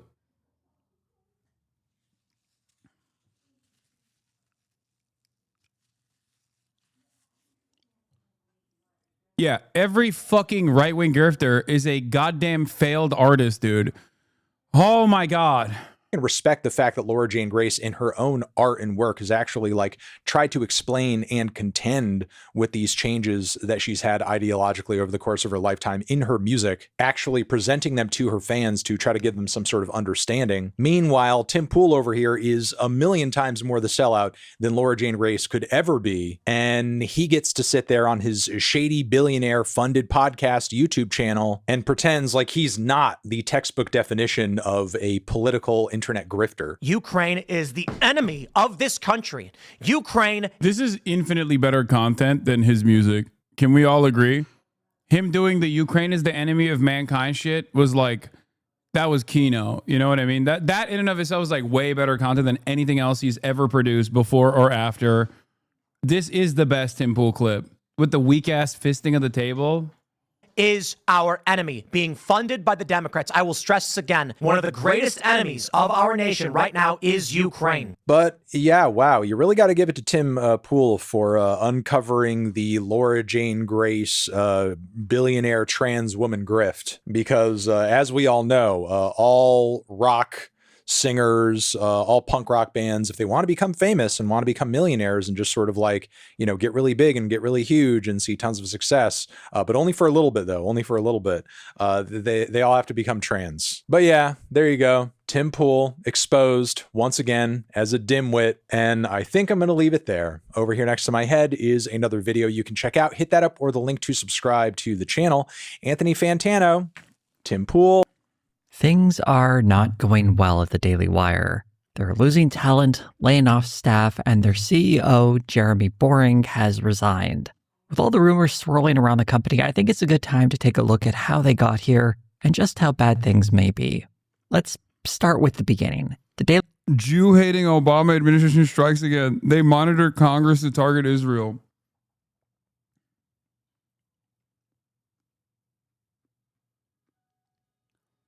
Jew-hating Obama administration strikes again. God, I fucking love American media.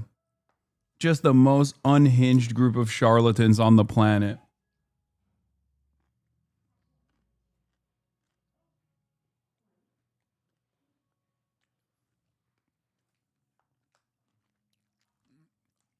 Famous hater of Israel. Notable Jew hater Barack Obama. Only gave $38 billion to Israel on his way out. How dare he? Disgusting. Really messed up.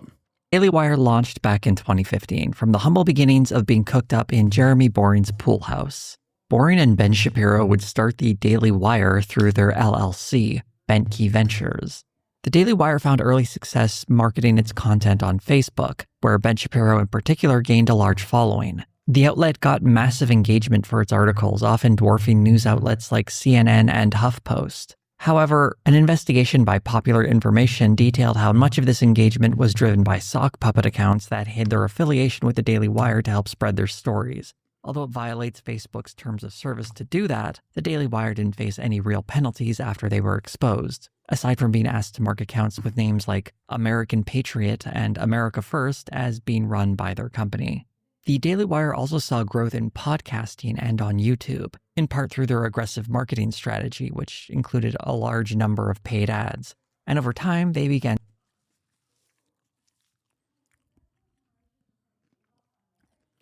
Everything is fake all the time, dude. Everything is fake all the fucking time. It's all moneyed interest coming in, flooding the market with propaganda with the hopes that they can actually target. Like, it's like view botting, right? Why do people view bot? Because Twitch is, much like every other platform, but especially on Twitch, like it's a very top heavy platform, right? So when you actually use ViewBots to get to the top of the directory, real audience members come along as well. That's it. It's literally that simple. For the Daily Wire, that was the goal. Everything that they've ever done is completely botted into fucking oblivion. And they were able to manufacture some kind of like a real audience out of this until, of course, that audience, until October 7, basically, when that audience was like, oh, wait.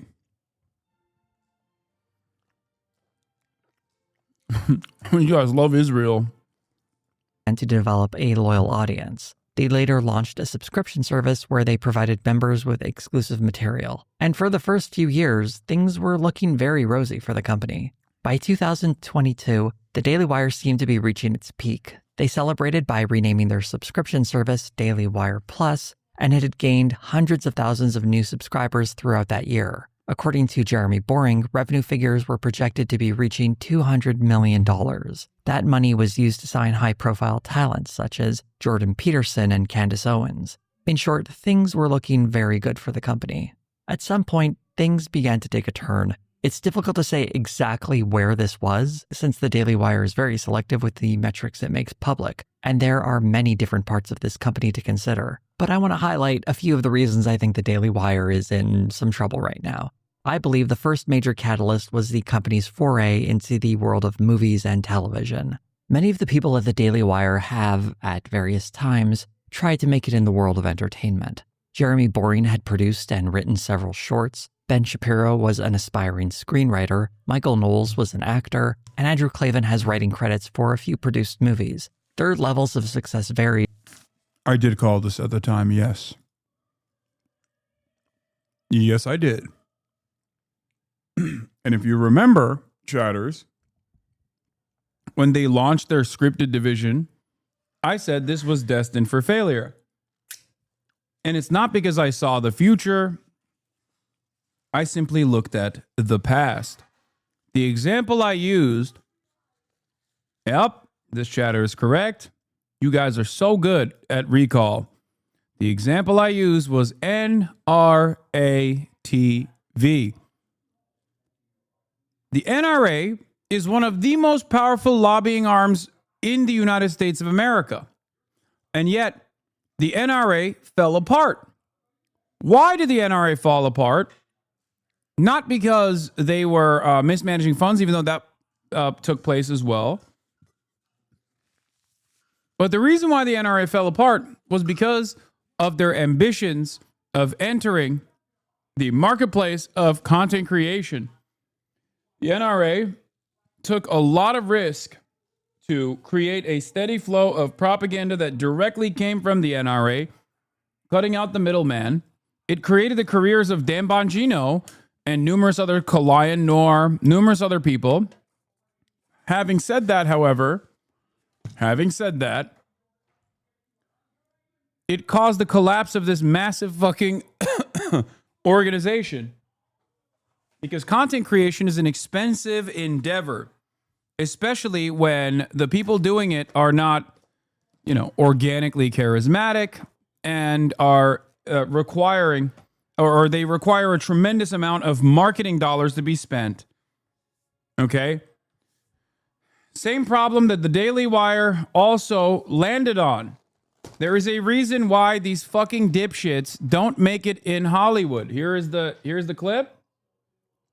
Jeremy Boring in a statement. They've also made a bunch of movies. Earlier this year, the Daily Wire told Axios 12-month revenue hit $100 million for the first time in January. This is, by the way, when they were talking about how it was exploding, how the Daily Wire's revenues were exploding and how successful they were. 2022, up from roughly $65 million for the full year in 2020. Jesus fucking Christ. That is way too much money, brother. Holy fuck. I don't know how the fuck they are sustainable and actually making money this way. Details, the investment will go into building a line of live action and animated children's entertainment. I mean, this will destroy them. This will destroy them like it destroyed the NRA. Remember that the NRA was not destroyed by, like any organized campaign or even the fucking district attorney, the Southern District Attorney of New York. It literally was originally destroyed by NRA TV because consistently making content is very difficult. Now, of course, the NRA did not know how to consistently make content, so they had a really bulky operation, whereas Daily Wire does know how to make consistent content, at least at a price point that makes them, I guess,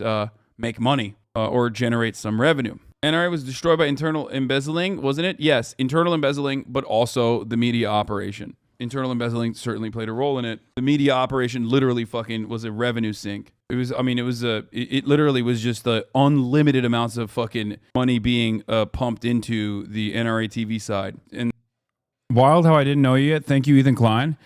Yep, that's from April 2nd, 2022. Contrary to what my haters might say, if you actually spend enough time in here, you will probably develop a better understanding of the world than listening to them and arriving at conclusions only because it is against the position that I'm presenting. Because that's what my haters fucking do. They don't have actually an established worldview. They're simply reactionary to everything that I present. And therefore, because I'm right more often than I'm wrong, they find themselves wrong more often than they're right.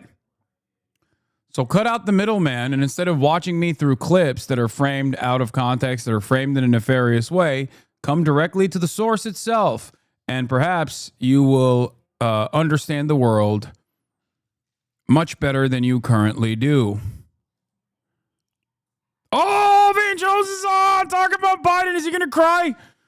Oh my God! Is he gonna fucking cry? Did he cry already? Praying for him as he is pulled for and prayed for. I'm so many sorry, others. I'm interrupting the Daily Wire broadcast for a brief moment. I have to see this motherfucker cry a little bit. I covered him. I heard all these stories, but just you have personal stories about how he'd pick up the phone and call people, members of someone's family that are dealing with a cancer diagnosis or who are in need of somebody to comfort them or whatever the case may be. And then, of course, he's oh my God, the amount of glaze CNN is doing on Biden is so funny.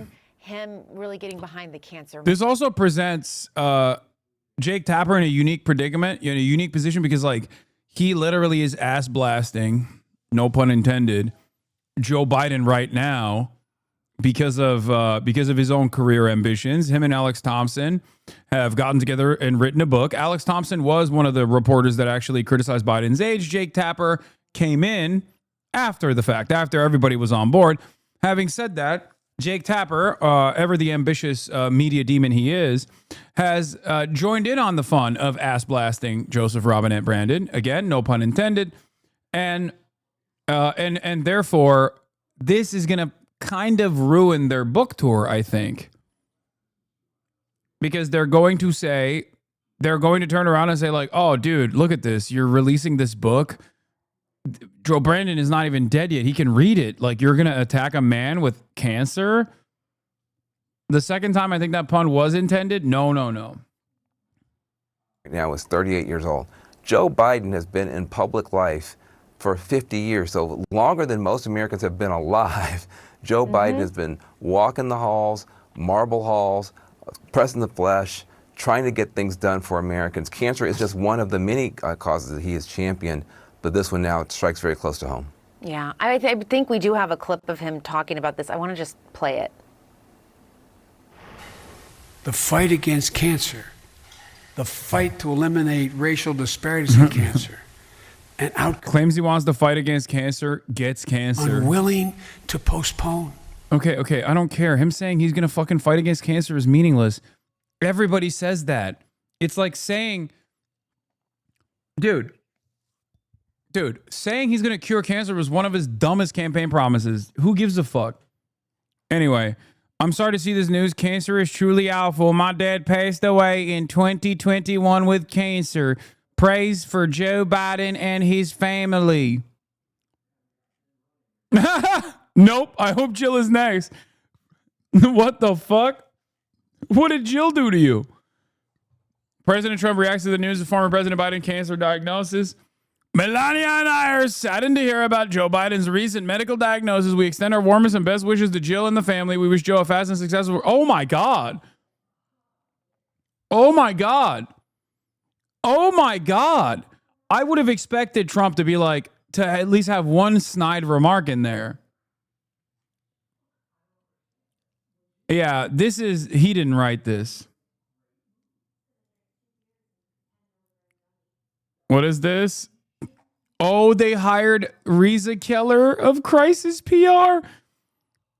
Oh my God. Jake Tapper, Alex Thompson hire Reza Keller for Crisis PR ahead of Biden book launch.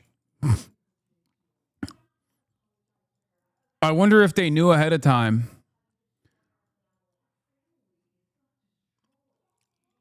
Their authors plan to roll out the book as smart as possible per reports. It is set for release on May 20th. Oh my God, it's going to be released in 2 days. Just like Brandon's cancer just got released. Oh my God, I think Brandon released his cancer on purpose. Come on, you didn't expect the haha, you got cancer from Trump? From Trump? Dude, I absolutely expected him to say something snide. And by the way, tomorrow is Monday. He's going to be in front of cameras. They're going to ask him about Biden's cancer diagnosis. Just wait. Just wait. If you think Donald Trump off prompter is not going to say some snide remarks about Joe Biden getting cancer, we shall see. We shall see. But I absolutely would expect him to be at least a little catty, for sure. In his eyes, Joe Biden, literally, and the Department of Justice under Joe Biden did lawfare against him. He stole the election from him. Are you kidding me? He is Satan's very own soldier. Biden, I mean. Okay, law. No, I definitely expect him to say something. I expect him to say like something snide. Like, you know, I hope he has more time to recover instead of trying to ruin the Democratic Party further. Something like that. You know what I mean? I can see that. He's too petty. If he is actually the man I know him to be, if he still got it, he'll say something. He'll say something. Not like directly. Not directly. He's not going to be like good riddance. You know what I mean? Because he doesn't want to come across as like too mean-spirited. But I could totally see him saying something snide in reference. He's not going to say something too crazy. He's not going to come out and be like, yeah, he sucked. I'm glad that happened or whatever. But I could totally see him, yeah, something like, he may be crooked Joe, but I wish him a straight recovery. Something like that. Even that. Or defending his position, saying, I told you he was too old. This guy was so old, the Democrats propped him up. The Democrats propped him up. Knowing he was so old, they probably gave him cancer. Nancy Pelosi gave Joe Biden cancer. Believe it. And they tried to come after me too. They shot me. They shot me in the ear. Only got ear cancer. Defeated it. Just like I defeated COVID, which is fake. But also a Chinese bioweapon. Yeah. My own health. I'm a beacon of health. I'm a beacon of health. As you know, the lying news media kept covering for Joe Brandon, saying that Joe Biden was actually healthy. They kept saying, I was the unhealthy one. Well, whose prostate is the size of a walnut now, Joe? Okay, maybe he won't go that far, but, you know, you get the picture. I had Vladimir Putin, 1 finger, 2 fingers, sometimes 3. Let me tell you, things are great down there. Things are great. Oh no, frames are dropping. I went too far. I went too far. I'm sorry. Let's dial it back and let's get back to the Faley Wire. From no success at all to a modest amount of success, though none of them seem satisfied with what they have achieved. They would often voice complaints that it wasn't so much their lack of talent that held them back, but rather a bias against conservatives in Hollywood. In his 2011 book, Primetime Propaganda, Ben Shapiro describes his experience of nearly getting a job as a screenwriter. For those unfamiliar with Shapiro's I love this video so much. Oh my God. Jose is the GOAT, dude. Jose has some fantastic videos, by the way. This is amazing. It's like a reminder of all of my favorite Ben Shapiro hits. This interview is hilarious. As a young conservative, he had a column and had written a few books. For his 4th book, Primetime Propaganda, he used that public profile to attain access for several interviews with various studio executives. In that book, he describes a brief story about how he had a small opportunity to become a writer in show business. Apparently, several scripts he had written were read by studio executives and agents, and he, as a talent, was being shopped around town for a potential job. Eventually, though, his agent dropped him because of his existing writing credits, marking him as someone that people in the entertainment industry wouldn't want to work with. I should point out that one of the books Ben Shapiro had written was titled Porn Generation: How Social Liberalism is Corrupting Our Future.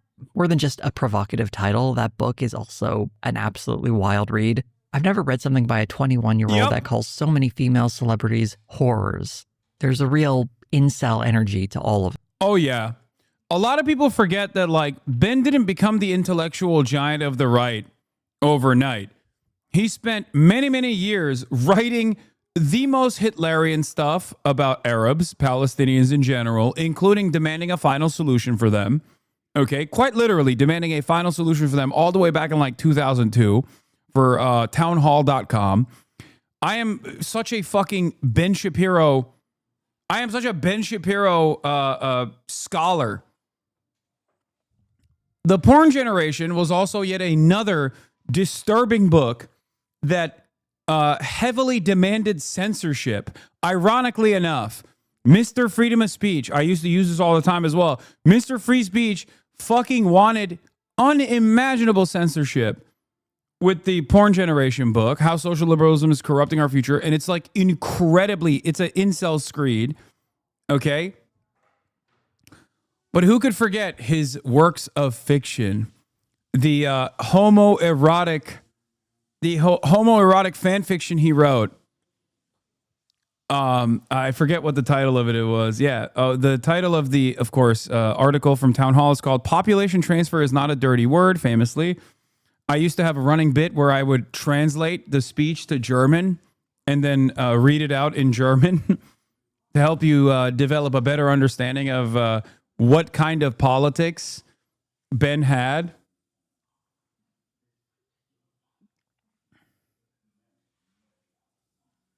He disavows that article, yes. Well, he did. He later disavowed the article while still advocating for everything in the article.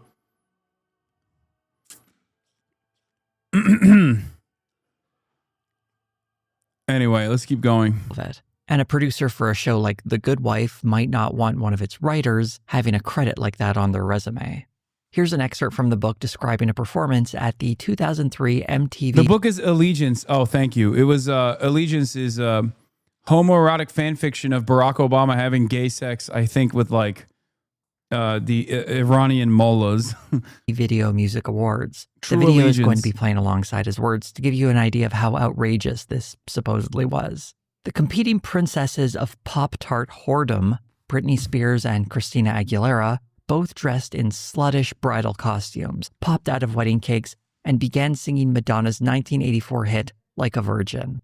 Finally, Madonna made her grand entrance, dressed in black, form-fitting S&M groom outfit. Madonna joined the two former Mouseketeers, and the three gyrated around the... He's so horny when he's writing this stuff. I think in his mind, I have this sneaking suspicion that in his mind, this is the only way that he can actually appreciate this kind of like art that has a hint of eroticism associated with it. So he's like consuming it in anger. But deep down inside, Benny Boy does actually have an appreciation for fine arts more than any other conservative personality. For those of you who don't know, Benny Boy himself is a violinist. His father literally is I think his father was a not super famous, but like somewhat famous violinist as well. And he grew up in the world of arts in Los Angeles, California, only to become an incredibly fucking annoying person. The other person that also obviously has an appreciation for arts, but is not as like well versed in it, is Donald Trump. But Ben Shapiro's father is a composer, yes, and he grew up in Los Angeles. And why do you know so much? Because he was like my number one ideological enemy for almost a fucking decade. What do you mean? This is like, it was like him and Steven Crowder and Tucker Carlson.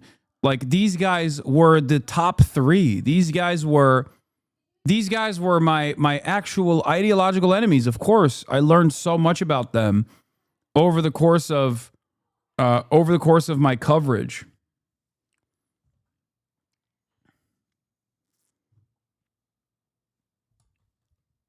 Yeah. Unlike these fucking dumbass slop tubers, like I I choose my sights on my ideological enemies carefully. I don't try to masquerade. I don't try to masquerade as like some kind of liberal or centrist person and then only hyper focus on like a fucking Twitch streamer who is a out and about socialist. Okay. Another one is Charlie Kirk. Of course, I know a lot about Charlie Kirk's background as well. Now it's Asmund, Nux, and the likes. No, they're not. They're not my ideological enemies. They're fucking utterly irrelevant. And unfortunately, I mean, they will inevitably be left in the dustbin of history. This is just a brief moment where political discourse has moved in that direction. They are not considered genuine ideological enemies. Maybe Asmongold, given his prominence as a figurehead in conservative commentary.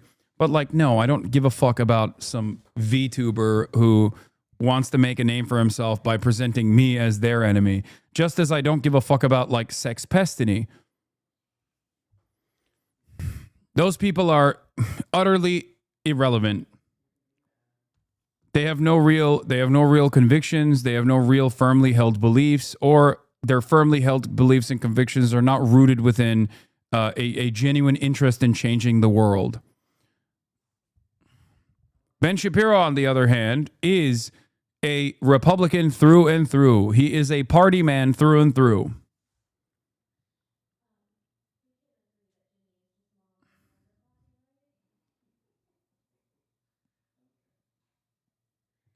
Anyway, let's continue. Staged like hookers starved for Johns. He doesn't mention the part where Missy Elliott comes out later on for some reason, but he does go on to say that Madonna kissing Britney Spears and Christina Aguilera turned young girls bisexual.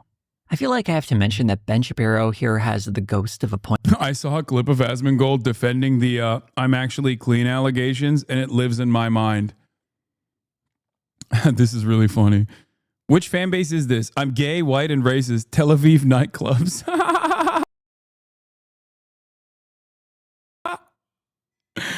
Oh my God. Incredible. Oh, fantastic. No notes. Point when it comes to how women are sexualized in entertainment, but his solution isn't about empowering women.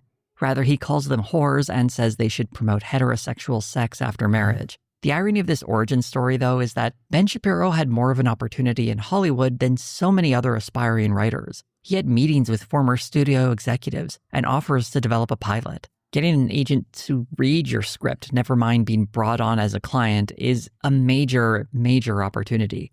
What Ben Shapiro never acknowledges is that it was his public profile as a conservative writer that got him these meetings with executives to begin with, starting him on this whole journey through Hollywood.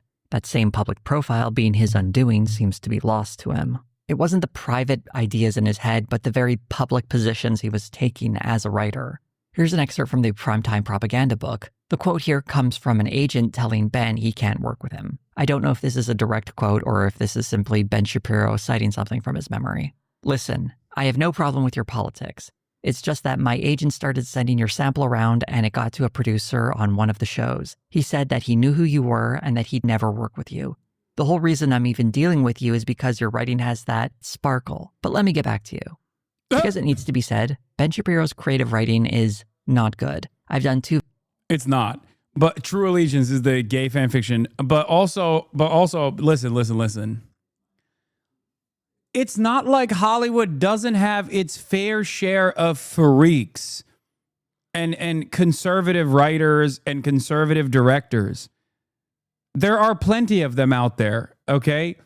It's just you can't be a conservative and suck at the same time, or suck as hard as Ben sucks. That's it. That's it. That's the whole problem here. Videos on that all. Okay, don't you dare disrespect Taylor Sheridan, okay? No. Like, Taylor Sheridan is actually a good example of someone who is both conservative and also doesn't suck as hard. Some of his later work, yes, is not great. But, like, there are moments of in Taylor Sheridan's work, there are moments of watchability, okay? You can't say Taylor Sheridan's entire body of work sucks. It doesn't. That's it. Like, Clint Eastwood is a fucking phenomenal example of this, okay? Clint Eastwood is a fantastic example of this. No, I'm not talking about Sorbo. Kevin Sorbo sucks through and through. He was an actor. He doesn't have any fucking motion. Or even James Woods, again, actor, doesn't have motion beyond that. We're talking about directors, like people who are participating in the creative process beyond actually just acting in front of a camera. Like Mel Gibson or Clint Eastwood, like these are guys that, regardless of their fucking reactionary freak status, at least have some glimmer of light in their writing. Okay.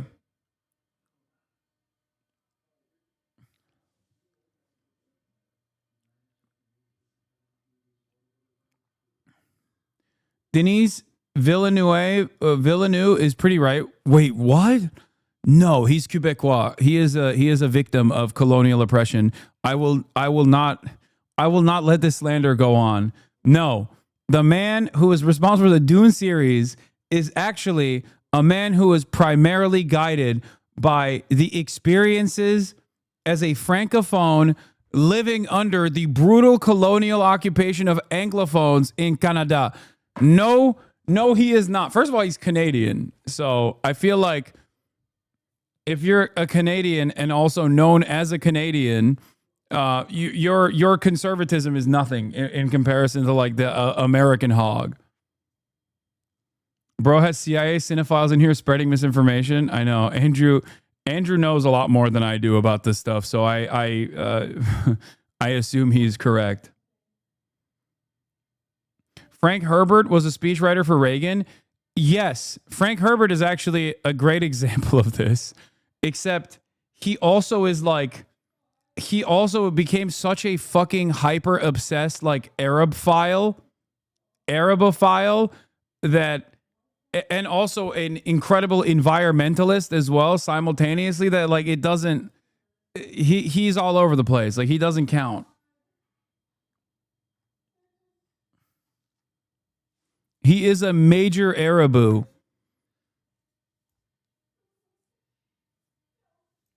As a Canadian, I love how Americans talk about Canadians.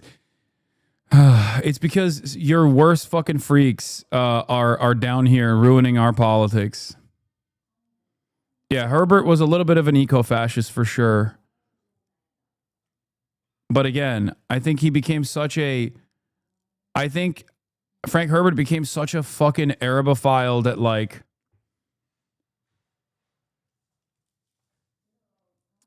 he's more so like a OG libertarian. All right, let's continue. Already, give those a watch if you want to learn more. I'm dubious about the second half of this quote, but the first half does reveal that it was him, specifically Ben Shapiro, not generic conservative, that was being rejected. It is interesting how Ben Shapiro, when he's rejected, doesn't look at his own personal choices that may have led to that decision, but instead retreats to this identity label he can use to pretend as if he's some kind of persecuted class. Whether or not conservatives have as many opportunities as more left-wing people in Hollywood purely based on their politics isn't really related to Ben's story, as it was very much him who was rejected for his very controversial writing credits. All of this speaks to the Daily Wire's entertainment ambitions and how they market them. They need to present this idea of conservatives being rejected by Hollywood. Choose one to erase from history entirely, J.K. Rowling. I don't even consider J.K. Rowling's writing to be all that good. I'm sorry. I think it was like super fucking basic always, but it was...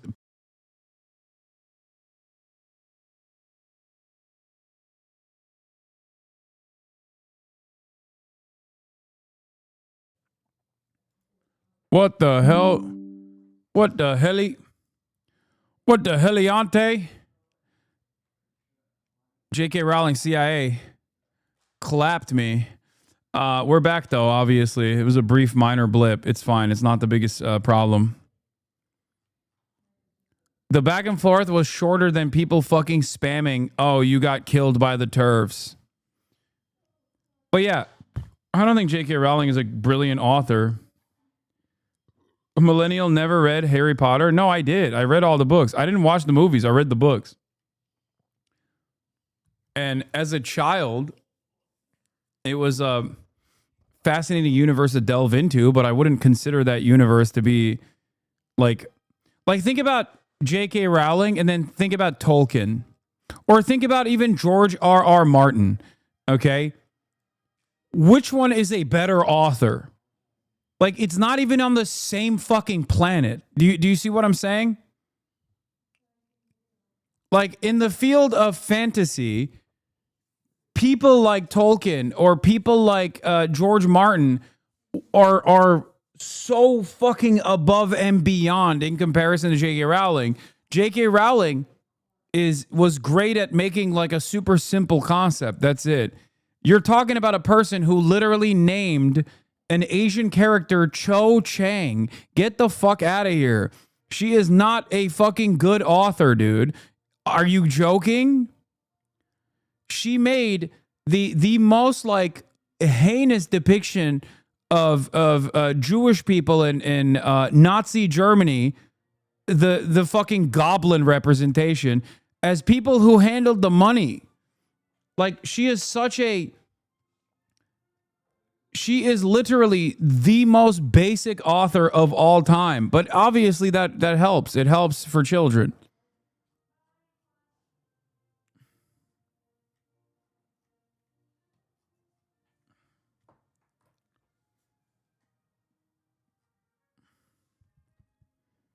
Anyway, let's continue. Hollywood because it energizes the audience who reads them. It'd be far less effective marketing if they were...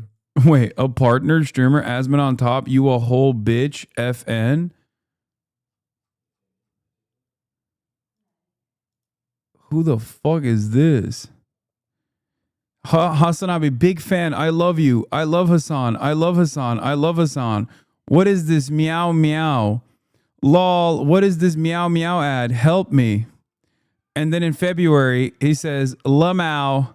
And then he comes back.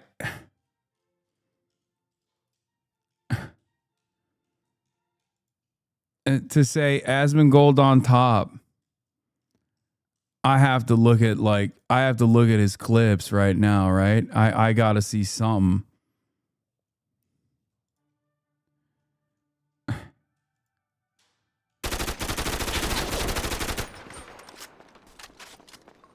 Speed boosting ass nigga.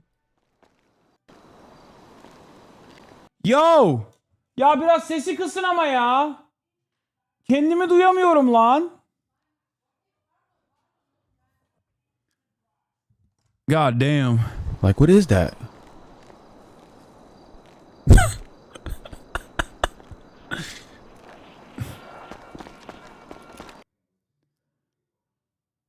He is not black? No, I think he is.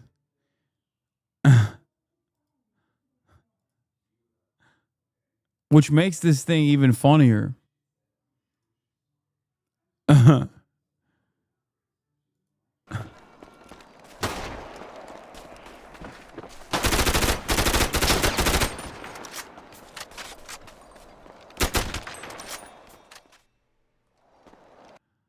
Anyway. Yeah. That's crazy, man. You a bitch, Asmon on top, FN. Bro. The ultra rare black Asmon fan. Check his description. He's Mexican.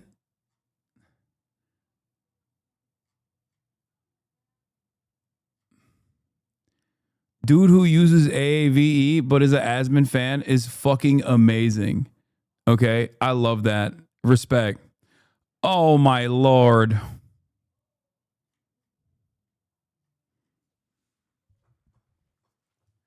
Bro.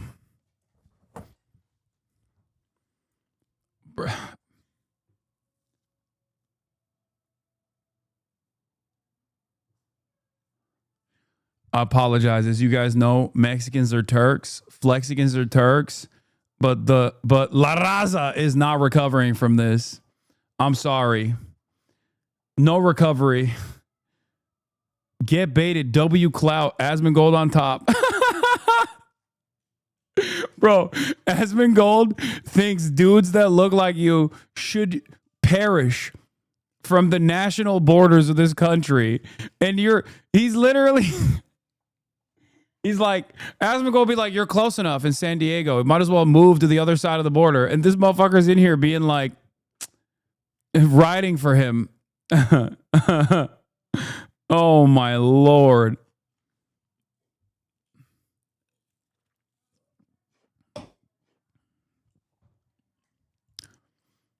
Oh, amazing.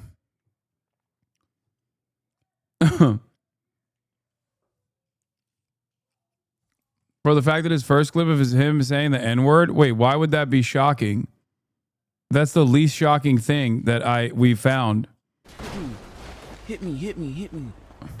Hit me. Hit me. Hit me.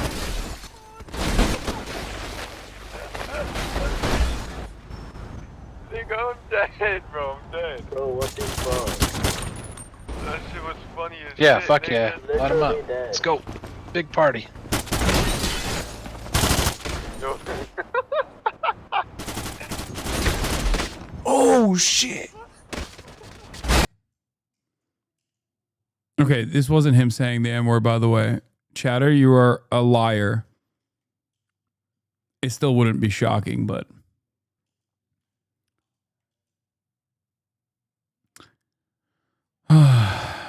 He sounds like Donkey. He said in the first clip you watched before, he's about to turn this into a full-on media career. No, he's not. He's a fucking Grand Theft Auto streamer. That's not going to happen for him. In any case,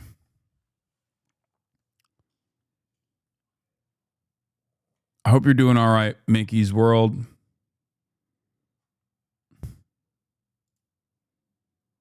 I did see wait, did you see a big streamer stream with Eric Adams? I don't know who streamed with him, but I saw this, yeah. New York City Mayor Eric Adams talks to Raoud about being under federal investigation and facing up to 35 years in prison after raising concerns about illegal immigrants coming into New York City. Like just Philly, New York, you've been... This is wild. Yes. Yes, and a cheesesteak? You gotta get the cheesesteak. Okay. All right, how was you feeling about the cheesesteak, dude? I went down for the game. What, Eagles game? Yeah. Ooh! Yeah. Eagles fan? Yeah, I'm a Giants fan. Come on, man. You trying to do to me. Okay, Giants fan. It's pronounced Rod.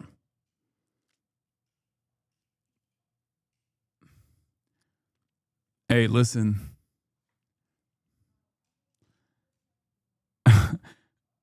Make no mistake. It is going to...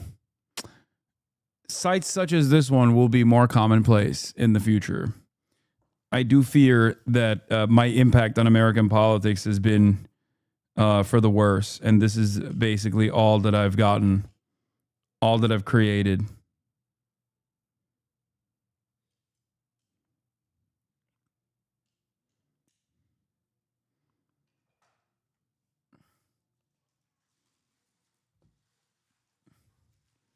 I do feel like the Democrats are aware of the people coming onto Twitch and doing stuff with me, and it certainly, like Aiden Ross doing the Trump thing also played a role in this as well. But I don't think they understand how this works. No, they've been trying to get a foothold on Twitch for a very long time. Since the AOC collab years and years ago, and it's literally in their memos.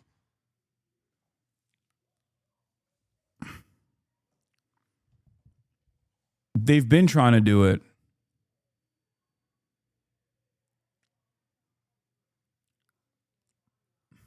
Let's keep going. They were presenting their entertainment ambitions as a product of personal bitterness over failing to succeed in the way they hoped. Yeah, But Cory Booker. in 2021, News: you might see some more Senate Democrats on Twitch soon. Dems are given a private briefing last week hosted by Cory Booker, urging them to get on platforms like Twitch and Snapchat. Dems were briefed by members from the pro-democracy advocacy group Democracy Century. The Dems were told that sporadic voters who broke for Trump last year are on those platforms. Almost a third of the Senate Democratic caucus is over 70 years old.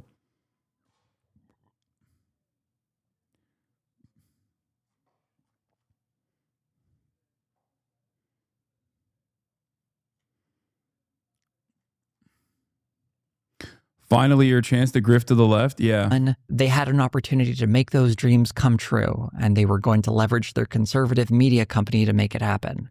A Daily Wire article announced this entertainment initiative, and in it, Ben Shapiro wrote, "We're going to be bringing out movies, edgy, entertaining, awesome movies that won't mock your values. We're going to be producing TV shows, comedies and dramas that take you seriously and that don't take advantage of your viewership to promote leftist causes." This is the type of branding that was being used to market this initiative. That watching the movies and TV shows created by the Daily Wire would be a form of resistance against this idea that culture has been hijacked by the left and is being used to push a leftist agenda. The underlying assumption of this article is that there is this vast swath of angry conservatives ready for this entertainment, and part of how it was being marketed was through the politics of the platform activating that audience. The first partner for the Daily Wire for this project was a production company called Cinestate, headed up by a guy named Dallas Saunier. At the time, the company had just changed its name to... Bro, literally everything they did was to farm the dumbass hogs. They basically took like the Target marketing initiative and flipped it on its head.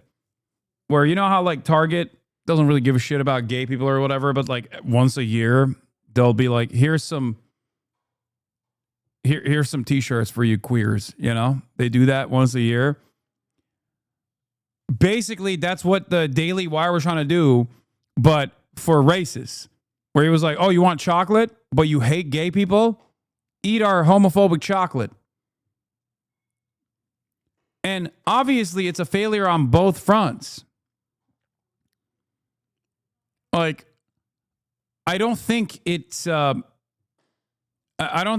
a company actually invested in, I don't know, the queer emancipatory movement or whatever when they do a once a year t-shirt release. And I don't think people give a shit about purchasing patriotic beer. One side is virtue signaling, the other side is vice signaling. Virtue is a better way to effectively market your product than vices are. But ultimately, the only thing that matters is whether the product is good or not and affordable. That's it. That's the only thing that people care about. Bonfire Legend. This was done a few months after one of its producers, Adam Donaghy, was charged with sexually assaulting a minor. Saunier and other members of the company were accused of covering for Donaghy's previous actions committing sexual harassment. Jeremy Boring was very aware of this reporting before teaming up with Bonfire Legend. In a Daily Beast article, he was quoted as saying, "To the extent that things may have taken place in the production of this film or another film, I don't think it's my business. In the same way that it's not my business if something takes place at any other kind of company that I buy product from. I'm sure there have been allegations of sexual harassment at almost every major production company in the country. That doesn't mean the product itself has to be banned." The first product of this union, and the one Boring was referencing in that quote, was the movie Run, Hide, Fight, best described as Die Hard set in a school shooting. I've covered this before, but a short review for it is that it's underwhelming. One mistake I saw a lot of people making when talking about this movie was describing it as being produced by the Daily Wire. It had actually wrapped production well before the deal was made with Bonfire Legend, and the movie was looking for distribution. That's really only part of the story, though. The movie was never meant to be distributed by an external company. Rather, Cinestate/Bonfire Legend was planning on releasing it under their new genre label, Rebeller. It was also a culture website that published various articles, books, and podcasts. Following the revelations about Adam Donaghy in June of 2020, Rebeller had to fold. While it's probably true that a movie about a school shooting would struggle to find a distributor, I think having the name of someone accused of sexually assaulting a minor as a producer probably hurt it even more. Also, Rebeller had something of a reputation for being more sensitive to the right. An article by Adrian Nguyen goes into some of its history and helpfully points out that the site was getting shoutouts from Ben Shapiro. Is that why they promote policies that allow for increased school shootings? They want to make more movies about them? Yeah. Ironically, Run, Hide, Fight, if the fight part of that is conducted with weapons, it is both simultaneously a way for right-wingers to advocate for more zones where people can have guns, which also creates an environment where there's more school shootings. Because like the whole point behind like right-wingers constantly advocating for ease of access to weapons is because they claim that this will make places safer overall, when in fact more guns means less safety and more gun violence. Hero over a year before they went into business together. I think it's likely that Cinestate/Bonfire Legend wasn't exactly looking for a brave partner to distribute a challenging movie that woke Hollywood wouldn't touch, but rather they were looking to partner with a distributor that would take on their toxic movie. And the Daily Wire, having no entertainment production team of their own, needed a company that was at least receptive to their politics. So it was a lovely match to make some bland movies. Run, Hide, Fight was released in January of 2021, and while it gets mocked, like all of the Daily Wire's movies, for making almost no money at the box office, that's not entirely fair. In the case of Run, Hide, Fight, the only numbers I could find said that it made a little under $35,000. But it's important to remember that this movie is primarily for online distribution, and while the Daily Wire doesn't share its streaming metrics, they claim to be very pleased with its performance. And I think this might be true. There was a lot of hype surrounding this entertainment initiative when it was announced, and this was their very first movie. Even if the female lead and interracial romance would have branded it as woke had it come from Hollywood, the Daily Wire's audience was ready to ignore that and support this new front on the culture war. No, I don't agree. That's another... I think Jose's analysis is wrong. No, that's not true. That is precisely the reason why Daily Wire... This contributes to Daily Wire's failure, because every single movie that they made suspiciously also had like Gina Carano, because that was the only recognizable talent in their movies. And Gina Carano is a woman. Not only is she a woman, but she's also kind of a brolic woman. And you know, it doesn't fit the gender stereotype that people wanted to see from the Daily Wire. And that was part of the problem. Part of the problem was that a lot of these movies that they churned out also had women in them. If you remember, people were shitting on it. People were shitting on the movies. They were like, what the fuck? Why is this like, oh, well, I thought we were above this whole like female saves the men.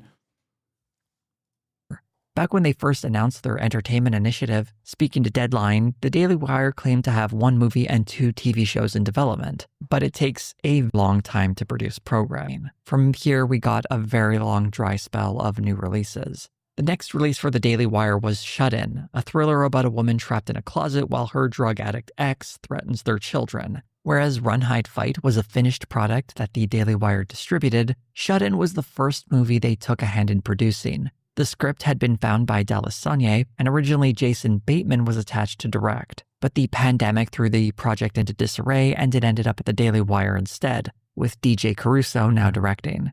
This is probably the best of the Daily Wire's movies insofar that it's fairly average. The first 2/3 I would even describe as good, until it's let down by a very messy ending. There was some controversy surrounding the movie, as it included Vincent Gallo, who hadn't appeared in a movie since 2013, in part because of his behavior online, making various bigoted remarks, such as saying women shouldn't have the right to vote. On the business side of things, the Daily Wire did make one choice that seemed a bit odd. That was to first release Shut In on YouTube for free. It would air as a live stream, and anyone who missed that live stream or wanted to watch the movie again would have to sign up for the Daily Wire subscription. Don't you think you're turning into a lib-centrist to make your ideology more digestible to bigots?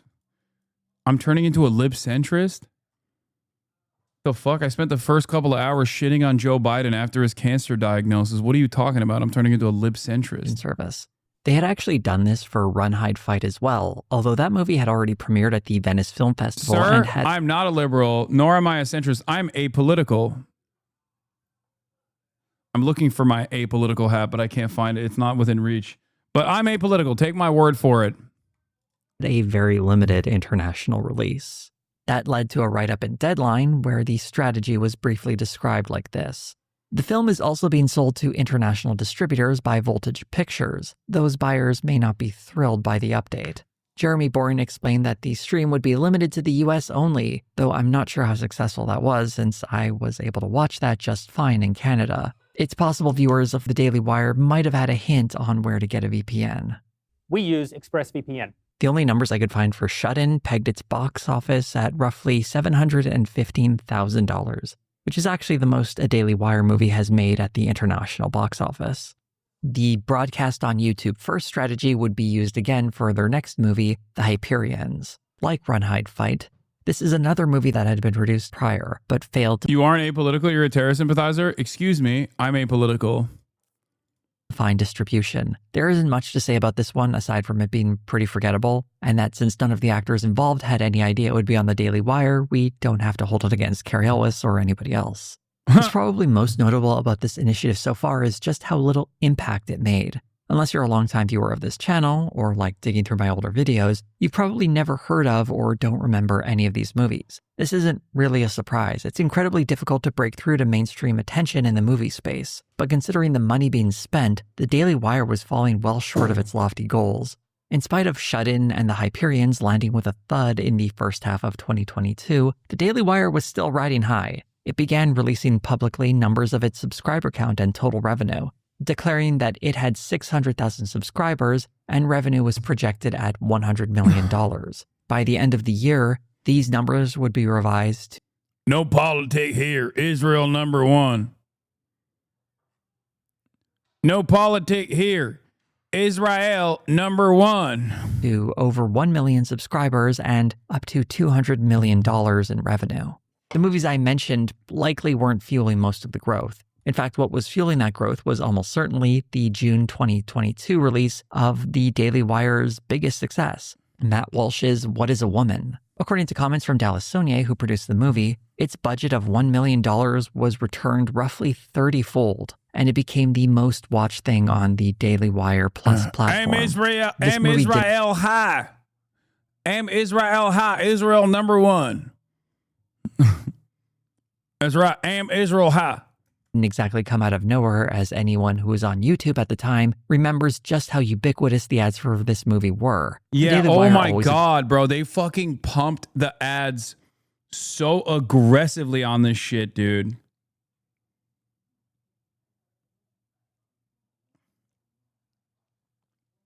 Aggressively marketed itself, with some public examples of spending being tens of thousands of dollars for high-profile articles on their website. This movie almost certainly had a lot more than that spent on advertising. Whatever the cost that went into promoting the project, though, it certainly paid off. While the movie itself is a giant pile of anti-trans misinformation, it was undoubtedly a success for the Daily Wire, and you'll notice it's far closer to what made the Daily Wire famous in the first place, providing a polished sheen to conservative talking points, creating something that looks like a documentary but isn't much more than an op-ed written by someone with a childlike understanding of science. This is what their audience wants. On the other hand, there was another June 2022 release from the Daily Wire that was far less successful, the movie Terror on the Prairie, starring Gina Carano. This Western was meant to be Carano's big debut in a starring role following her dismissal from Disney after she compared being conservative in America to being Jewish in 1940s Germany. Carano had made those remarks in 2021 and was quickly signed by the Daily Wire to star in 2 movies for them. The first movie... More like being a Jew in America in the Upper East Side in 2025, where everybody is ham-ass. That's right. The only people that are as attacked as the American conservative are the American Jews. Do you know how many times I walk past free parking signs and I think to myself, this must say Free Palestine? Do you understand me? Do you know how terrifying that is? I'm already terrified because I walk down the street. I'm walking. That's already terrifying for me because I can't even park my F-350. I can't even park my F-350 in the goddamn parking lots. It's too big. It's too big. It's too based. It's too American. Okay?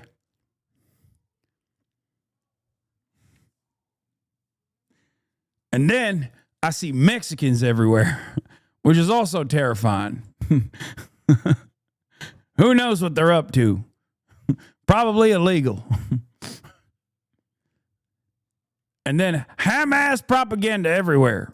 It was supposed to be titled White Knuckle, but it was put on hiatus after COVID vaccine requirements for filming led to Carano pulling out. Instead, the Western Terror on the Prairie would be developed instead, as it was shooting in Montana, a state with less strict regulations on vaccinations for a film set. The deal the Daily Wire made with Carano seems to have been a very bad one. Aside from her Western making almost no impact, the cost of starting up production on another movie, only for Carano to cancel because of vaccine requirements, was a complete waste of money, especially since the movie was never made at all. The juxtaposition of Terror on the Prairie and What is a Woman say a lot about this company, though. One was an attempt to make a mainstream feature, the other a pseudo-documentary for their conservative base. The first movie was a flop, the other was a success. It should have been a hint as to what path the Daily Wire should be focusing on. Instead, they would continue to try. Yeah, but the documentary, if you want to call it that, is basically a Matt Walsh YouTube video, but 3 hours long. That's it. Yeah, they should have leaned into making YouTube videos that are more expensive to make, I guess, instead of trying to make like works of fiction. Try walking down both. At the end of June, the Daily Wire hosted a massive presentation where they announced Daily Wire Plus, a rebranding of their subscription service, I suspect to sound like Disney Plus. The initiative included a new deal with PragerU and signing Jordan Peterson as a talent. This event, hosted at this large theater, was the Daily Wire at its peak. Its subscriber count had nearly doubled that year, and its revenue was following in suit. Immediately using... I call cap on this too, by the way. I think I have no proof for this. I have no evidence for this. But given the downfall of the Daily Wire and how swift it was, I suspect that the first year subscription numbers were perhaps maybe a little massaged. Maybe mass purchasing of subscriptions from a financier, for example. We will never know. I don't know the legality of such things. But I do personally believe in my heart of hearts, with no evidence for this whatsoever, with the exception of how fast their rise and fall was, that they may have perhaps massaged the numbers a little bit to make it seem like they were raking in the revenue, because there's no world where they are spending this much money, okay? They're wasting this much money making shitty ass movies that no one is watching. They're not actually generating revenue. They're not in the green. They claim to be, but they're not. They're only in the green because of the subscription numbers. And all the while, like their entire fucking output has dramatically reduced. All that money to expand seemed like a great idea, but they vastly overestimated their ability to grow. After Terror on the Prairie, we wouldn't get another original movie from the Daily Wire for 1.5 years. And so far, it's the only one we've gotten since then. And that's the movie Lady Ballers. This anti-trans movie is the most cynical admission of what the Daily Wire's entertainment division would devolve into, playing to a conservative audience as the Daily Wire staff act out their Hollywood. You're being a hypocrite. Everybody knows 80% of your subscribers are financed by clutter. This is true. I would not have a career if it wasn't for the beautiful nation of Qatar. Okay? Let's be real. Everybody knows my biggest funders are the state of Qatar. Ambitions. The animated series Mr. Bertram is more of the same. This was While also earlier a massive efforts failure. were mostly forgettable, these newer ones are outright embarrassing. It's a clear example of amateurs producing long, boring comedies about sad men giving off intense divorced guy energy. That being said, burning her a gift. Thank you. Coming in straight from the wonderful state of Qatar. Though in the case of Lady Ballers, Jeremy Boring would describe it as the second most watched piece of content on Daily Wire Plus. As miserable as that movie may be, much like What is a Woman, it reflects what this particular audience wants. And it's very different from that attempt to reach the mainstream that were initially part of the Daily Wire's entertainment initiative. I never would make a movie for political purposes. I feel like movies have been political for generations, but I feel like when things get overtly political or agenda pushing, I tend to believe that it hurts the artwork. Had this been the Daily Wire's game plan from the get-go, I think things would have gone very differently. But as it stands, they spent a lot of money to get like where Batman or everyone Halo. Thank you for imagined the they were 7 going to gifted. go in the first place. But while these movies and TV shows could be considered a modest failure, there was one major entertainment initiative that was a far bigger failure for the Daily Wire, and that's its kids' entertainment strategy. This was announced back in March of 2022 as the Daily Wire bravely declared it would invest $100 million over the course of 3 years to create kids programming. Much like their earlier entertainment initiative, this was also marketed as entertainment that didn't include leftist messages that were attempting to brainwash. This, I swear to God, I invented this. Early heads of the show, early fans of the show know. I used to have a bit where I would make fun of like conservatives being like, these children's stories are too woke. Sharing is caring. Fuck that. That's communism. And they unironically did that. Like they literally did that. It's like, be kind to your neighbor. How about you fucking fear your neighbor? Okay. What do you mean be kind to your neighbor? It's stranger danger all the way, baby, especially if they look Mexican. People. To succeed in our effort to create a true news and entertainment alternative for the millions of Americans who are tired of the hegemony of the woke giants that want to preach radical race and gender theory to our kids, we're not here to teach the kids in the guise of entertainment. This is entertainment with a capital E. Rob Schneider is a true entertainer. After this announcement, it would be a year and a half, No, he's October not. of 2023, before we saw this kid's streaming service, Bent Key, come to fruition. There was a minor bit of controversy when the streaming service's flagship series, Chip Chilla, was accused of being a Bluey ripoff. New TV series Chip Chilla is being dubbed a bootleg Bluey. There were also fears that these shows would contain conservative brainwashing that were largely overblown, as most of these programs were bland, generic kids' entertainment.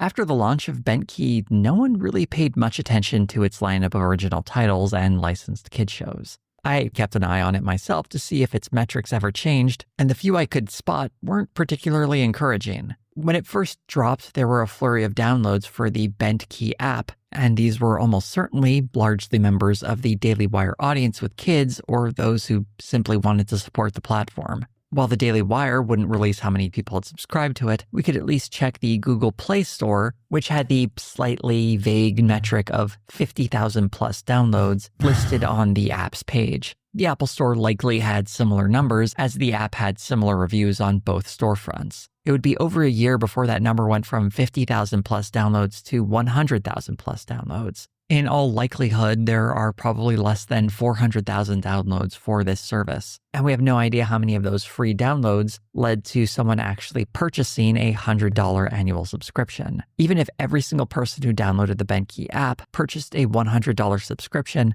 that still wouldn't even reach half of the $100 million that was pledged for the service. But the real kicker here is that these numbers and estimates I'm giving are way too generous. Because while it's true it does cost $100 for new subscribers who are getting Bent Key for the first time, if someone is an existing Daily Wire Plus subscriber, they got Bent Key for free. With Bent Key's download numbers dwarfing the subscriber count of Daily Wire Plus, we could only really guess at how many Daily Wire Plus subscribers got Bent Key, but I imagine since they were the first ones to hear about it and most of the downloads for this service seem to come in its first month, most people who are using this service aren't paying for it. I doubt there's any way this massive investment made any sort of profit. In fact, it almost certainly cost the company millions, if not tens of millions of dollars.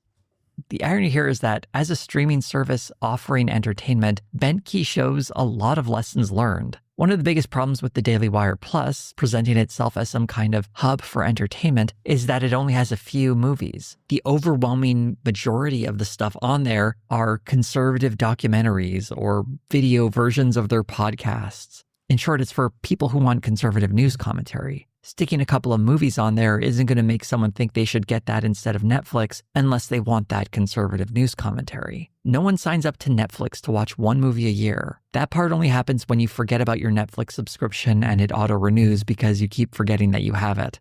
Benke actually made an attempt to provide volume with a decent number of titles at launch. Of course, it was hurt by the fact that no one really knew what most of these titles were.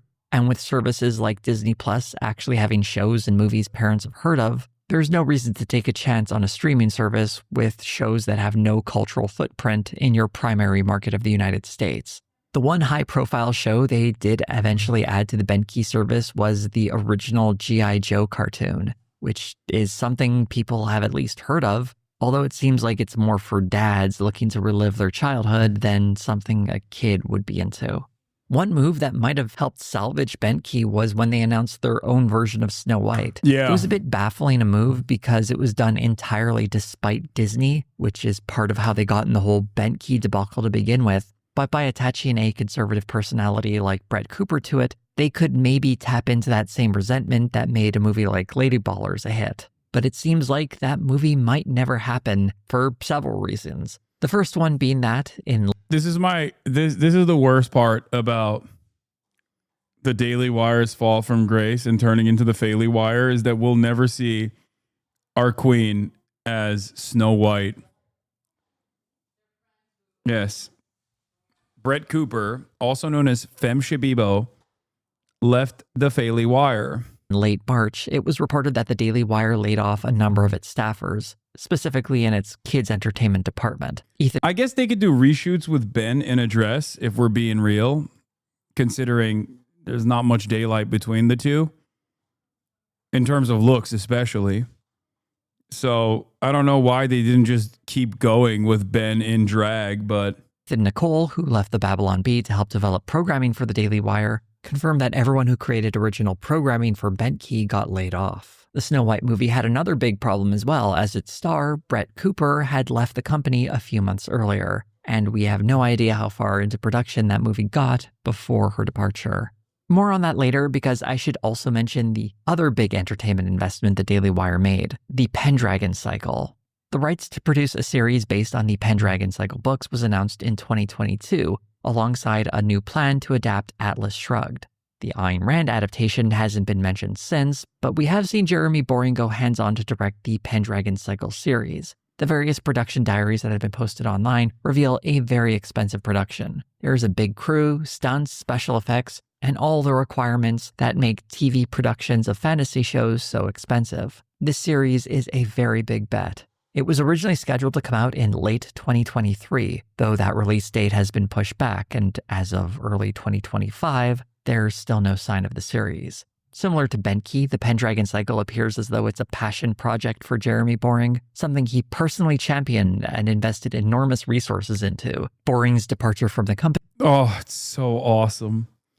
It's so awesome that these failed artists never gave up.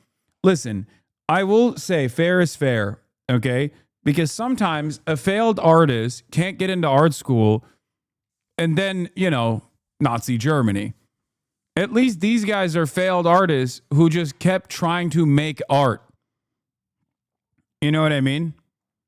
And they might be Nazis in their politics, but at least they didn't redevelop the Fourth Reich. They support the Fourth Reich, but they didn't, play a personal role in the development of the Fourth Reich. Just saying. Partially because they're still trying to make art. They're too busy trying to relive what glory they perceive as lost from them or stolen from them by woke. Company, I suspect, has something to do with all these massive investments and their limited or non-existent returns. The Pendragon cycle in particular looks to be a massive money sink. This show would need to be a breakout hit for it to be in any way profitable for the Daily Wire, and I suspect that simply isn't going to happen. Also, it shows us the Daily Wire hasn't fully learned the lessons it needed to from Lady Ballers.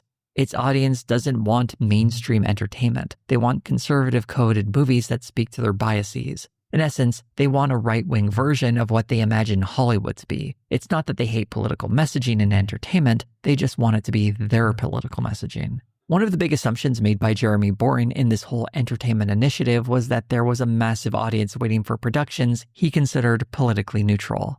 Go ahead, Disney, make $25 billion worth of content inculcating radical gender and race theory in children who are 6 years old. Yeah, that's the problem. They're too angry. They're too angry to make art. That's it.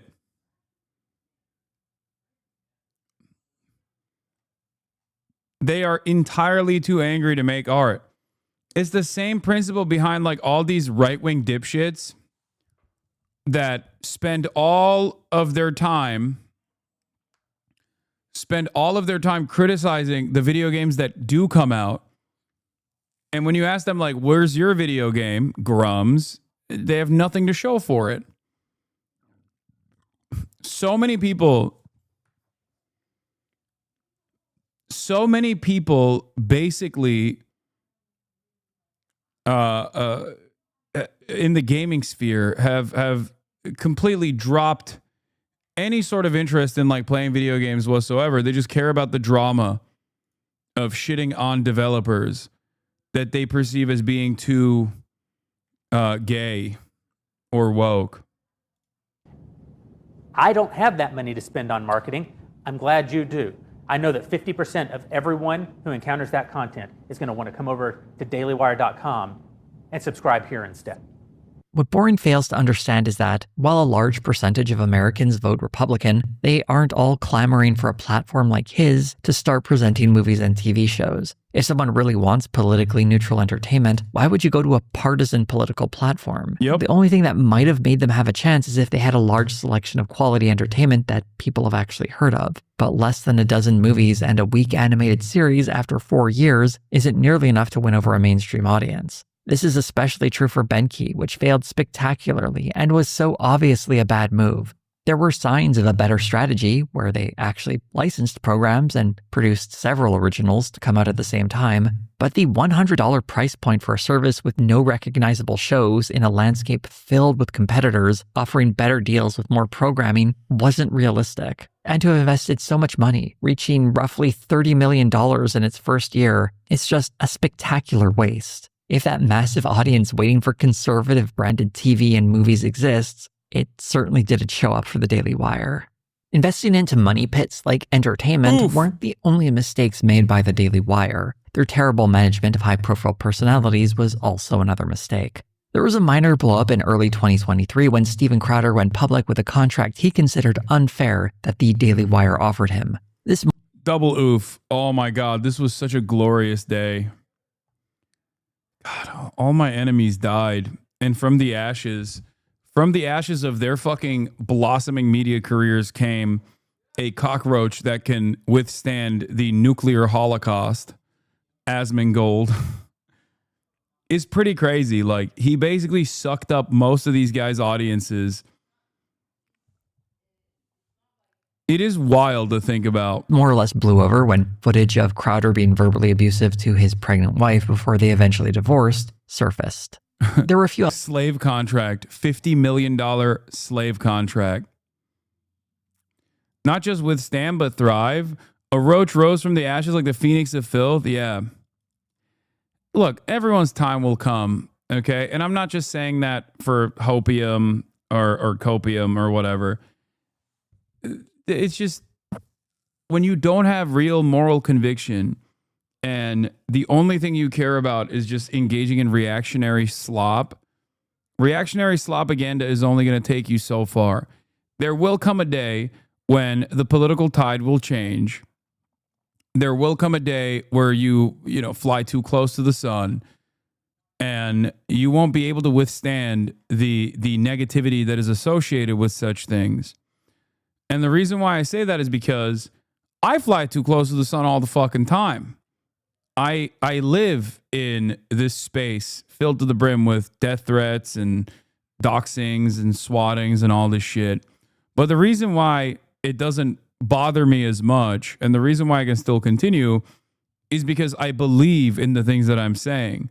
If you don't believe in the things that you're saying, there will be there will inevitably come a day where the things you're saying will no longer be considered fashionable. Like, this is what I mean. Look, there has never been a moment where Asmongold has not surpassed me in viewership. Asmongold has always been one of the largest content creators on this platform. If you noticed, I didn't really give a shit about that at all. As a matter of fact, I've said this. I've said that he is a much larger content creator than me. Right now, however, he's reaching those levels of prominence from conservative commentary. That's why I typed it, because you don't care. Okay, well, it seems like you care more than I do, right? If Asmongold got 100K viewers playing video games, great. I don't give a shit. It's awesome. Asmongold getting that level, and Asmongold getting that level of prominence doing conservative political commentary, however, spells trouble for political discourse and its future in this country. That's it. Because it means that people are looking for even dumber and dumber reactionary slop rather than at least like ideologically minded propaganda that used to come from the likes of Steven Crowder and Ben Shapiro, who would at the very least entertain the conservative think tank talking points that came directly from the American Enterprise Institute or the Heritage Foundation or the Manhattan Institute. That's it. But considering that his viewers are people who fancy themselves to be apolitical,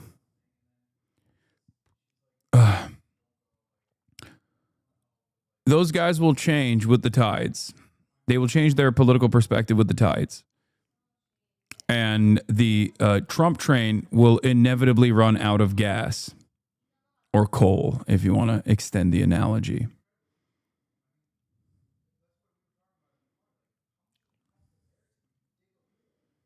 Why do right-wing folk always think the jealousy thing? Same thing when we criticize billionaires, etc., is purely projection. I think it's because their worldview relies on having enemies. Their worldview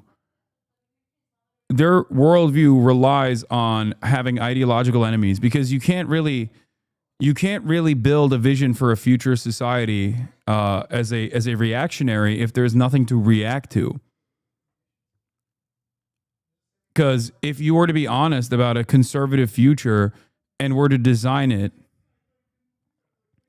if you were to design a conservative future, most other conservatives that are in the margins would go, oh, I don't know if I want to live in that. That seems kind of shitty. Because when expanded to its logical conclusion, a conservative vision of society, a reactionary vision of society, is basically just Israel or Nazi Germany. And most people, understandably, don't want to live in Israel or Nazi Germany. Even conservatives who think that they are in this battle fighting against like progressives or people that have gone too woke, they only join the ranks of conservatives because they think liberals have gotten too out of hand, progressives have gotten too out of hand. They have negatively polarized themselves towards the Democratic Party because they think the Democratic Party is the vision for a leftist future. This is why conservative movements are destined to fail unless there is genuine ideological conviction that's grounding them.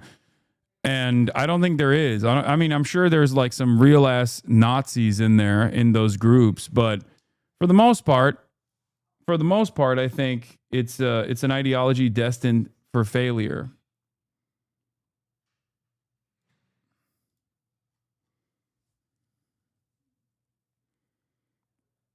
Elements of this feud between Steven Crowder and the Daily Wire I want to highlight, particularly a phone call you recorded. What is this? Ollie ever Kobe Unleashed. Maybe you should have shown some more Houthi music videos. The tide would change faster.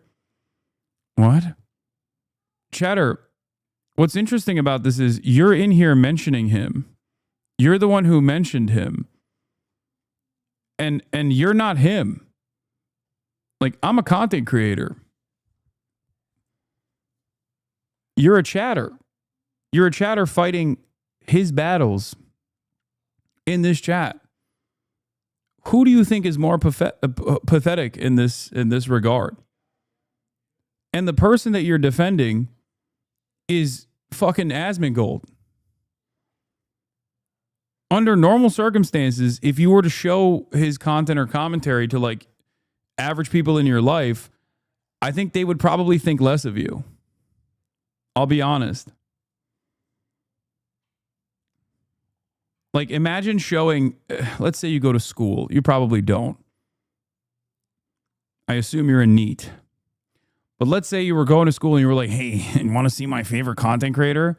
And it's a dude with roaches crawling over him who says insane shit with regular frequency.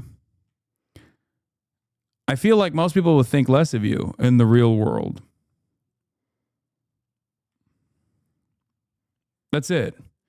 So I find it particularly funny when Asmongold fans will also then come in here to be like, you don't know the things you talk about. Brother, your favorite political commentator is Asmongold. Like, what do you mean? You're not in here for knowledge. You're not invested in the realm of politics for developing a vision of society that you think is going to be one where everybody thrives. The fuck do you mean? Asmongold is successful because he even knows less than Ben Shapiro. Ben Shapiro is biased. He is a propagandist. He lies with regular frequency for a political vision, but at least he has one. Asmon doesn't even have that.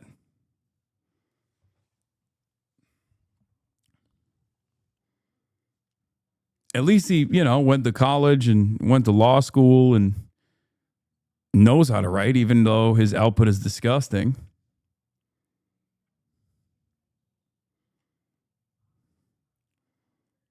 You are not even embarrassed to come into an actual political commentary stream to say that your favorite content creator that you want to defend is Asmongold. That's an automatic disqualifier. Coming in here and saying like, oh, dude, I get my notes from SlopTubers is hilarious. You've already given the game away. You get your notes from a guy who doesn't even believe half the shit that he's saying because he knows that dumb fucks like you will go, oh, yeah, he's based. And then you try to, as soon as the reality sets in, you turn around and say, we're all cogs in a machine. You think we're making a difference. Like you're not being thoughtful when you say this, okay? No one thinks you're brilliant for making this statement. We know that political action takes time, okay? We know that political action takes time. It requires a tremendous undertaking. Okay? It takes decades.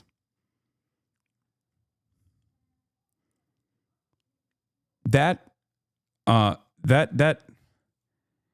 unfortunate reality is what causes people to actually develop nihilistic tendencies and to only cover politics from the framework of drama, only be interested in politics from the framework of drama, a back and forth between a content creator that you've identified as an ideological enemy versus a content creator that you've identified as one on your side. That's it. I appreciate that coming from a SlopTuber who claims to do journalism. That's funny, little bro. Brother, once again, the reason why you feel this way, the reason why you feel the way that you do is because of the communities that you occupy online. You think that these communities actually are worth a damn in the real world, but they're not. That's it. There is a reason why you will consistently be confused over and over again for years to come about how why don't all these other mainstream media outlets actually recognize this person for the fraud that he actually is? Why is it that like journalists and academics keep coming onto this dude's broadcast? This makes no sense. Don't they all see the YouTube videos that I watch? Perhaps, one, that perspective online in the SlopTuber commentary sphere is not convincing to actual adults who are knowledgeable on the issues that I speak on. Or perhaps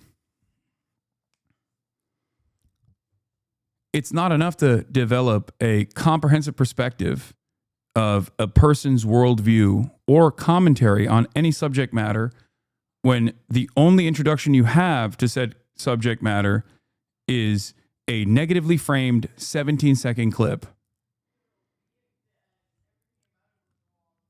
Once you identify this contradiction and internalize it, you will be able to expand your consciousness. Okay? I don't claim to be a journalist. I do, however, sometimes engage in journalism. Okay? I'm a political commentator. I'm a Twitch streamer. But there is a reason why at least respected journalists do consider this community and what I do to be worthwhile.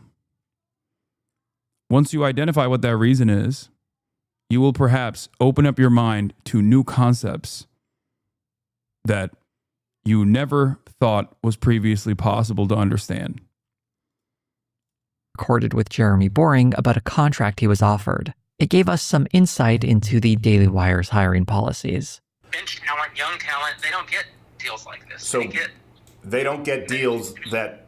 They can be wage slaves for a little bit, come over and make a salary and grow their brand. This is an important bit of information that gives us a sense of how the Daily Wire treats its talent, particularly its new talent, paying them slave wages while their online identity is being built, and then possibly offering them a bigger contract down the line. Steven Crowder's initial offer had a staggering dollar figure of $50 million over 4 years, a fact Crowder didn't share at the time. Far more damaging for the Daily Wire than the Steven Crowder controversy was the departure of Candace Owens. She had joined the platform in 2021 and starred in the program called Candace. In March of 2024, Candace Owens' departure was announced by Jeremy Boring on Twitter. The reason for her departure was never made entirely clear, though many assumed it was her butting heads publicly with Ben Shapiro, particularly over the ongoing genocide in Gaza. This explanation, while logical, has a few confounding facts. Candace Owens' support for the Palestinian people doesn't seem entirely genuine. In fact, in 2019, she tweeted that... Yep. In her defense, supporting terrorists in the Middle East seems to me like to be the next logical step for a party that defends MS-13, demands open borders, and hates Jewish people and babies. Separately, how funny if Trump just deported her.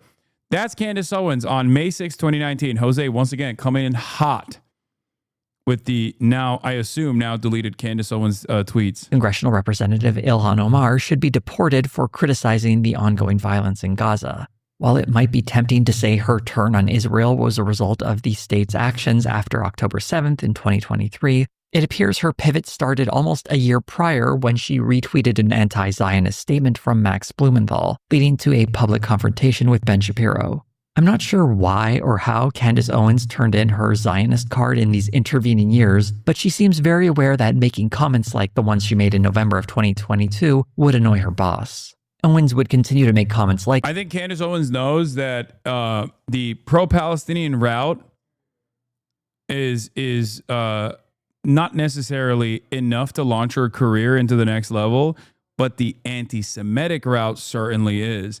The pro-Palestinian route offers him intellectual honesty in the eyes of onlookers that are not familiar with her entire commentary, right? They look at her and they hear, oh, well, she's brave. She's bravely speaking out against something that mainstream media refuses to speak to. But that's simply just a cover for her. It's a cover for her to actually do the things that do make her popular, which is to say anti-Semitic things. And yes, I am saying it. Anti-Semitism is an opportunity for a career nowadays. It didn't used to be, because there was a fucking stranglehold, understandably, on anti-Semitic rhetoric. Well, whenever someone was being anti-Semitic, they would get clapped, they would get banned, okay?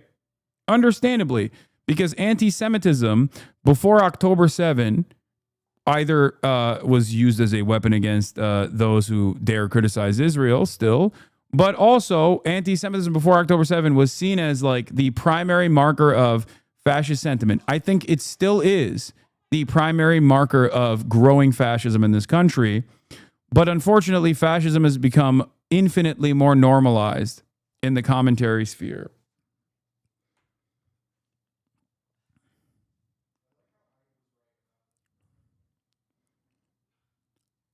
Why would she take the anti-Semitic route? I honestly don't understand why she would do that, because she's an independent careerist.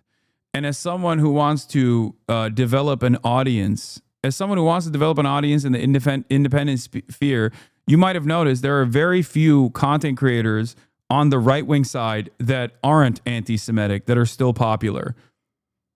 Tim Pool is another great example of this. Tim Pool did not go the anti-Semitism route, but it went the kind of pro-Israel route. And look at his numbers now. Virtually the entirety of the right-wing audiences want someone to, at the very, either A, attack people like myself without actually showing their full perspective on the matter, Asmongold, okay, or even go so far as to, say heinous shit about Muslims all the goddamn time.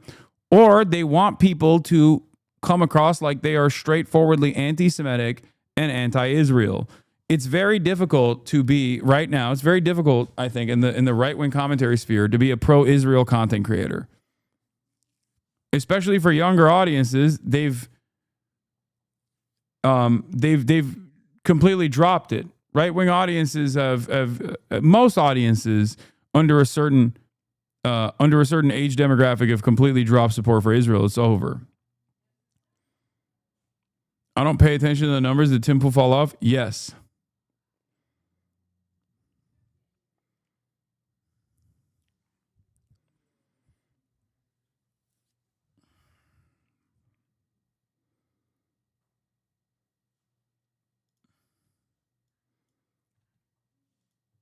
Anyway.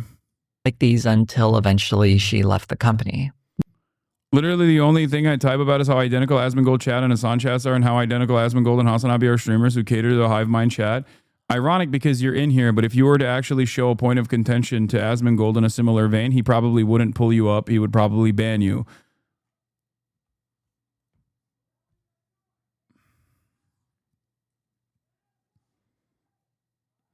So if you're right-wing and don't support Israel, you're anti-Semitic and a fascist? No. Candace Owens is. I wouldn't say every single right-wing person is. There are plenty of right-wing people that don't hate Israel because it's the Jewish nation state. They hate Israel because they see the fucking dead babies and they think that's really fucked up. Or they see the dead babies, they think it's really fucked up, and it's additionally fucked up because it's being paid for with our tax dollars, and they can't stand the arrogance of Benjamin Netanyahu and other pro-Israel accounts or pro-Israeli politicians that come out and actually undermine American civil liberties at the behest of Israel and its objectives, its policy objectives. There are absolutely right-wingers that are agnostic in terms of their analysis of Jews or whatever, but simultaneously fucking don't like what Israel is doing. It's totally understandable, dude. What do you mean? There's only so much death and destruction that the average person can look at and go, yeah, this is fine. This is totally acceptable. This is great.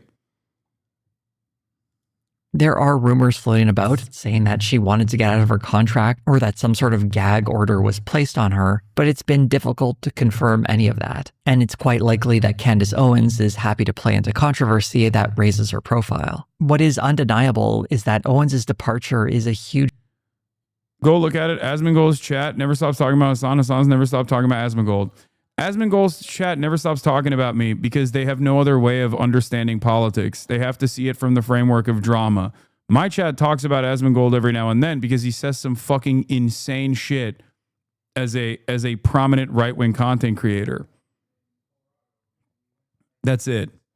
Also, he has Hasan emotes in his fucking chat. I don't have Asmongold emotes unless you think the Roach emote is an Asmongold emote, in which case, that's just a universal one. Like, you're talking about a group of people whose political understanding is like whether or not there's like a black woman lead in a fucking video game. That's not real politics at all. Of course they're going to fucking constantly talk about me. I am the #1 beacon for people who don't I'm the number one beacon for people who don't actually have any like real worldview or moral convictions, but simply hate everything that they consider to be woke and DEI.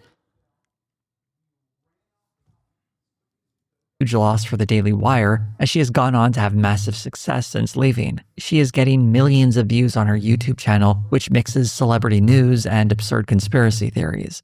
Another talent the Daily Wire lost was Brett Cooper. While Owens was a known commodity before signing with the Daily Wire, Cooper was more or less plucked from obscurity. Some producers at the Daily Wire created the format for her show, and then she was... Yeah, I had the international media talking about me too, but that's not the first time that Asmongold's been talking about me, and that's not the first time that they used my face as a fucking emote in their community chatter.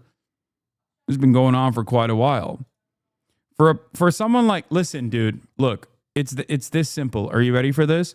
For someone like Asmongold, who presents himself as apolitical or nuanced or a centrist, while also doing right-wing commentary, he can't just come out and fucking repeat American Enterprise Institute talking points, because that's fucking boring. And most of his audience is not invested in that. That's why they analyze Trump from the perspective of content. They're like, oh, he's the content president. He's doing so much content. If you do not have a larger scope of understanding, a framework of understanding that like Trump's actions are probably going to impact you in a harmful way, then you look at it because you feel from your position of privilege, which is not even correct. You're not even privileged in that regard usually, but you feel like these are policy positions that you're sheltered from, and it's simply actually destroying your ideological enemies, the wokes of the world, the DEIs and shit. And that's precisely the reason why you angle your commentary from the framework of constantly being at contest with someone who does care about about being an opposing figure, an ideological enemy to the Trump administration. That's it.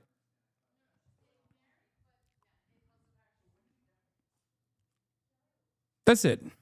That's all it is.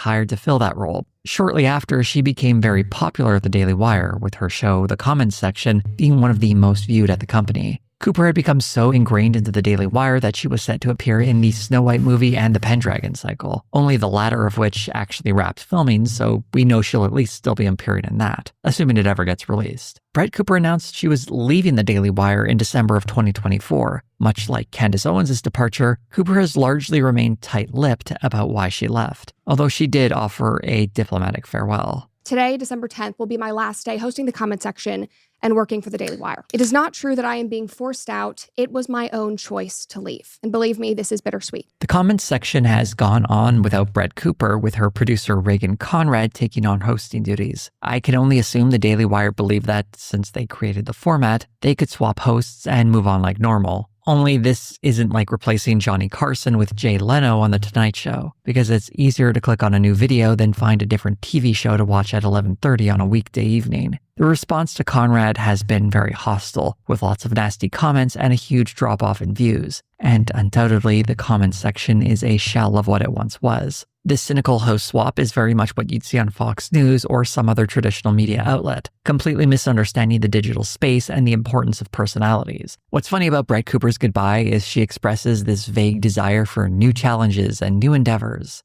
I am ready to take on a new direction, both personally and professionally. This means new challenges and new endeavors, which I will share with you soon. Apparently, this means starting a YouTube channel where she is doing more or less the exact same show, but probably keeping more of the money. Much like Candace Owens, Brett Cooper started her own independent show and is racking up some very impressive numbers, mostly talking about celebrity culture with an embedded right-wing framing. The Daily Wire must look at these numbers and regret their mistake in letting Cooper go. Whatever she might have been asking for, they probably should have paid it. I can't help but think about the contract the Daily Wire offered Steven Crowder, and I wonder if Candace Owens and Brett Cooper noticed it too. Were they not being offered the big $50 million deals? Or did they simply grow frustrated working to build up a company neither of them need? Or perhaps they believed they deserved ownership of the show that is built around their talent. All we can really do is speculate, but the important... They lost two of their major talents, and the last remaining major talent is Matt Walsh. And Matt Walsh is in a unique predicament as well. I think a big part... Number one, they tried to do blue chip, big ticket, big budget Hollywood productions. That's a costly endeavor. You don't have the audience for it. You're not going to be able to get into it because you don't have the talent for it. That ate away at the healthy runway that they had created for themselves, which I speculate they got from big donors by way of subscription revenue, right? Then they lost Brett Cooper, who was a genuine talent, a rising talent, even though she was astroturfed into that position of prominence. It doesn't matter. She legitimately became a talent on her own. Same with Candace Owens. And the last one that they have that remains is Matt Walsh. It's kind of interesting because, like, at least Candace Owens and like Brett Cooper, they do have a decent way of understanding the world of commentary and like slamming their political perspectives into culture issues that people care about, leaning heavily on the algorithm. Whereas Matt Walsh makes his money when Matt Walsh basically makes his money entirely from being a hateful little bigot, like a hateful little monster, right? If Brett is AstroTurf, you're AstroTurf. I don't think you can compare the amount of money spent on Brett Cooper to develop her as a talent at the Daily Wire to the, I mean, no money that was spent on me at TYT. Like, I became a notable figure in political commentary after I left the Young Turks, not before. Whereas her content was basically created partially because they looked deeply into the type of content that I was making, the type of content that was successful in the realm of political commentary, and basically build a fucking set for her to make it seem like she was talking out of her bedroom. Part for the Daily Wire is that two of their major talents leaving meant a big drop in viewing numbers, and quite likely a loss in ad revenue and memberships. Although not as high profile, another failure at the Daily Wire was its publishing line. Launched in You guys are the ones that AstroTurf me, I guess. I'm grassroots in the most honest sense because my primary source of revenue is you. Watchers who subscribe, who don't even need to, but simply choose to subscribe or gift subs. That's the only form of revenue. I don't run any ads. I don't even farm revenue off of my VODs. I let people literally make money on their own if they want to off of my VODs that they will re-upload onto YouTube. I say no to advertising all the time. Part of my commentary already limits the amount of ads that I can get. Okay. Like, that's it. I'm in bed with Big Chatter. Exactly. And Qatar, of course. The glorious nation of Qatar.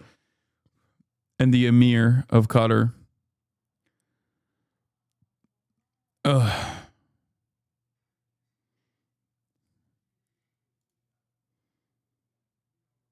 What? Please explain what's a genocide and how is Israel doing it? Yeah, here. There you go. How do I respond? Watch this video. Is Israel doing a genocide? It'll be like I'm responding to you directly, Chatter.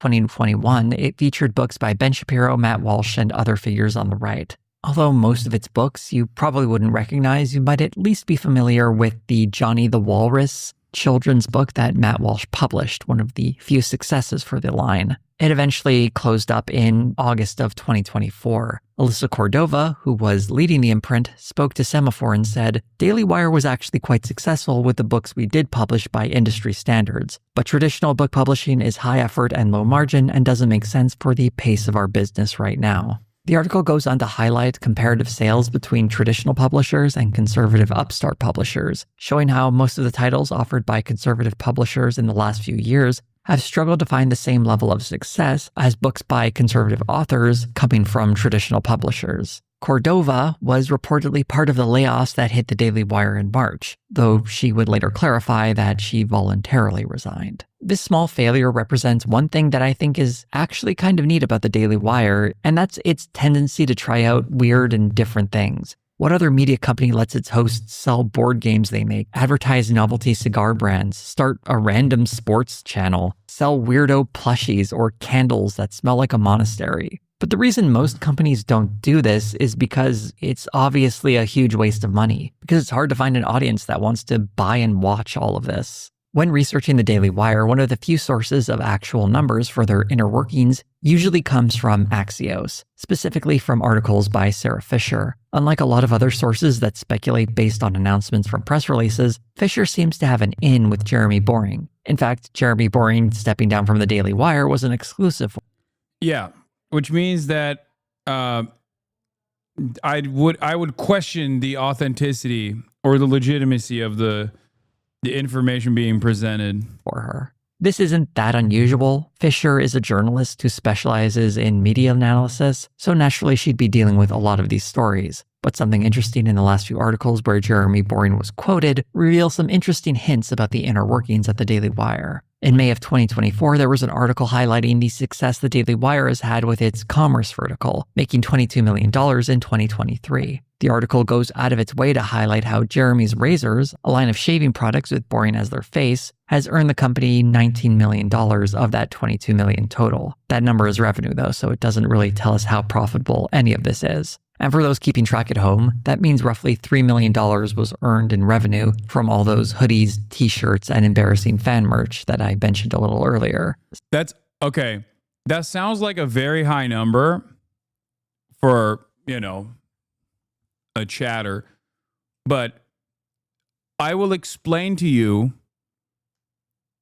I will tell you something. Okay, one, that is minuscule for an entire media company that's also producing stuff on the side, like producing commerce on the side. It is pathetic, okay?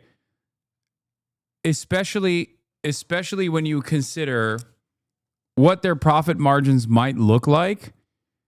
It's impossible for them to be turning profit here. It's virtually impossible. Their overhead is so much more costly.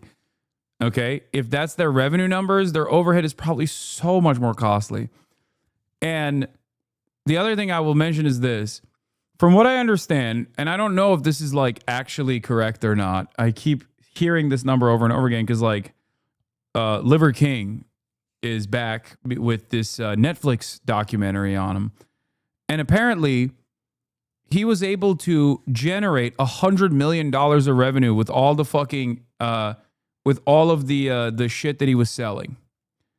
Does that mean he made $100 million pure cash? No, of course not. But that's one guy, and even if his profit margins were like 2% or 3%, he's still, that's $100 million in net revenue, chat. That's just net. That is just the total amount of revenue generated. I suspect that his profit margin was slim, which is a good amount of money for like a much smaller operation. Okay? Or not net, it's gross. Sorry. I can't believe I said net revenue.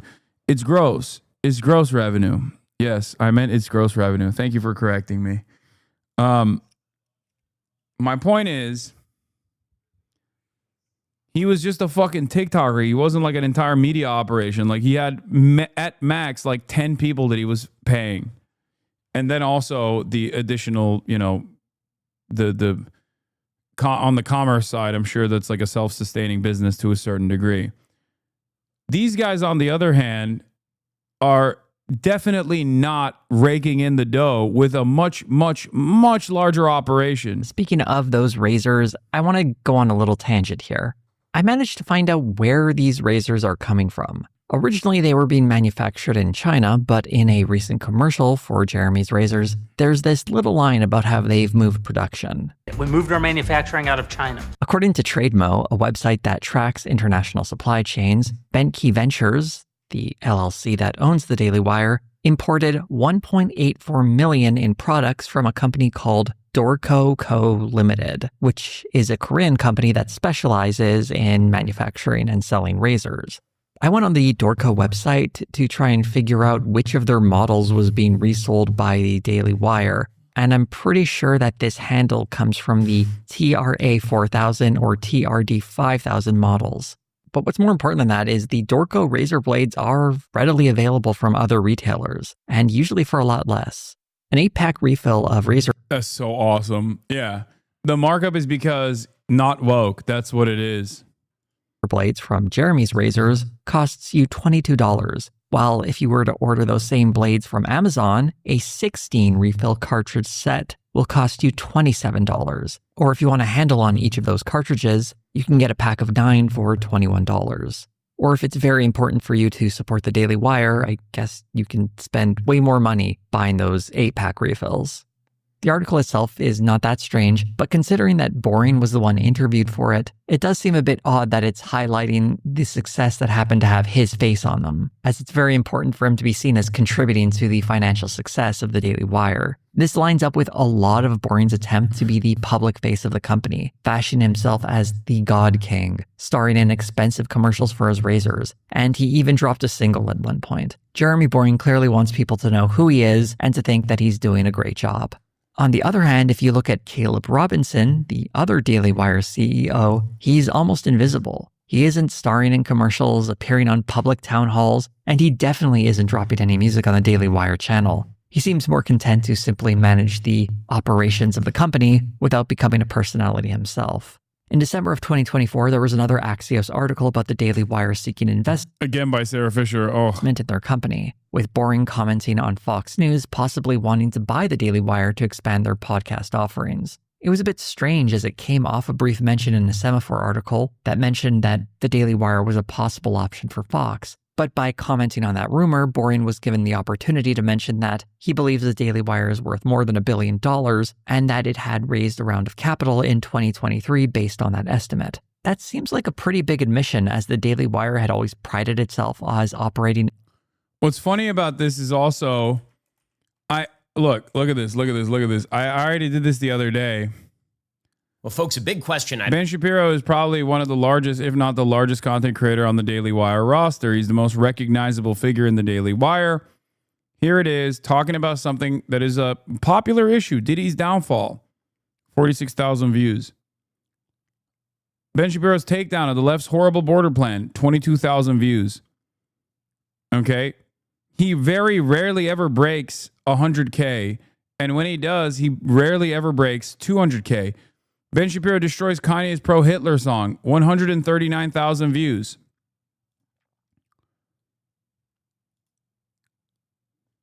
Like, I, on the other hand, I don't have Ben Shapiro's audience. I don't have 7 million subscribers. My coverage of Ben's coverage over the song got more views than Ben's coverage over the song. Matt Walsh is the only large popular content creator that remains on the fucking network. Okay? And only every now and then does he actually pop off, but his overall view counts are still relatively low as well. Now, Ben has 7 million subs. Matt Walsh has 3.2 million subs. Let's take a look at Brett Cooper.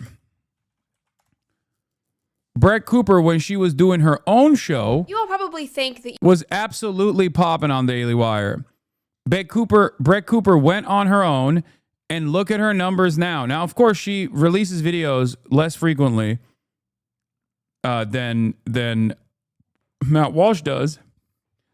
But look at her numbers. 500,000, almost 500,000, more than 500,000. This got, from 2 weeks ago, 1 million views, 1.2 million views. It's all drama. It's all girly pop, but it's girly pop with a nefarious right-wing slant associated with it. And she's able to do that on her own, too. Let's look at Candace Owens now. Candace Owens. 4.2 million, All right, you guys, the 4.2 million subscribers. Candace Owens, shocking, sinister group behind grocery items. 400,000, 400,000, 900,000, 1.6 million, 1.2 million with Ian Carroll from a month ago. These people are raking in. Oh, fuck. You okay? They're raking in the views. Now, what is here? And then last but not least, I'll show you the largest of the right-wing political commentators, Asmongold. Why are these people popping off? Is a question you might ask yourself. Asmongold from 11 hours ago, 500,000. This fucking guy, 700,000. Someone blew up a fertility clinic, 500,000. I was right. 957,000. I don't know what that was about, but I guess it's about me. Ironic because everybody always says you always talk about Asmongold. And look at this. A new race war just started. 900,000 views. It was about the outfit. Wait, really?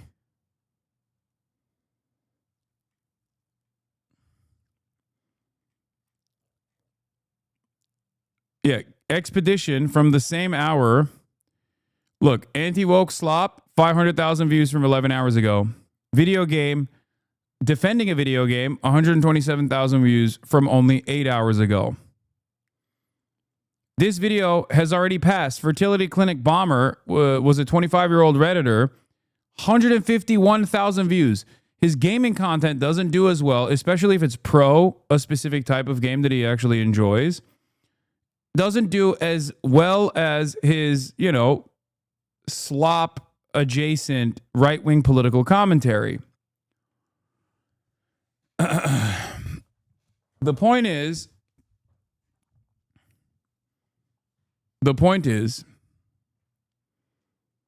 I mean, here, this is 2 hours long. I can't stop playing Expedition. 192,000 views, chatter.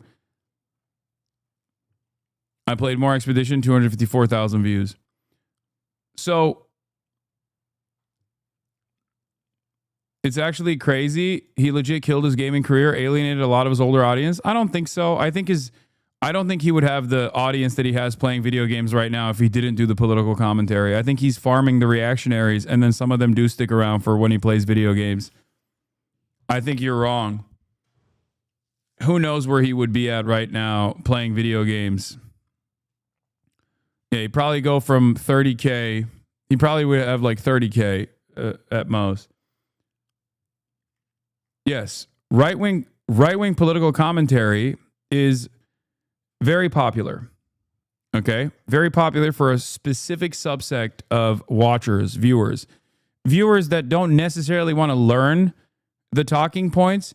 Viewers that don't necessarily care about learning the talking points or even developing a better understanding of politics, but instead simply want to react to politics from the framework of, from the perspective of a guy who also doesn't know too much.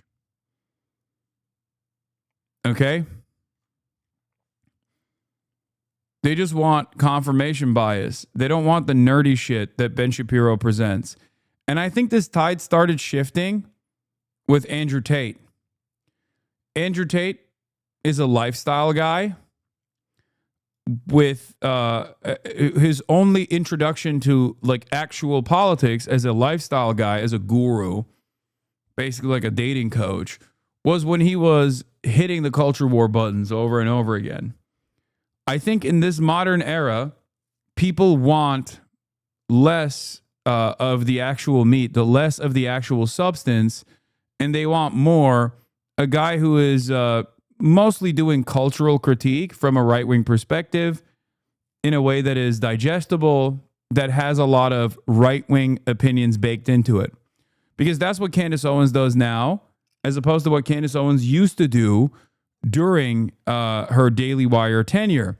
When Candace Owens was at the Daily Wire, I'm willing to bet that her political engagement was far more focused on delivering right-wing talking points. As opposed to now, she basically leans into the culture shit the Diddy case or conspiracy theories, mostly revolving around Jewish people and their tricks. That's usually what she does, because she's anti-Semitic. And for Brett Cooper, it's the same. She doesn't engage in the realm of conspiracy as much, but instead, Brett Cooper will cover, again, girly pop nation shit with a right-wing slant. This is what I think the audience wants. The audience wants someone to simply say, this is common sense and confirmation bias, and that's pretty much it. XQ saw Asman's success and tried to dip his toes in right-wing politics, and his Twitter community ripped him to shreds over it. Yeah, because XQC for years and years objectively was an open-minded person. That's the reason why his community immediately fucking yelled at him.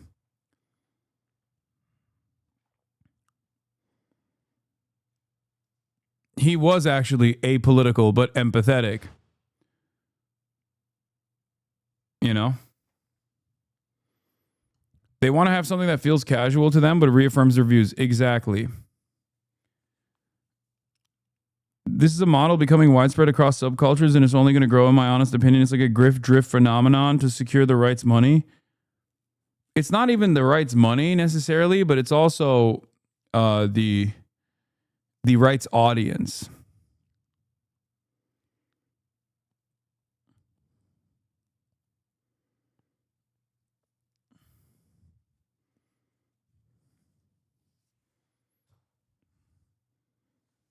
Because there are a lot of people, especially younger audiences, that I think developed resentment to what they assumed was liberal politics, which was represented mostly by not allowing them to go to school and forcing them to wear a mask.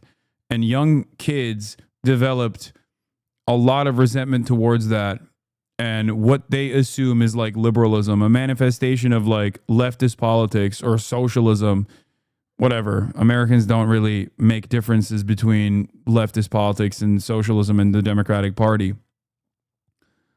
So that's why I think you see this weird convergence of like the annoying Gamergate, sweaty, unwashed losers who didn't actually fucking ever grow up, and also much younger fan bases that despise women, are incels, only learned everything by being online.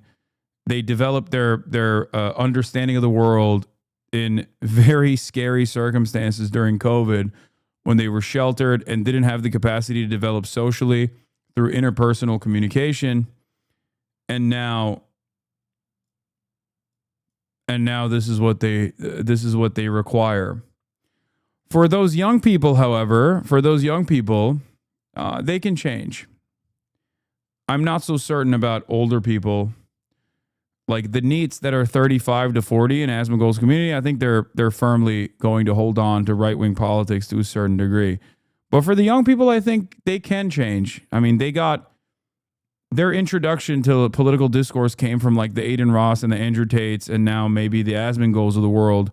But they will most likely grow up, hopefully.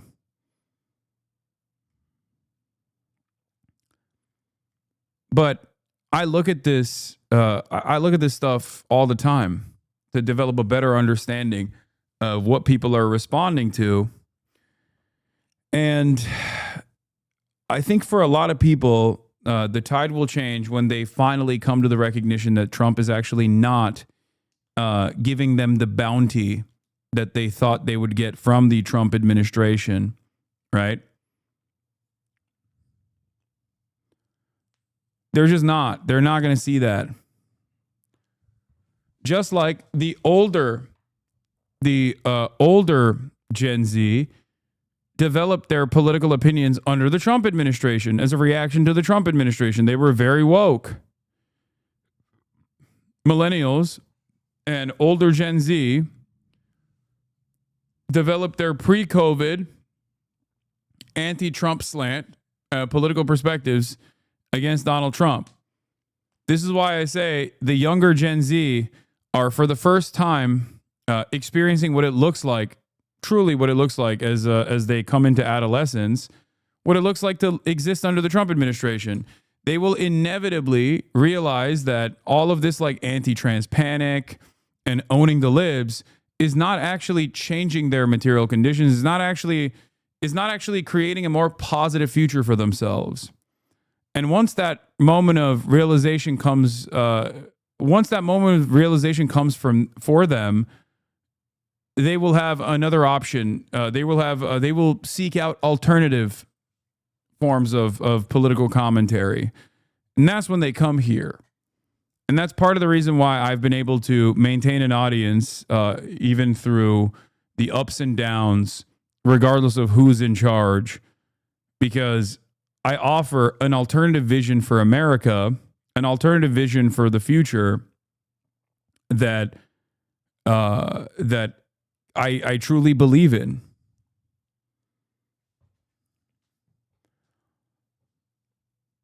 That's why I maintain this optimism.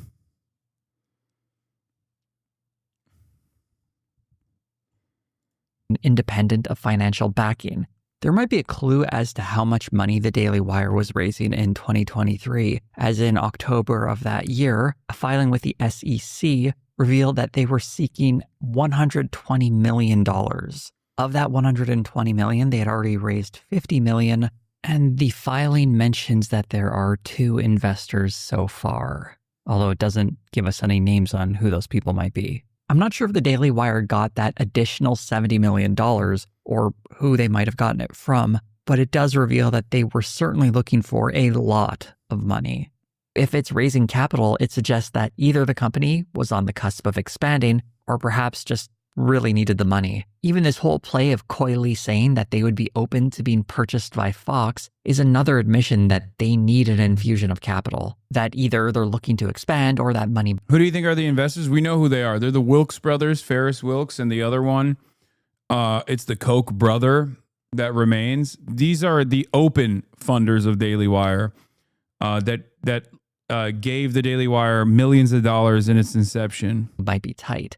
In January of 2025, Jeremy Boring hosted this really strange town hall where he declared victory over trans people after Donald Trump signed an executive order banning certain types of gender-affirming care for minors. Listening to Boring, this is apparently what the Daily Wire had been fighting for years now. This seems like a convenient premise so that Boring can air out a number of grievances. He throws out some wild numbers about how put upon the company has been for its anti-trans stance.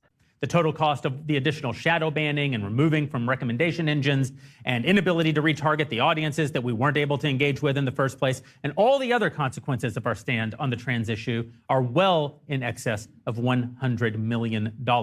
These numbers are impossible to confirm because these are projections heavily based in speculation. It reads, this is what I mean, by the way. Oh, okay, you banned trans people from athletic competitions. Did your life get any better? The answer to that question will never be yes. Go ask this question to your Zoomer friends or your right-wing friends, okay? The ones that fell down the right-wing radicalization rabbit hole. Are we winning? Are you winning? Did your life improve noticeably or dramatically? Do you feel like you have better job prospects? Do you feel like rent is easier to pay now? And the answer is no. Of course it's no. This was a simple distraction, albeit a very harmful one to trans people, which comprise what, 1%? Not even 1% of the entire American population.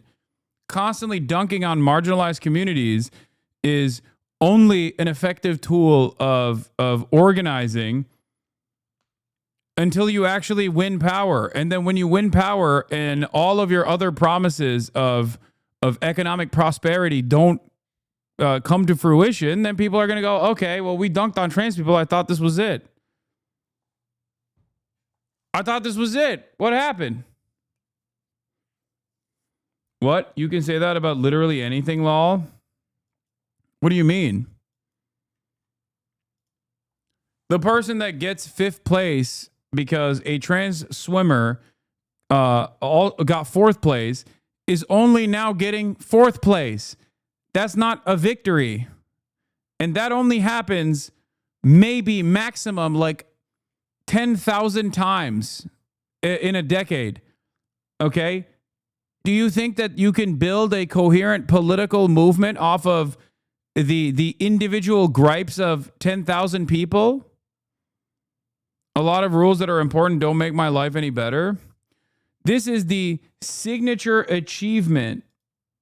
This is the signature achievement or the signature accomplishment that is being hailed as a fantastic accomplishment from one of the largest political movements in the country in political media. Don't you think that that would be, you know, a groundbreaking accomplishment?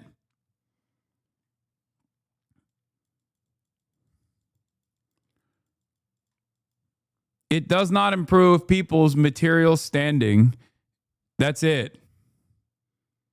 It does not improve your life in any meaningful way because the entire introduction of trans people in sports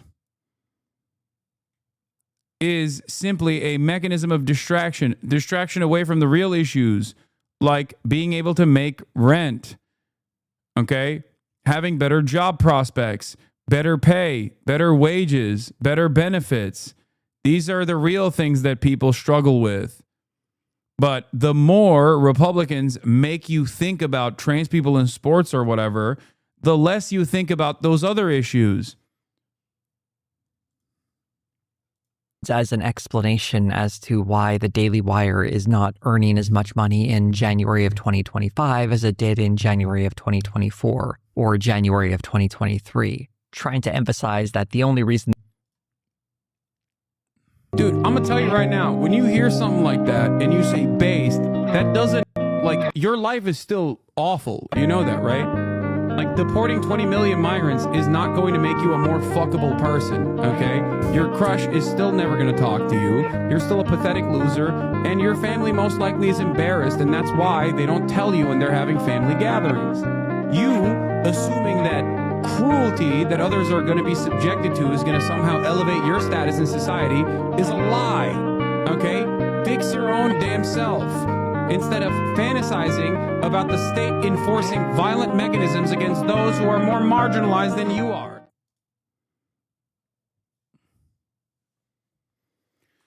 Yep. Dude, I'm going to tell you. Damn, I cooked on this, by the way. I don't even remember this, but fucking time to hit it with a repost.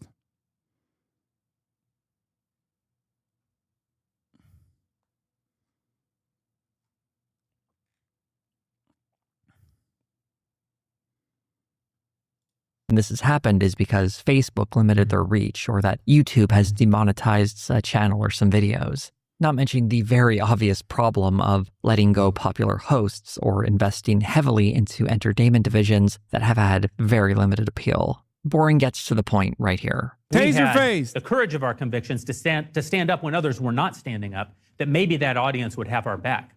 And yes, that did redound to our benefit. Bandit MD, thank you. Not to the price of the hundreds of millions of dollars that we've been denied. This is what this whole town hall was all about. So he could complain that while it's true they make money off of anti-trans media, it's really unfair that they're not making even more money off of that. The ironic thing is, if this topic were less controversial and simply a statement of fact, no one would be paying money to watch a documentary to say something everybody always believes in. The controversy is what made the money to begin with. Pretending like they should be earning more is a misunderstanding of what it means to take a stance on any issue that is contentious. Of course, there's going to be blowback, and if you're not willing to accept that, it doesn't sound like you understand the risks inherent with running a business like that. This whole town hall sounds like a man trying to explain why his company doesn't have any money. And he's trying to emphasize that it isn't because of his bad business decisions, rather, it's because of all the enemies they've made for taking a moral stand. In this case, the moral stand of spreading anti-trans propaganda. It all just comes across as desperate. And the comments below this video are going after Jeremy Boring in a way that's pretty surprising. And it reveals how little faith even the Daily Wire audience has in this guy. About 2 months later, the Daily Wire laid off several staff members and Jeremy Boring resigned. really emphasizing how bad the company was doing financially. In spite of all of this bad news, Ben Shapiro is still insisting that the Daily Wire is in great shape. As somebody who looks at the balance sheet, I can tell you that is certainly not the case. We are healthy, we are growing, we are thriving, and we have extremely big moves that we are looking forward to making this year. What else is he going to say? That his company is in dire straits as executives step down and employees are laid off? Whatever morale there may be at Daily Wire needs to be kept up somehow. I'm not sure it's working though. I looked at the Glassdoor reviews for the Daily Wire in a previous video, and over time, its average score has only gotten worse. For the sake of the employees, I want to read this recent review to emphasize just how poor morale seems to be there. Pros: trauma bonding with your coworkers. Cons: the VP of Member Experience made employees participate in a 9/11 game of hangman during a mandatory meeting. Leadership and HR is completely corrupt. Bad leaders stay in power through blackmail on executives' talent, constantly outsourcing to the Philippines for cheaper labor. This company does not uphold any values that are spoken about on their shows. The only god here is money and power. Advice to management: turnover is high and continues to be high because of the leadership. At what point will you start looking at leadership for the turnover rate? This review came after Jeremy Boring's resignation, by the way. To anyone currently watching this video right now, I hope it doesn't come as a surprise to you that you're doing an unusual thing. My channel, for all its success, is about niche topics that appeal to a limited audience. Although I do fairly well, there are creators who do much better, and even among them, their audience reflects a small fraction compared to the mainstream. To expand beyond that audience would require someone to completely change the sort of videos they make. What the Daily Wire failed to realize is that they have the exact same problem. Their audience is definitely much bigger than mine. That is certainly the truth. Enough to give them money to mess around with and try to make those movies themselves, but ultimately they are still serving a niche. Conservatives who are so politically engaged that they regularly watch Ben Shapiro or Matt Walsh. There are enough people like that to keep a more modest conservative media company afloat, but certainly not enough to create a company that was hoping to one day rival Disney or some other major production company. They were grossly overestimating the power of their reach and how compelling their ideas are. And now it looks like they are in some trouble.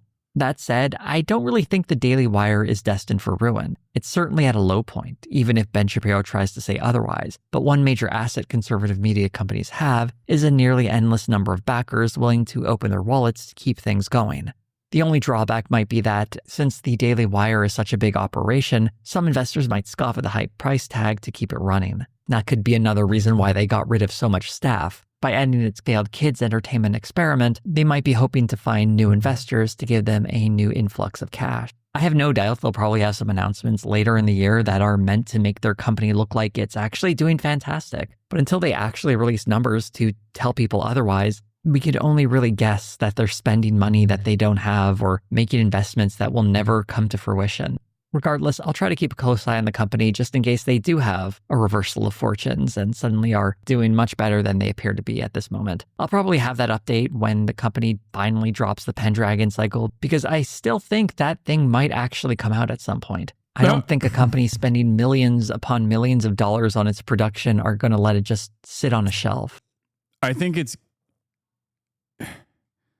Is that Florence Pugh, by the way? If anyone... Am I crazy? No, right? Okay. Am I wrong for thinking that... Am I wrong? She kind of looks like her.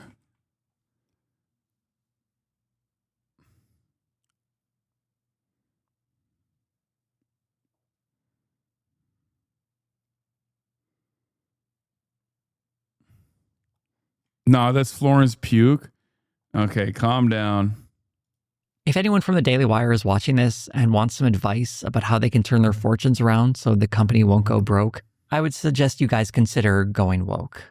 One thing I didn't really mention in this video because it's kind of hard to measure is that a portion of the Daily Wire's audience seems very unhappy with the commentary coming from some of its hosts, specifically Ben Shapiro and his unwavering support of Israel. While it would be nice to say these people simply hate genocide and are pushing back against Ben Shapiro as he gleefully cheers it on, A lot of it seems to be coming from a general anti-Israel sentiment that's based in anti-Semitism rather than any concern for the Palestinian people. As much as that might hurt the Daily Wire, I think its massive investments not offering anywhere near the returns they need them to are probably much more damaging to their bottom line. This video also has a little more speculation than I'm typically comfortable with, but as someone who has been watching this company for years now, as it's simply lit money on fire to create things no one wants, I would point to my earlier videos, specifically the one on Bentkey, where I said that this whole endeavor looks like it's going to lose them a ton of money and is destined for failure.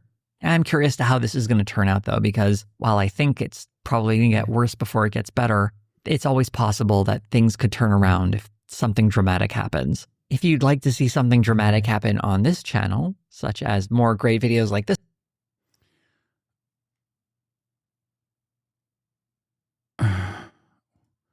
I know you already ate, but I wish I was cooking your second dinner right now. Thank you, Chelsea Rambles. Girl, you're so real for this. Yeah, Alex Noel, one of my strongest soldiers,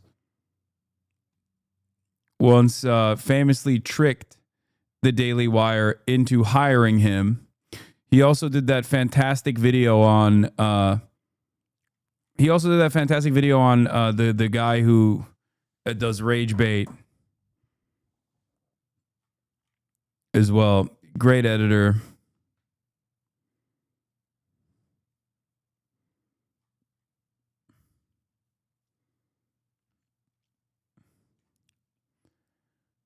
What else we got? We're experts in fascism. We're leaving the U.S. The Yale professors that study fascism are leaving the United States. I mean, look, can I say something here? You got to fight it. Like, what are we doing? Like, what are we doing? Like, I've thought about it. There's like a lot of people that are like, oh, dude, what are you going to do if conditions worsen? And it's like, I don't know, fucking die, I guess. Like, what am I supposed to do? I don't.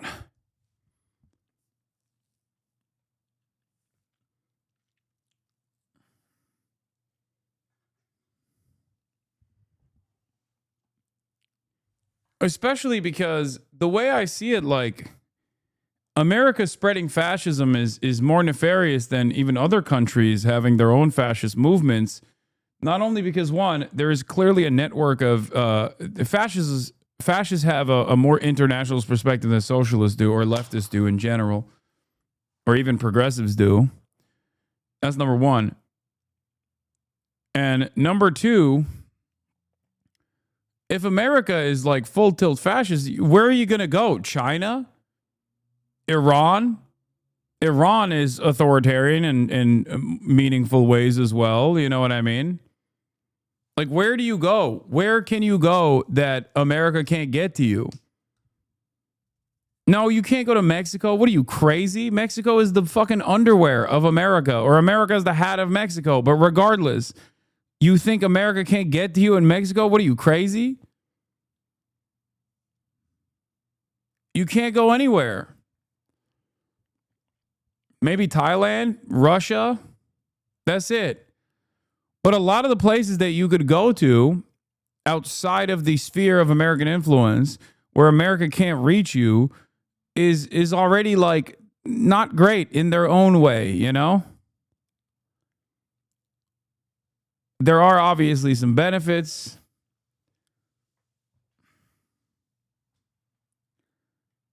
My point is, America goes fascist, we're all fucking cooked. Then you might as well just be fascist at that point if you want to survive. I'm a historian of totalitarianism. I look at fascist rhetoric. I've been thinking about the sources of the worst kinds of history for a quarter of a century. Experts say the constitutional crisis is here now. The Trump administration deporting hundreds of men without a trial. A massive purge at the FBI to make people afraid of speaking out against him.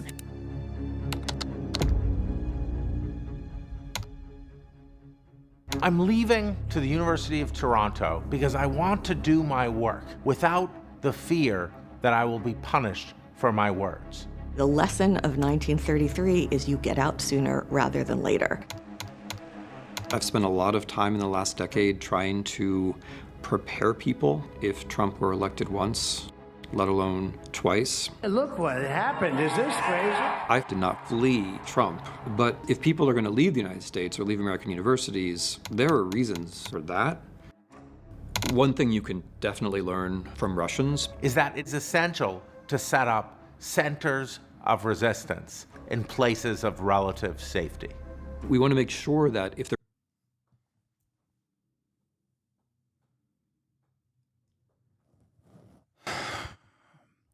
Bro, they're not wrong, okay? Obviously, they're fucking important academics.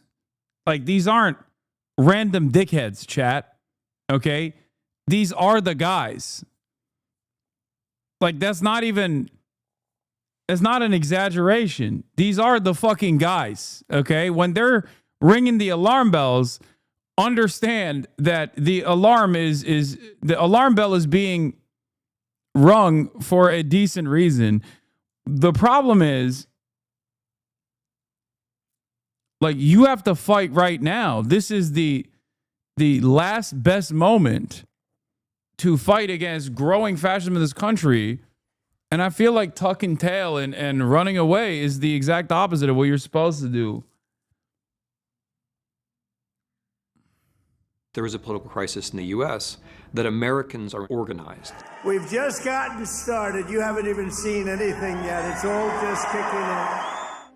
My colleagues and friends, they were walking around and saying, we have checks and balances, so let's inhale, checks and balances, exhale, checks and balances. And I thought, my God, we're like people on the Yeah, fleeing is not the lesson of 1933. I mean, but as academics, who are probably definitely still very much liberal, they learned the wrong lessons there. The German Revolution should have been successful. You know what I mean? Like, the goal should be to, instead of tucking tail and running, is to try and push for a American revolution, and not a bourgeois revolution in the form of the initial American revolution, but like an actual proletarian revolution. Titanic, saying our ship can't sink. We've got the best ship, we've got the strongest ship, we've got the biggest ship, our ship can't sink. And what you know as a historian is that there is no such thing as a ship that can't sink. The golden age of America has only just begun. America has long had an exceptionalist narrative. Fascism can happen elsewhere, but not here. But talking about American exceptionalism is basically a way to get people to fall into line. If you think that there's this thing out there called America, and it's exceptional, that means that you don't have to do anything. Whatever is happening, it must be freedom. And so then what your definition of freedom is just gets narrowed and narrowed and narrowed and narrowed, and soon you're using the word freedom, but what you're talking about is authoritarianism. Toni Morrison warned us. The descent into a final solution is not a jump. It's one step, and then another, and then another. We are seeing those steps accelerated right now. There are some words, in Russian in particular, that I feel help us to understand what's happening in the United States, because we now have those phenomena. Произвол. It's the idea that the powers that be can do anything they want to you, and you have no recourse. This not knowing who is next creates a state of paralysis in society. The Tufts student whose visa was removed because she co-authored an article in the Tufts student newspaper. I thought, what? Tim Miller, host of the Bulwark podcast, says, leaving America right now is pretty stupid unless A, you have family member without full legal status you were trying to protect, or B, just like the other country better and would have moved anyway. The husband and wife fascism experts from Yale had already left in August 2024 for a comfortable sabbatical in Toronto and were planning on staying even if Kamala had won the election, so the entire premise of their little New York Times spectacle was bullshit. I mean, I think the message that they're presenting is not incorrect, for the record. I think that they're right. It's a message that I agree with, which is that fascism in America is here. We are down to our ankles in the waters of fascism, and we're slowly sinking, soon to be up to our waist in the waters of fascism. Straight up. And it is upon us to try to build a decent enough coalition, a coalition of the willing, to try and fight back against it. Because I feel like before you know it, you're fucking balls deep and then neck deep.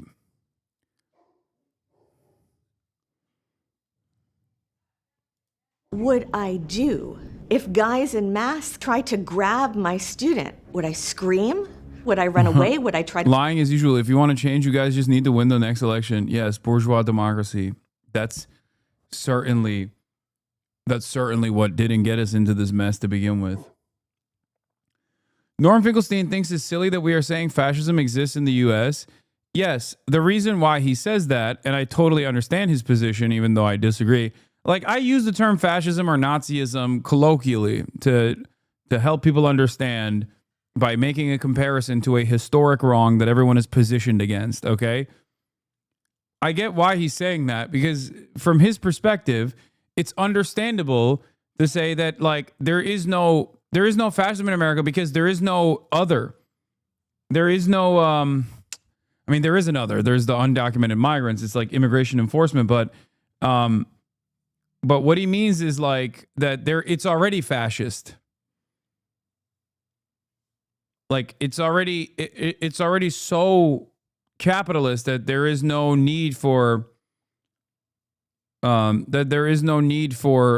kind of like fascist movement to present itself as an alternative to like a real socialist left.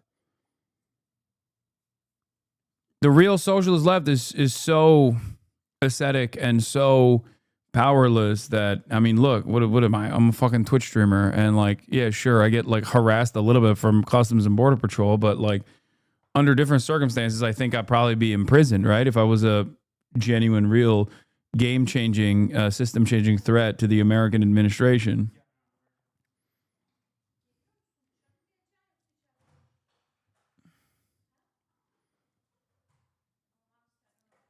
Having said that,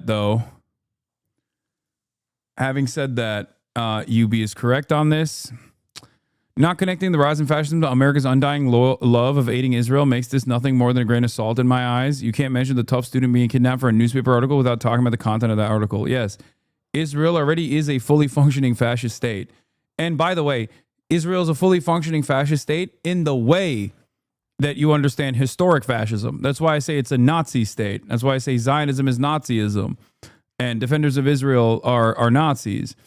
And America wants that here. They want to have the same censorship regime here. They want to have the same like arresting dissidents attitude, like the legal structure that Israel has here. Israel, however, has a permanent other, and that permanent other is the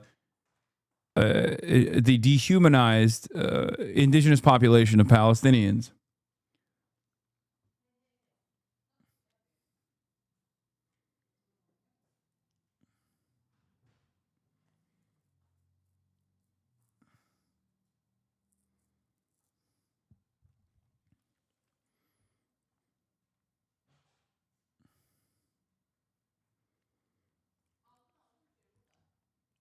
Are you saying that he's describing is the logical outcome of fascism, that we already reached the end state of the ideology as a nation in the USA? I think he's saying that it's American fascism does not reflect historic fascist movements. And I, to a certain degree, I understand that because fascism still also requires a little bit of reading or at least like some ideological conviction. And American fascists don't have that. They're just like pure reactionary in every sense of the word. They're not necessarily aligned with like the organizational principles of a fascist movement. They don't even have like we try to make believe that there's like similar structures of the brown shirts, for example, but like the most you get is like the 1%ers or a bunch of like Heil Titler fatties that get together and do camp on the weekends as they experiment with their sexuality for the first time ever inside of tents. Like that's all they got, you know? We're too invested in burger, too comfortable. Just like living conditions have not worsened to a degree where there's like radical revolutionary socialist politics that is rising from the ashes, there's not really a lot of like, there isn't really a coherent, cohesive fascist movement in this country. You understand that you're talking complete bullshit, but you enjoy pushing the propaganda. You mean bullshit fear mongering. That is not what he means. What does he mean?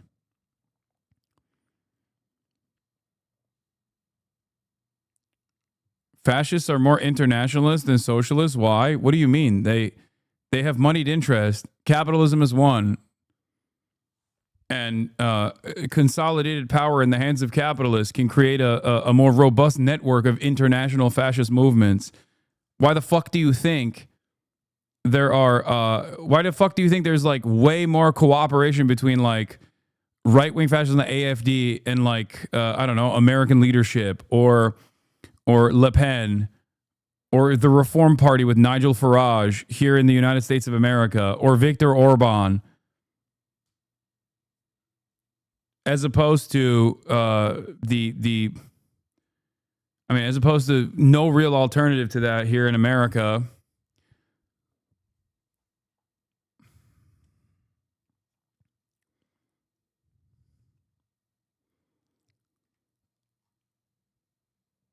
I can't watch the stream for 5 minutes without being mad. Bullshit. All right, let's hear what the intellectual... What is the end goal of American fascism? More of just the same. American dominance around the globe. That's it.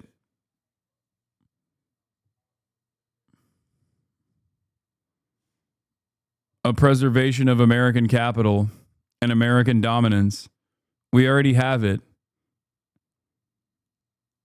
The fear that it might go away at the global stage is what is guiding American leadership to become more hands-on. This is not a Asman watcher. Come on, guys. Not every single dissenter in my chat is an Asman Gold fan. Are you kidding me? You have to be able to make a difference between slop tuber enjoyers and a guy who has read too much and is fucking annoying in the chat.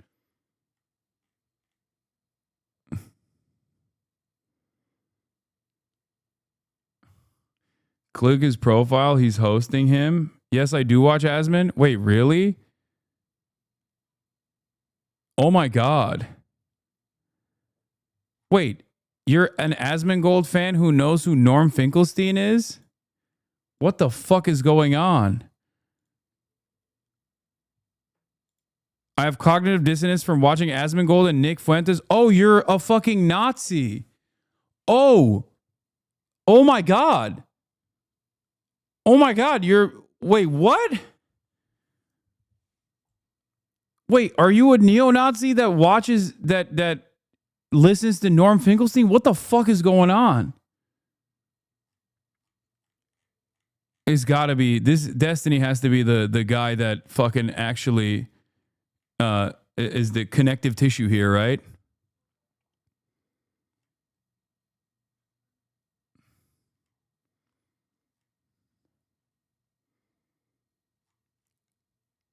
Like, because this person is, maybe I judged too fast. He went, what is BDS in 2021? Look at this fucking asshole going from learning about boycott, divestments, and sanctions for me in 2021 to fucking turning into an absolute fucking freak. You guys are not appreciative of the fucking information that you learn from me, okay? You have to be a little bit more respectful. If I can look back in your chat logs and you know, find out that I taught you something as fundamental as boycott, divestment, and sanctions, not even just for Israel, but for apartheid South Africa as well. You can't be coming back in here and be like, I got brain broken by a guy who fucking has roaches living on top of him. Okay? That's crazy.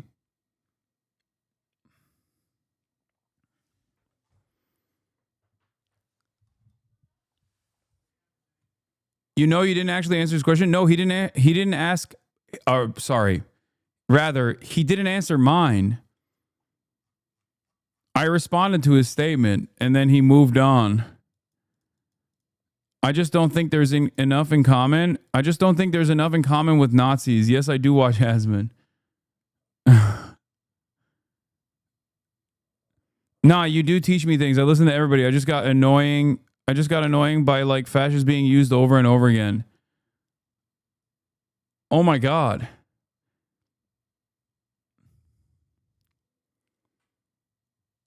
Nazi or not, he's wrong. Norm Finkelstein was on Chris Hedges just weeks ago talking about fascism in America and how it's worse than ever because liberals destroyed the American left. The quote from the other chatter is more than a year old.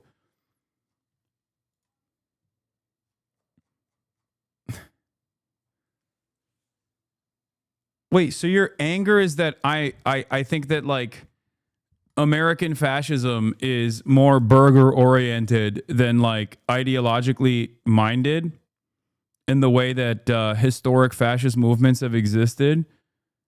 Because that's my position. Or is your only interest in this conversation to actually, you know, annoy me and to, in your mind, secure a victory that way? Because I'm saying that a political movement that ran on deporting 20 million people, that actively is working to declare people non-citizens, that very clearly has a white nativist immigration agenda, as evidenced by the fact that they're falsely claiming that there's a white genocide happening in South Africa and are trying to introduce white migration patterns into the country while simultaneously trying to deport 20 million migrants with no real reason for why that deportation must happen, by the way, which is going to be not only politically but economically incredibly costly. No other reason other than some kind of like failed eugenicist approach, while simultaneously undermining at least some of the good parts of the American Constitution, like the First Amendment or even due process. You think all of those markers are not indicative of a fascist movement? All of those markers are not indicative of a fascist movement. Israel is fascist, and America is turning into fucking Israel. You hate Israel, which is now making me a little suspicious because you said you got cognitive dissonance from watching Nick Fuentes. So I don't even understand. Nah, you do teach me things. What was the question again? The only way universities are being censored is by talking about Israel. The only thing I really don't like about Trump is supporting Israel. Wait, so you're an Asmongold fan who watches Nick Fuentes. You're an Asmongold fan who watches Nick Fuentes, and you like Donald Trump. You don't think deporting 20 million migrants is indicative of fascism, and you just don't like that Israel is a point of contention, and defense of Israel is the big issue for you.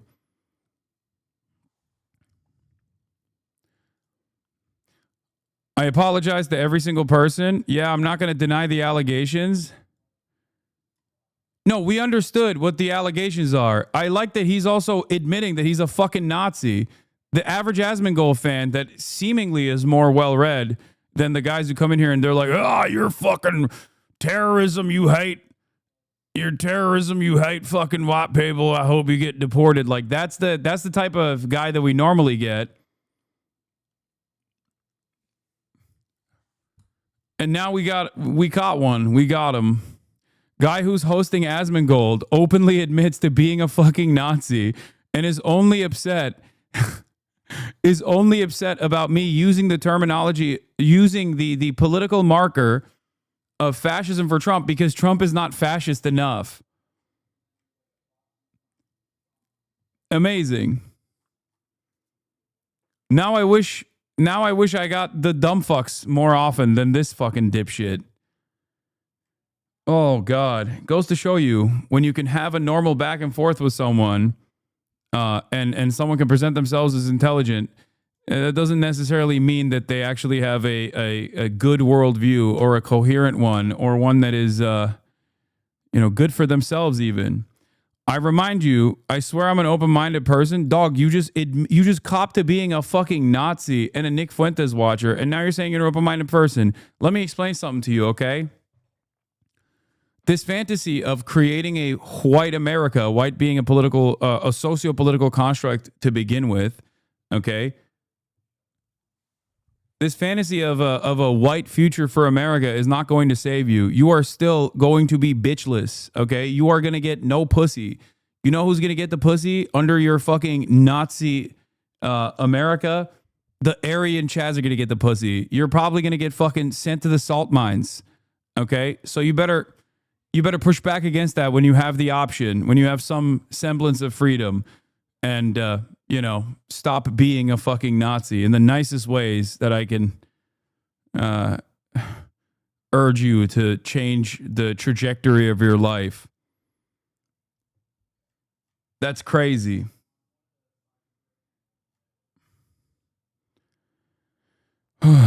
No, this person is, guys, he's not incoherent. His ideology is unfortunately coherent. It's stupid. It's racist. It's dangerous, but it is coherent.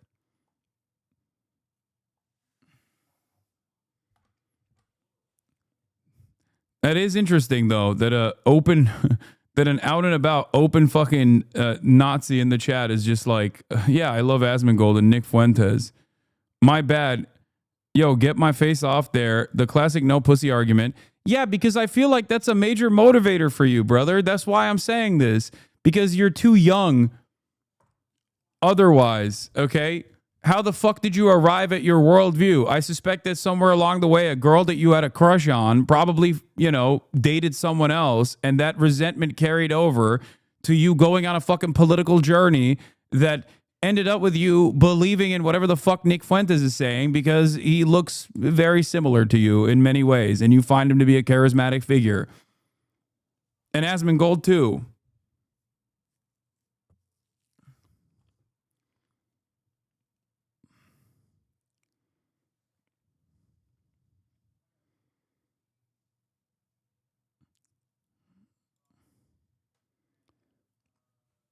Jesus Christ.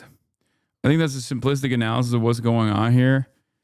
No, it goes back to what I was saying already about the fucking the Burger Reich ideology. It's not that simple. It's not overly simplistic. Americans are overly simplistic, especially because their living standards as a firm member of the labor aristocracy in the heart of the imperial core is too sweet for them to develop enough political resentment and enough ideological conviction to fucking become out and about neo-Nazis elsewhere. They literally arrive at these conclusions for incredibly silly reasons, which is why I work actively to try and shake them out of this stupor that they found themselves in.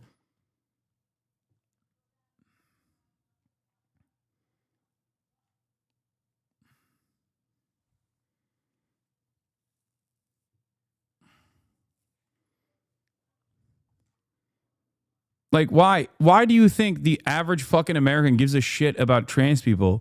You think it's because they have a direct relationship with a trans person? Do you think a trans person was their immediate supervisor in their place of work? Do you think a trans person was a landlord and they develop resentment? No, it's because someone recognized that these were unstable and angry people and were fearful people, and they were able to capture that attention and capture that anger and resentment born out of their material circumstances and redirect that attention to fucking trans people. Okay? That's it.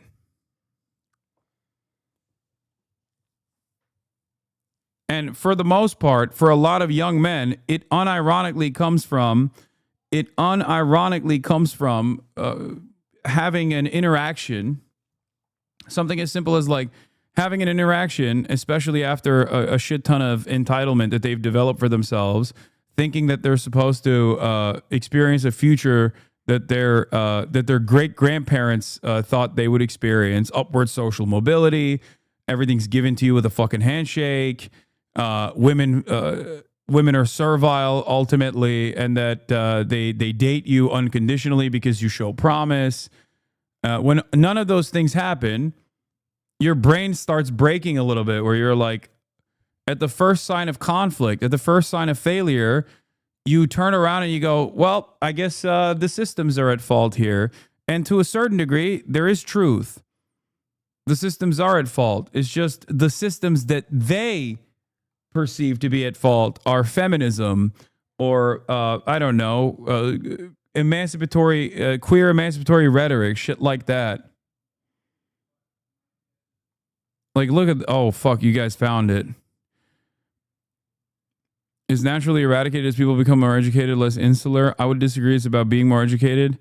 Nature versus nurture is a real debate, but the more we learn about genetics, the more points go in favor of nature. Dog, considering that we just saw your fucking profile picture, I wouldn't be running around with this nature versus nurture, genetics determine your destiny attitude.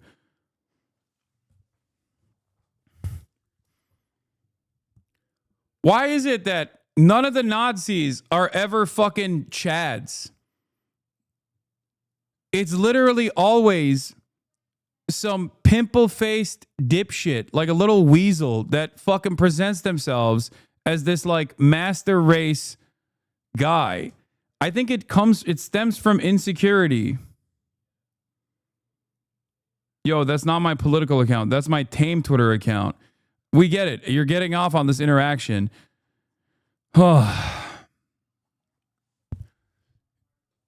It's born out of insecurity, chatters. That's where this comes from. It's the insecurity of what you thought was your destiny not matching what your current living circumstances look like. Okay?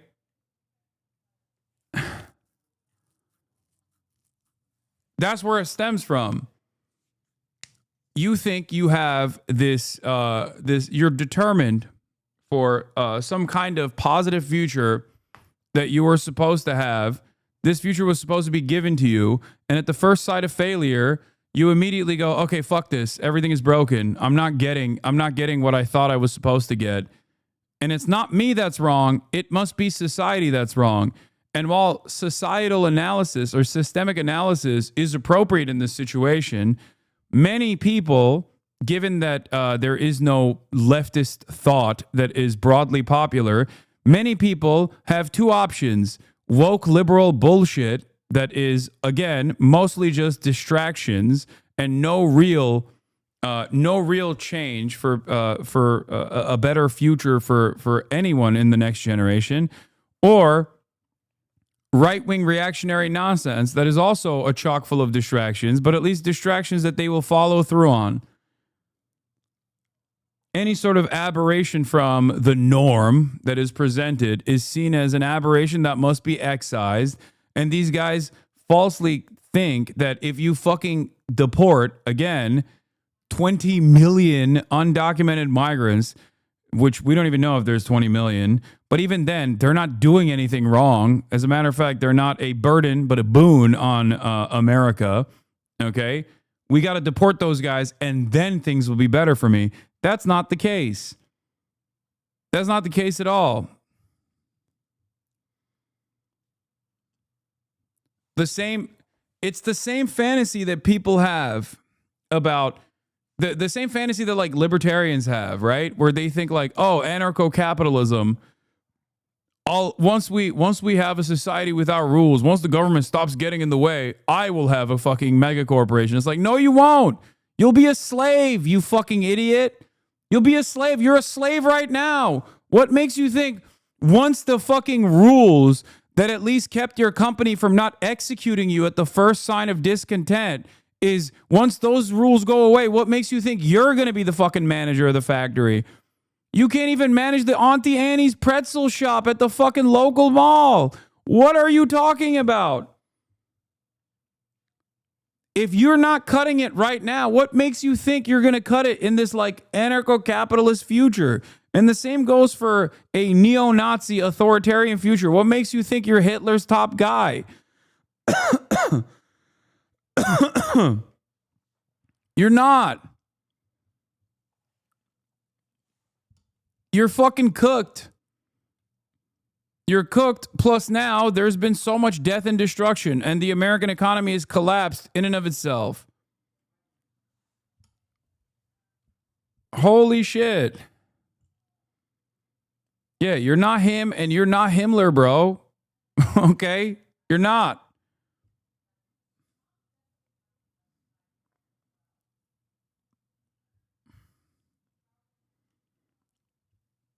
It's so weird. That's why I never understand it. Like the shit that I advocate for out here, at least in the short term, is good for you because you're not a fucking billionaire. You're not a fucking multimillionaire and in charge of a multi-billion-dollar corporation. Everything that I advocate for is good for your class right now as it stands. And if you don't have the understanding, if you don't even have the self-interest right now, what the fuck makes you think you're going to survive in any other form of governance? You're not. You're cut. You're cooked. You're already advocating for the gods under this structure. You're not going to be a god in the next one. You're just a peasant in this situation. You're going to be a peasant in even worse material circumstances in the next structure. That's it.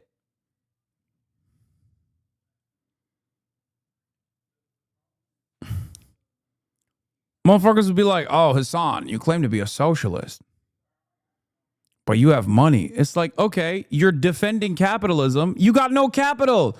Show me the deed to the fucking factory and then we'll talk. Show me the motherfucking deed to a factory, okay? What capital do you own? Nothing. The only thing you have to your name is a busted down 1994 hand-me-down Honda Civic that your brother fucked in. You can't even get pussy in that goddamn car. And you're over here talking about fucking capitalism. We must defend it.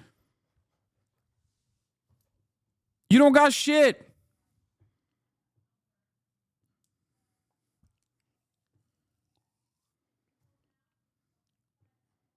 It's so funny for someone working a regular 9 to 5 to be like, no, dude, one day I'm going to be rich and then those poors better fucking look out. It's like, it's not happening for you, bro. It's not. It's not going to happen for you. It's not happening for you right now.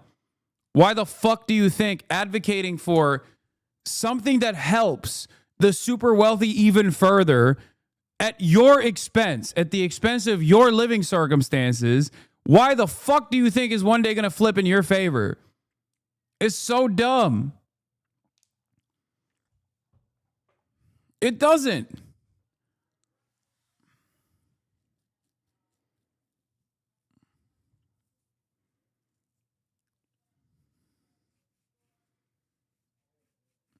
Please stop. I'm a leftist, but I can't get laid and you're hurting my feelings. Shut up.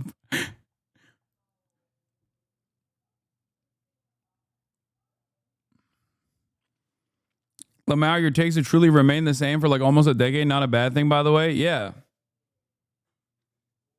It is the same. And it probably will remain the same because the societal ails are, the societal problems are the same. They're not changing. And the dumb motherfuckers who defend these unjustifiable systems still have the same stupid ass talking points. Okay. So yeah, my takes haven't changed either.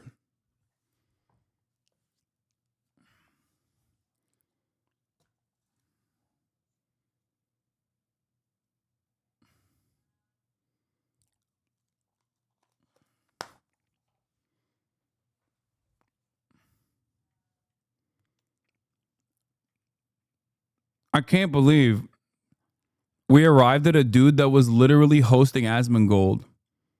who just openly was like, yeah, I love Nick Fuentes and Asmongold. I mean, I can believe it. It is definitely the profile of a type of person that I suspect exists in the Asmongold community. But it's so funny that he's in here trying to keep up and is unashamed about his utterly immoral worldview. But even then, he's in here because he's like, well, you do fucking rip into Israel as opposed to Asmongold, who doesn't. Yeah, bro, I hate Israel because Israel is the fucking politics that you want here in America, dumbass. It's a fascist country. I don't care if it's a fascist country for Jews. Okay? I don't care. It doesn't make a difference for me at all, okay? You do, because you're like, oh, why does Israel get to do fascism but for Jews? Like, you're like jealous. Israel gets to do fascism. Why can't I have an ethno-state for white people? It's like, do you think that's going to be do you think that that's going to be good? Do you think that's going to be cool and nice to you? It's not fair.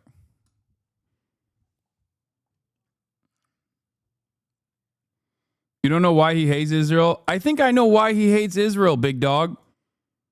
Pretty sure he revealed that when he said he watches Nicholas Fuentes. Okay?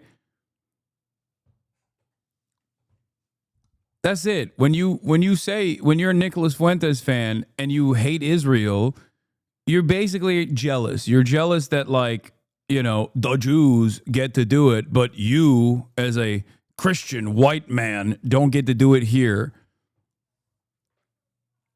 The very same reasons why I hate Nick Fuentes and his politics is the same reason why I fucking hate Israel. Like, it's literally the same shit. Just because the people doing it are from a different ethnic or religious background does not change the dynamic of fascism. An ethno-supremacist, exterminationist ideology that is the guiding motivator for this nation state.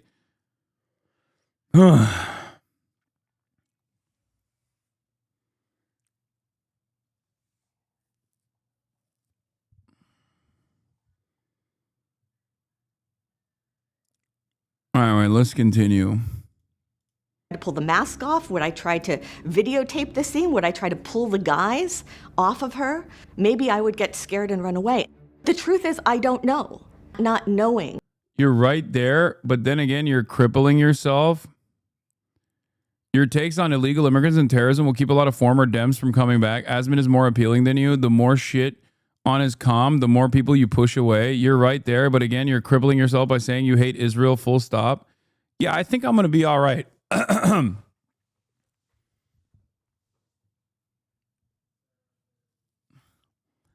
This guy's like, hey, man, do you want to actually have a larger audience? You need to stop talking about the humanity of illegal immigrants. You need to stop talking about the humanity of militant resistance against unjustifiable things such as genocide. And you need to also stop saying that the country that is an apartheid state doing a genocide is fucking full of shit and awful. Yeah, dude, let me moderate my position so I can just undermine my worldview. Actually, let me just fucking become a grifter. That's what you want.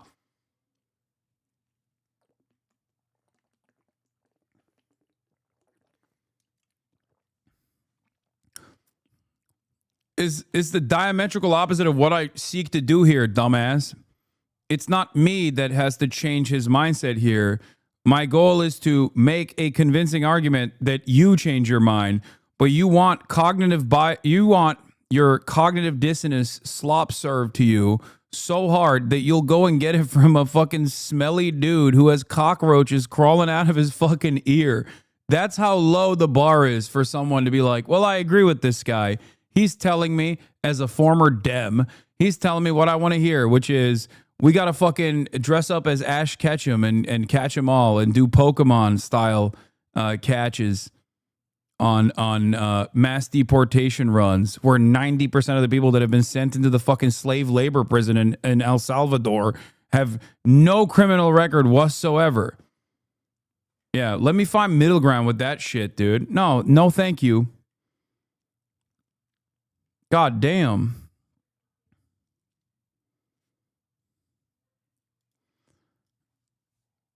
You saying you hate Israel is like saying someone hates Palestine because of Hamas, and there are the personal attacks. Well, there you go then. We know how this will turn out.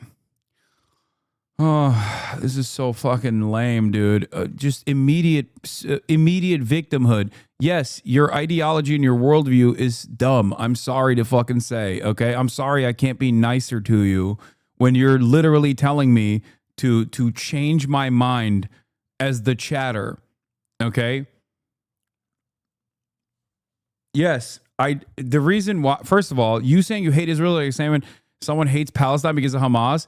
Yeah, welcome to the fucking real world, dumbass. Everybody fucking says that, okay? They do. And even if you were to have that opinion, okay? Even if you were to have that opinion, you have to understand something here. One side is the wronged party. The other side is the party doing the wrong. Israel is the party that is doing the wrong. Israel is the settler colonial enterprise. Israel is the much more powerful military force in the region. Israel is the one that has an apartheid state. Israel is the one that has nukes. So yeah, I don't give a fuck if you say, oh, I hate all of Palestine because of Hamas. Welcome to the fucking real world. That's like what half of the honest Zionists say anyway, but it doesn't even fucking matter. Okay?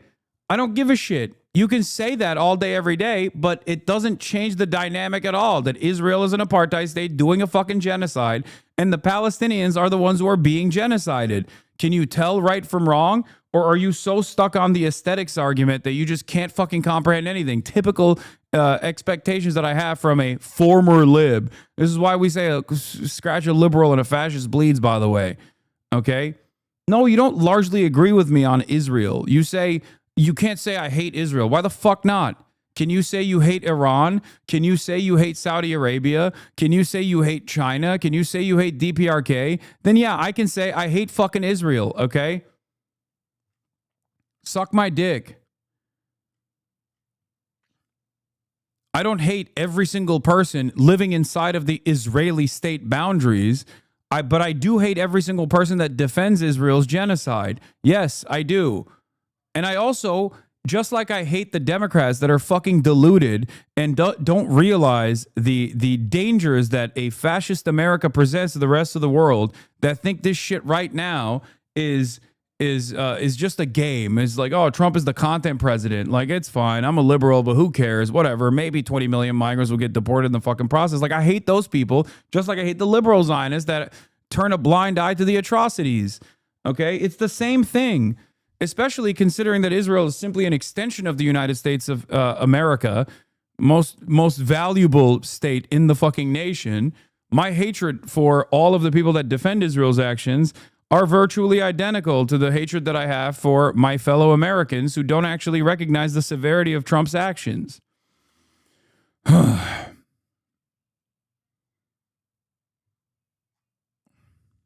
That's it. Terrified me. It's a deliberate act of terror. It's not necessary. It's just being done to create a spirit of us and them. Продажность. It's a word in Russian for corruption, but it's larger than corruption. It refers to a kind of existential state in which not only everything but everyone can be bought or sold. Critics are calling this a quid pro quo deal between Adams and President Trump. Committed to buying and owning Gaza. He made $2.5 billion today, and he made $900 million. There's an expression in Polish. I found myself at the very bottom, and then I heard knocking from below. In Russian, that gets abbreviated to there is no bottom. We cannot allow a handful of communists. It's so funny that like our analysis of authoritarianism it entirely revolves around Russia. Like our top like fascism understanders constantly point to a regime that at least in its inception eviscerated historic fascism, the USSR. But their understanding of fascism does not come from like the anti-fascist movements within the USSR, but instead basically the state bureaucracy that unfolded and how that was actually similar to fascism. Radical left judges to obstruct the enforcement of our laws. What starts to matter is not what is concealed, but what has been normalized. There's no limit to the depravity. President Trump did not rule out the possibility of a third term. And the sadism. The White House released this video titled ASMR, Illegal Alien Deportation Flight. And the cruelty that we are watching now play out in real time. This facility is one of the tools in our toolkit that we will use. You have to continually ask yourself the question, is this okay? Notice how every single person that they're pointing to pretty much is American legal permanent residents, at least, that they're pointing to are all because they criticize Israel in some capacity. Much to think about.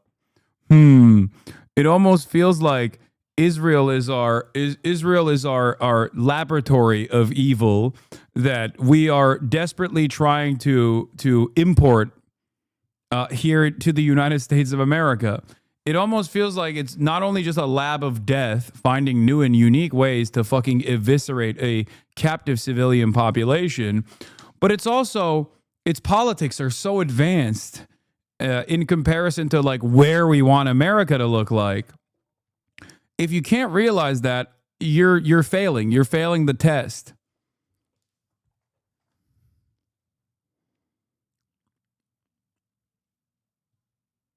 You know? Simping much? You think being asked and let go of the airport, but people who were in prison for nothing in the USSR were fine? Wait, what? What? Did I say that? At any point, did I say that? No, I didn't. You just made that up on your own. Do you feel like it's a solid argument to present, just one that I didn't make, because you can't address the argument that I am making, which is that there's a tremendous amount of literature from the USSR or from the Russian Revolution that you could point to, or even other revolutionary figures that have written extensively about the growth of fascism and how fascist movements grow. But Western liberal academics only focus on authoritarianism from the framework of like Stalin or the USSR. I feel like this is a problem in and of itself. This doesn't mean that the USSR did not have horrible governance practices or was run by a paranoid man, okay? It's just that there's plenty of other Russian literature that you can focus on, considering that even that very same leader of the USSR, Stalin, was the great annihilator of fucking Nazis.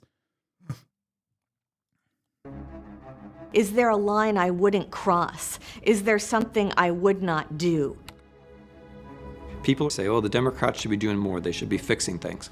But if you want the Democrats to do things, you have to create the platform for them. You have to create the spectacle, the pageantry, the positive energy, the physical place where they can come to you. Poland recently went through a shift towards authoritarianism. Unlike in Russia, unlike in Hungary, the media remained a place in Poland where you could criticize the regime. And as a result, democracy returned. The moral of Poland is that our democratic institutions, the media, the university, and the courts are essential. You know you're living in a fascist society when you're constantly going over in your head the reasons why you're safe. What we want is a country where none of us have to feel that way.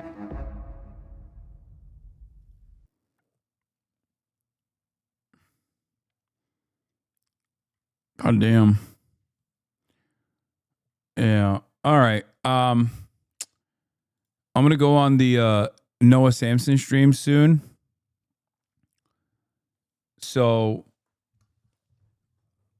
for that reason, I gotta end at 7 hours and 30 minutes.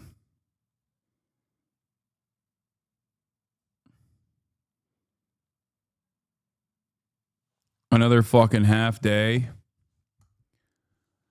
Love you guys.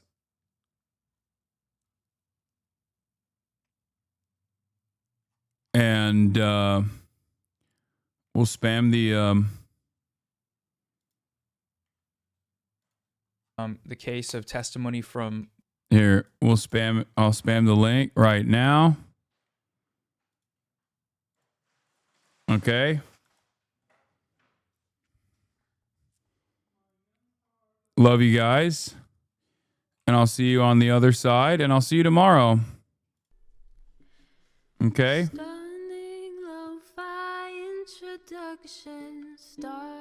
Not even 8 hours, dude. Another fucking half day in the books. I'm a fraud for saying that I stream for 8 hours.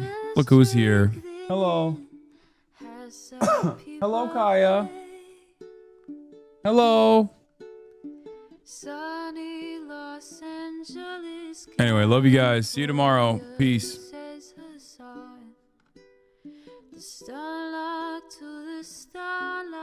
To the topic just begun.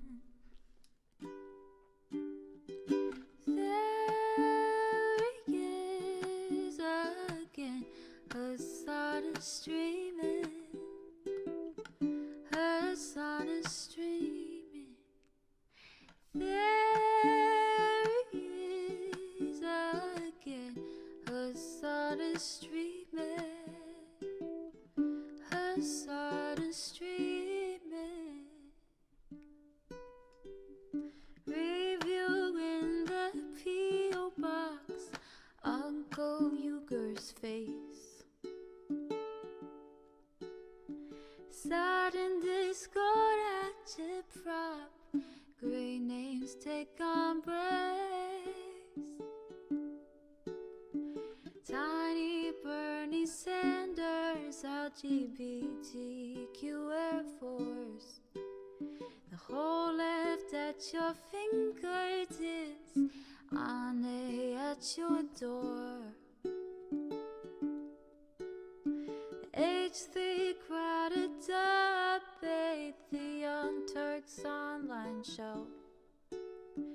3 full fucking years of this, plenty more to go. 90-day fiance talks of champagne bourgeoisie.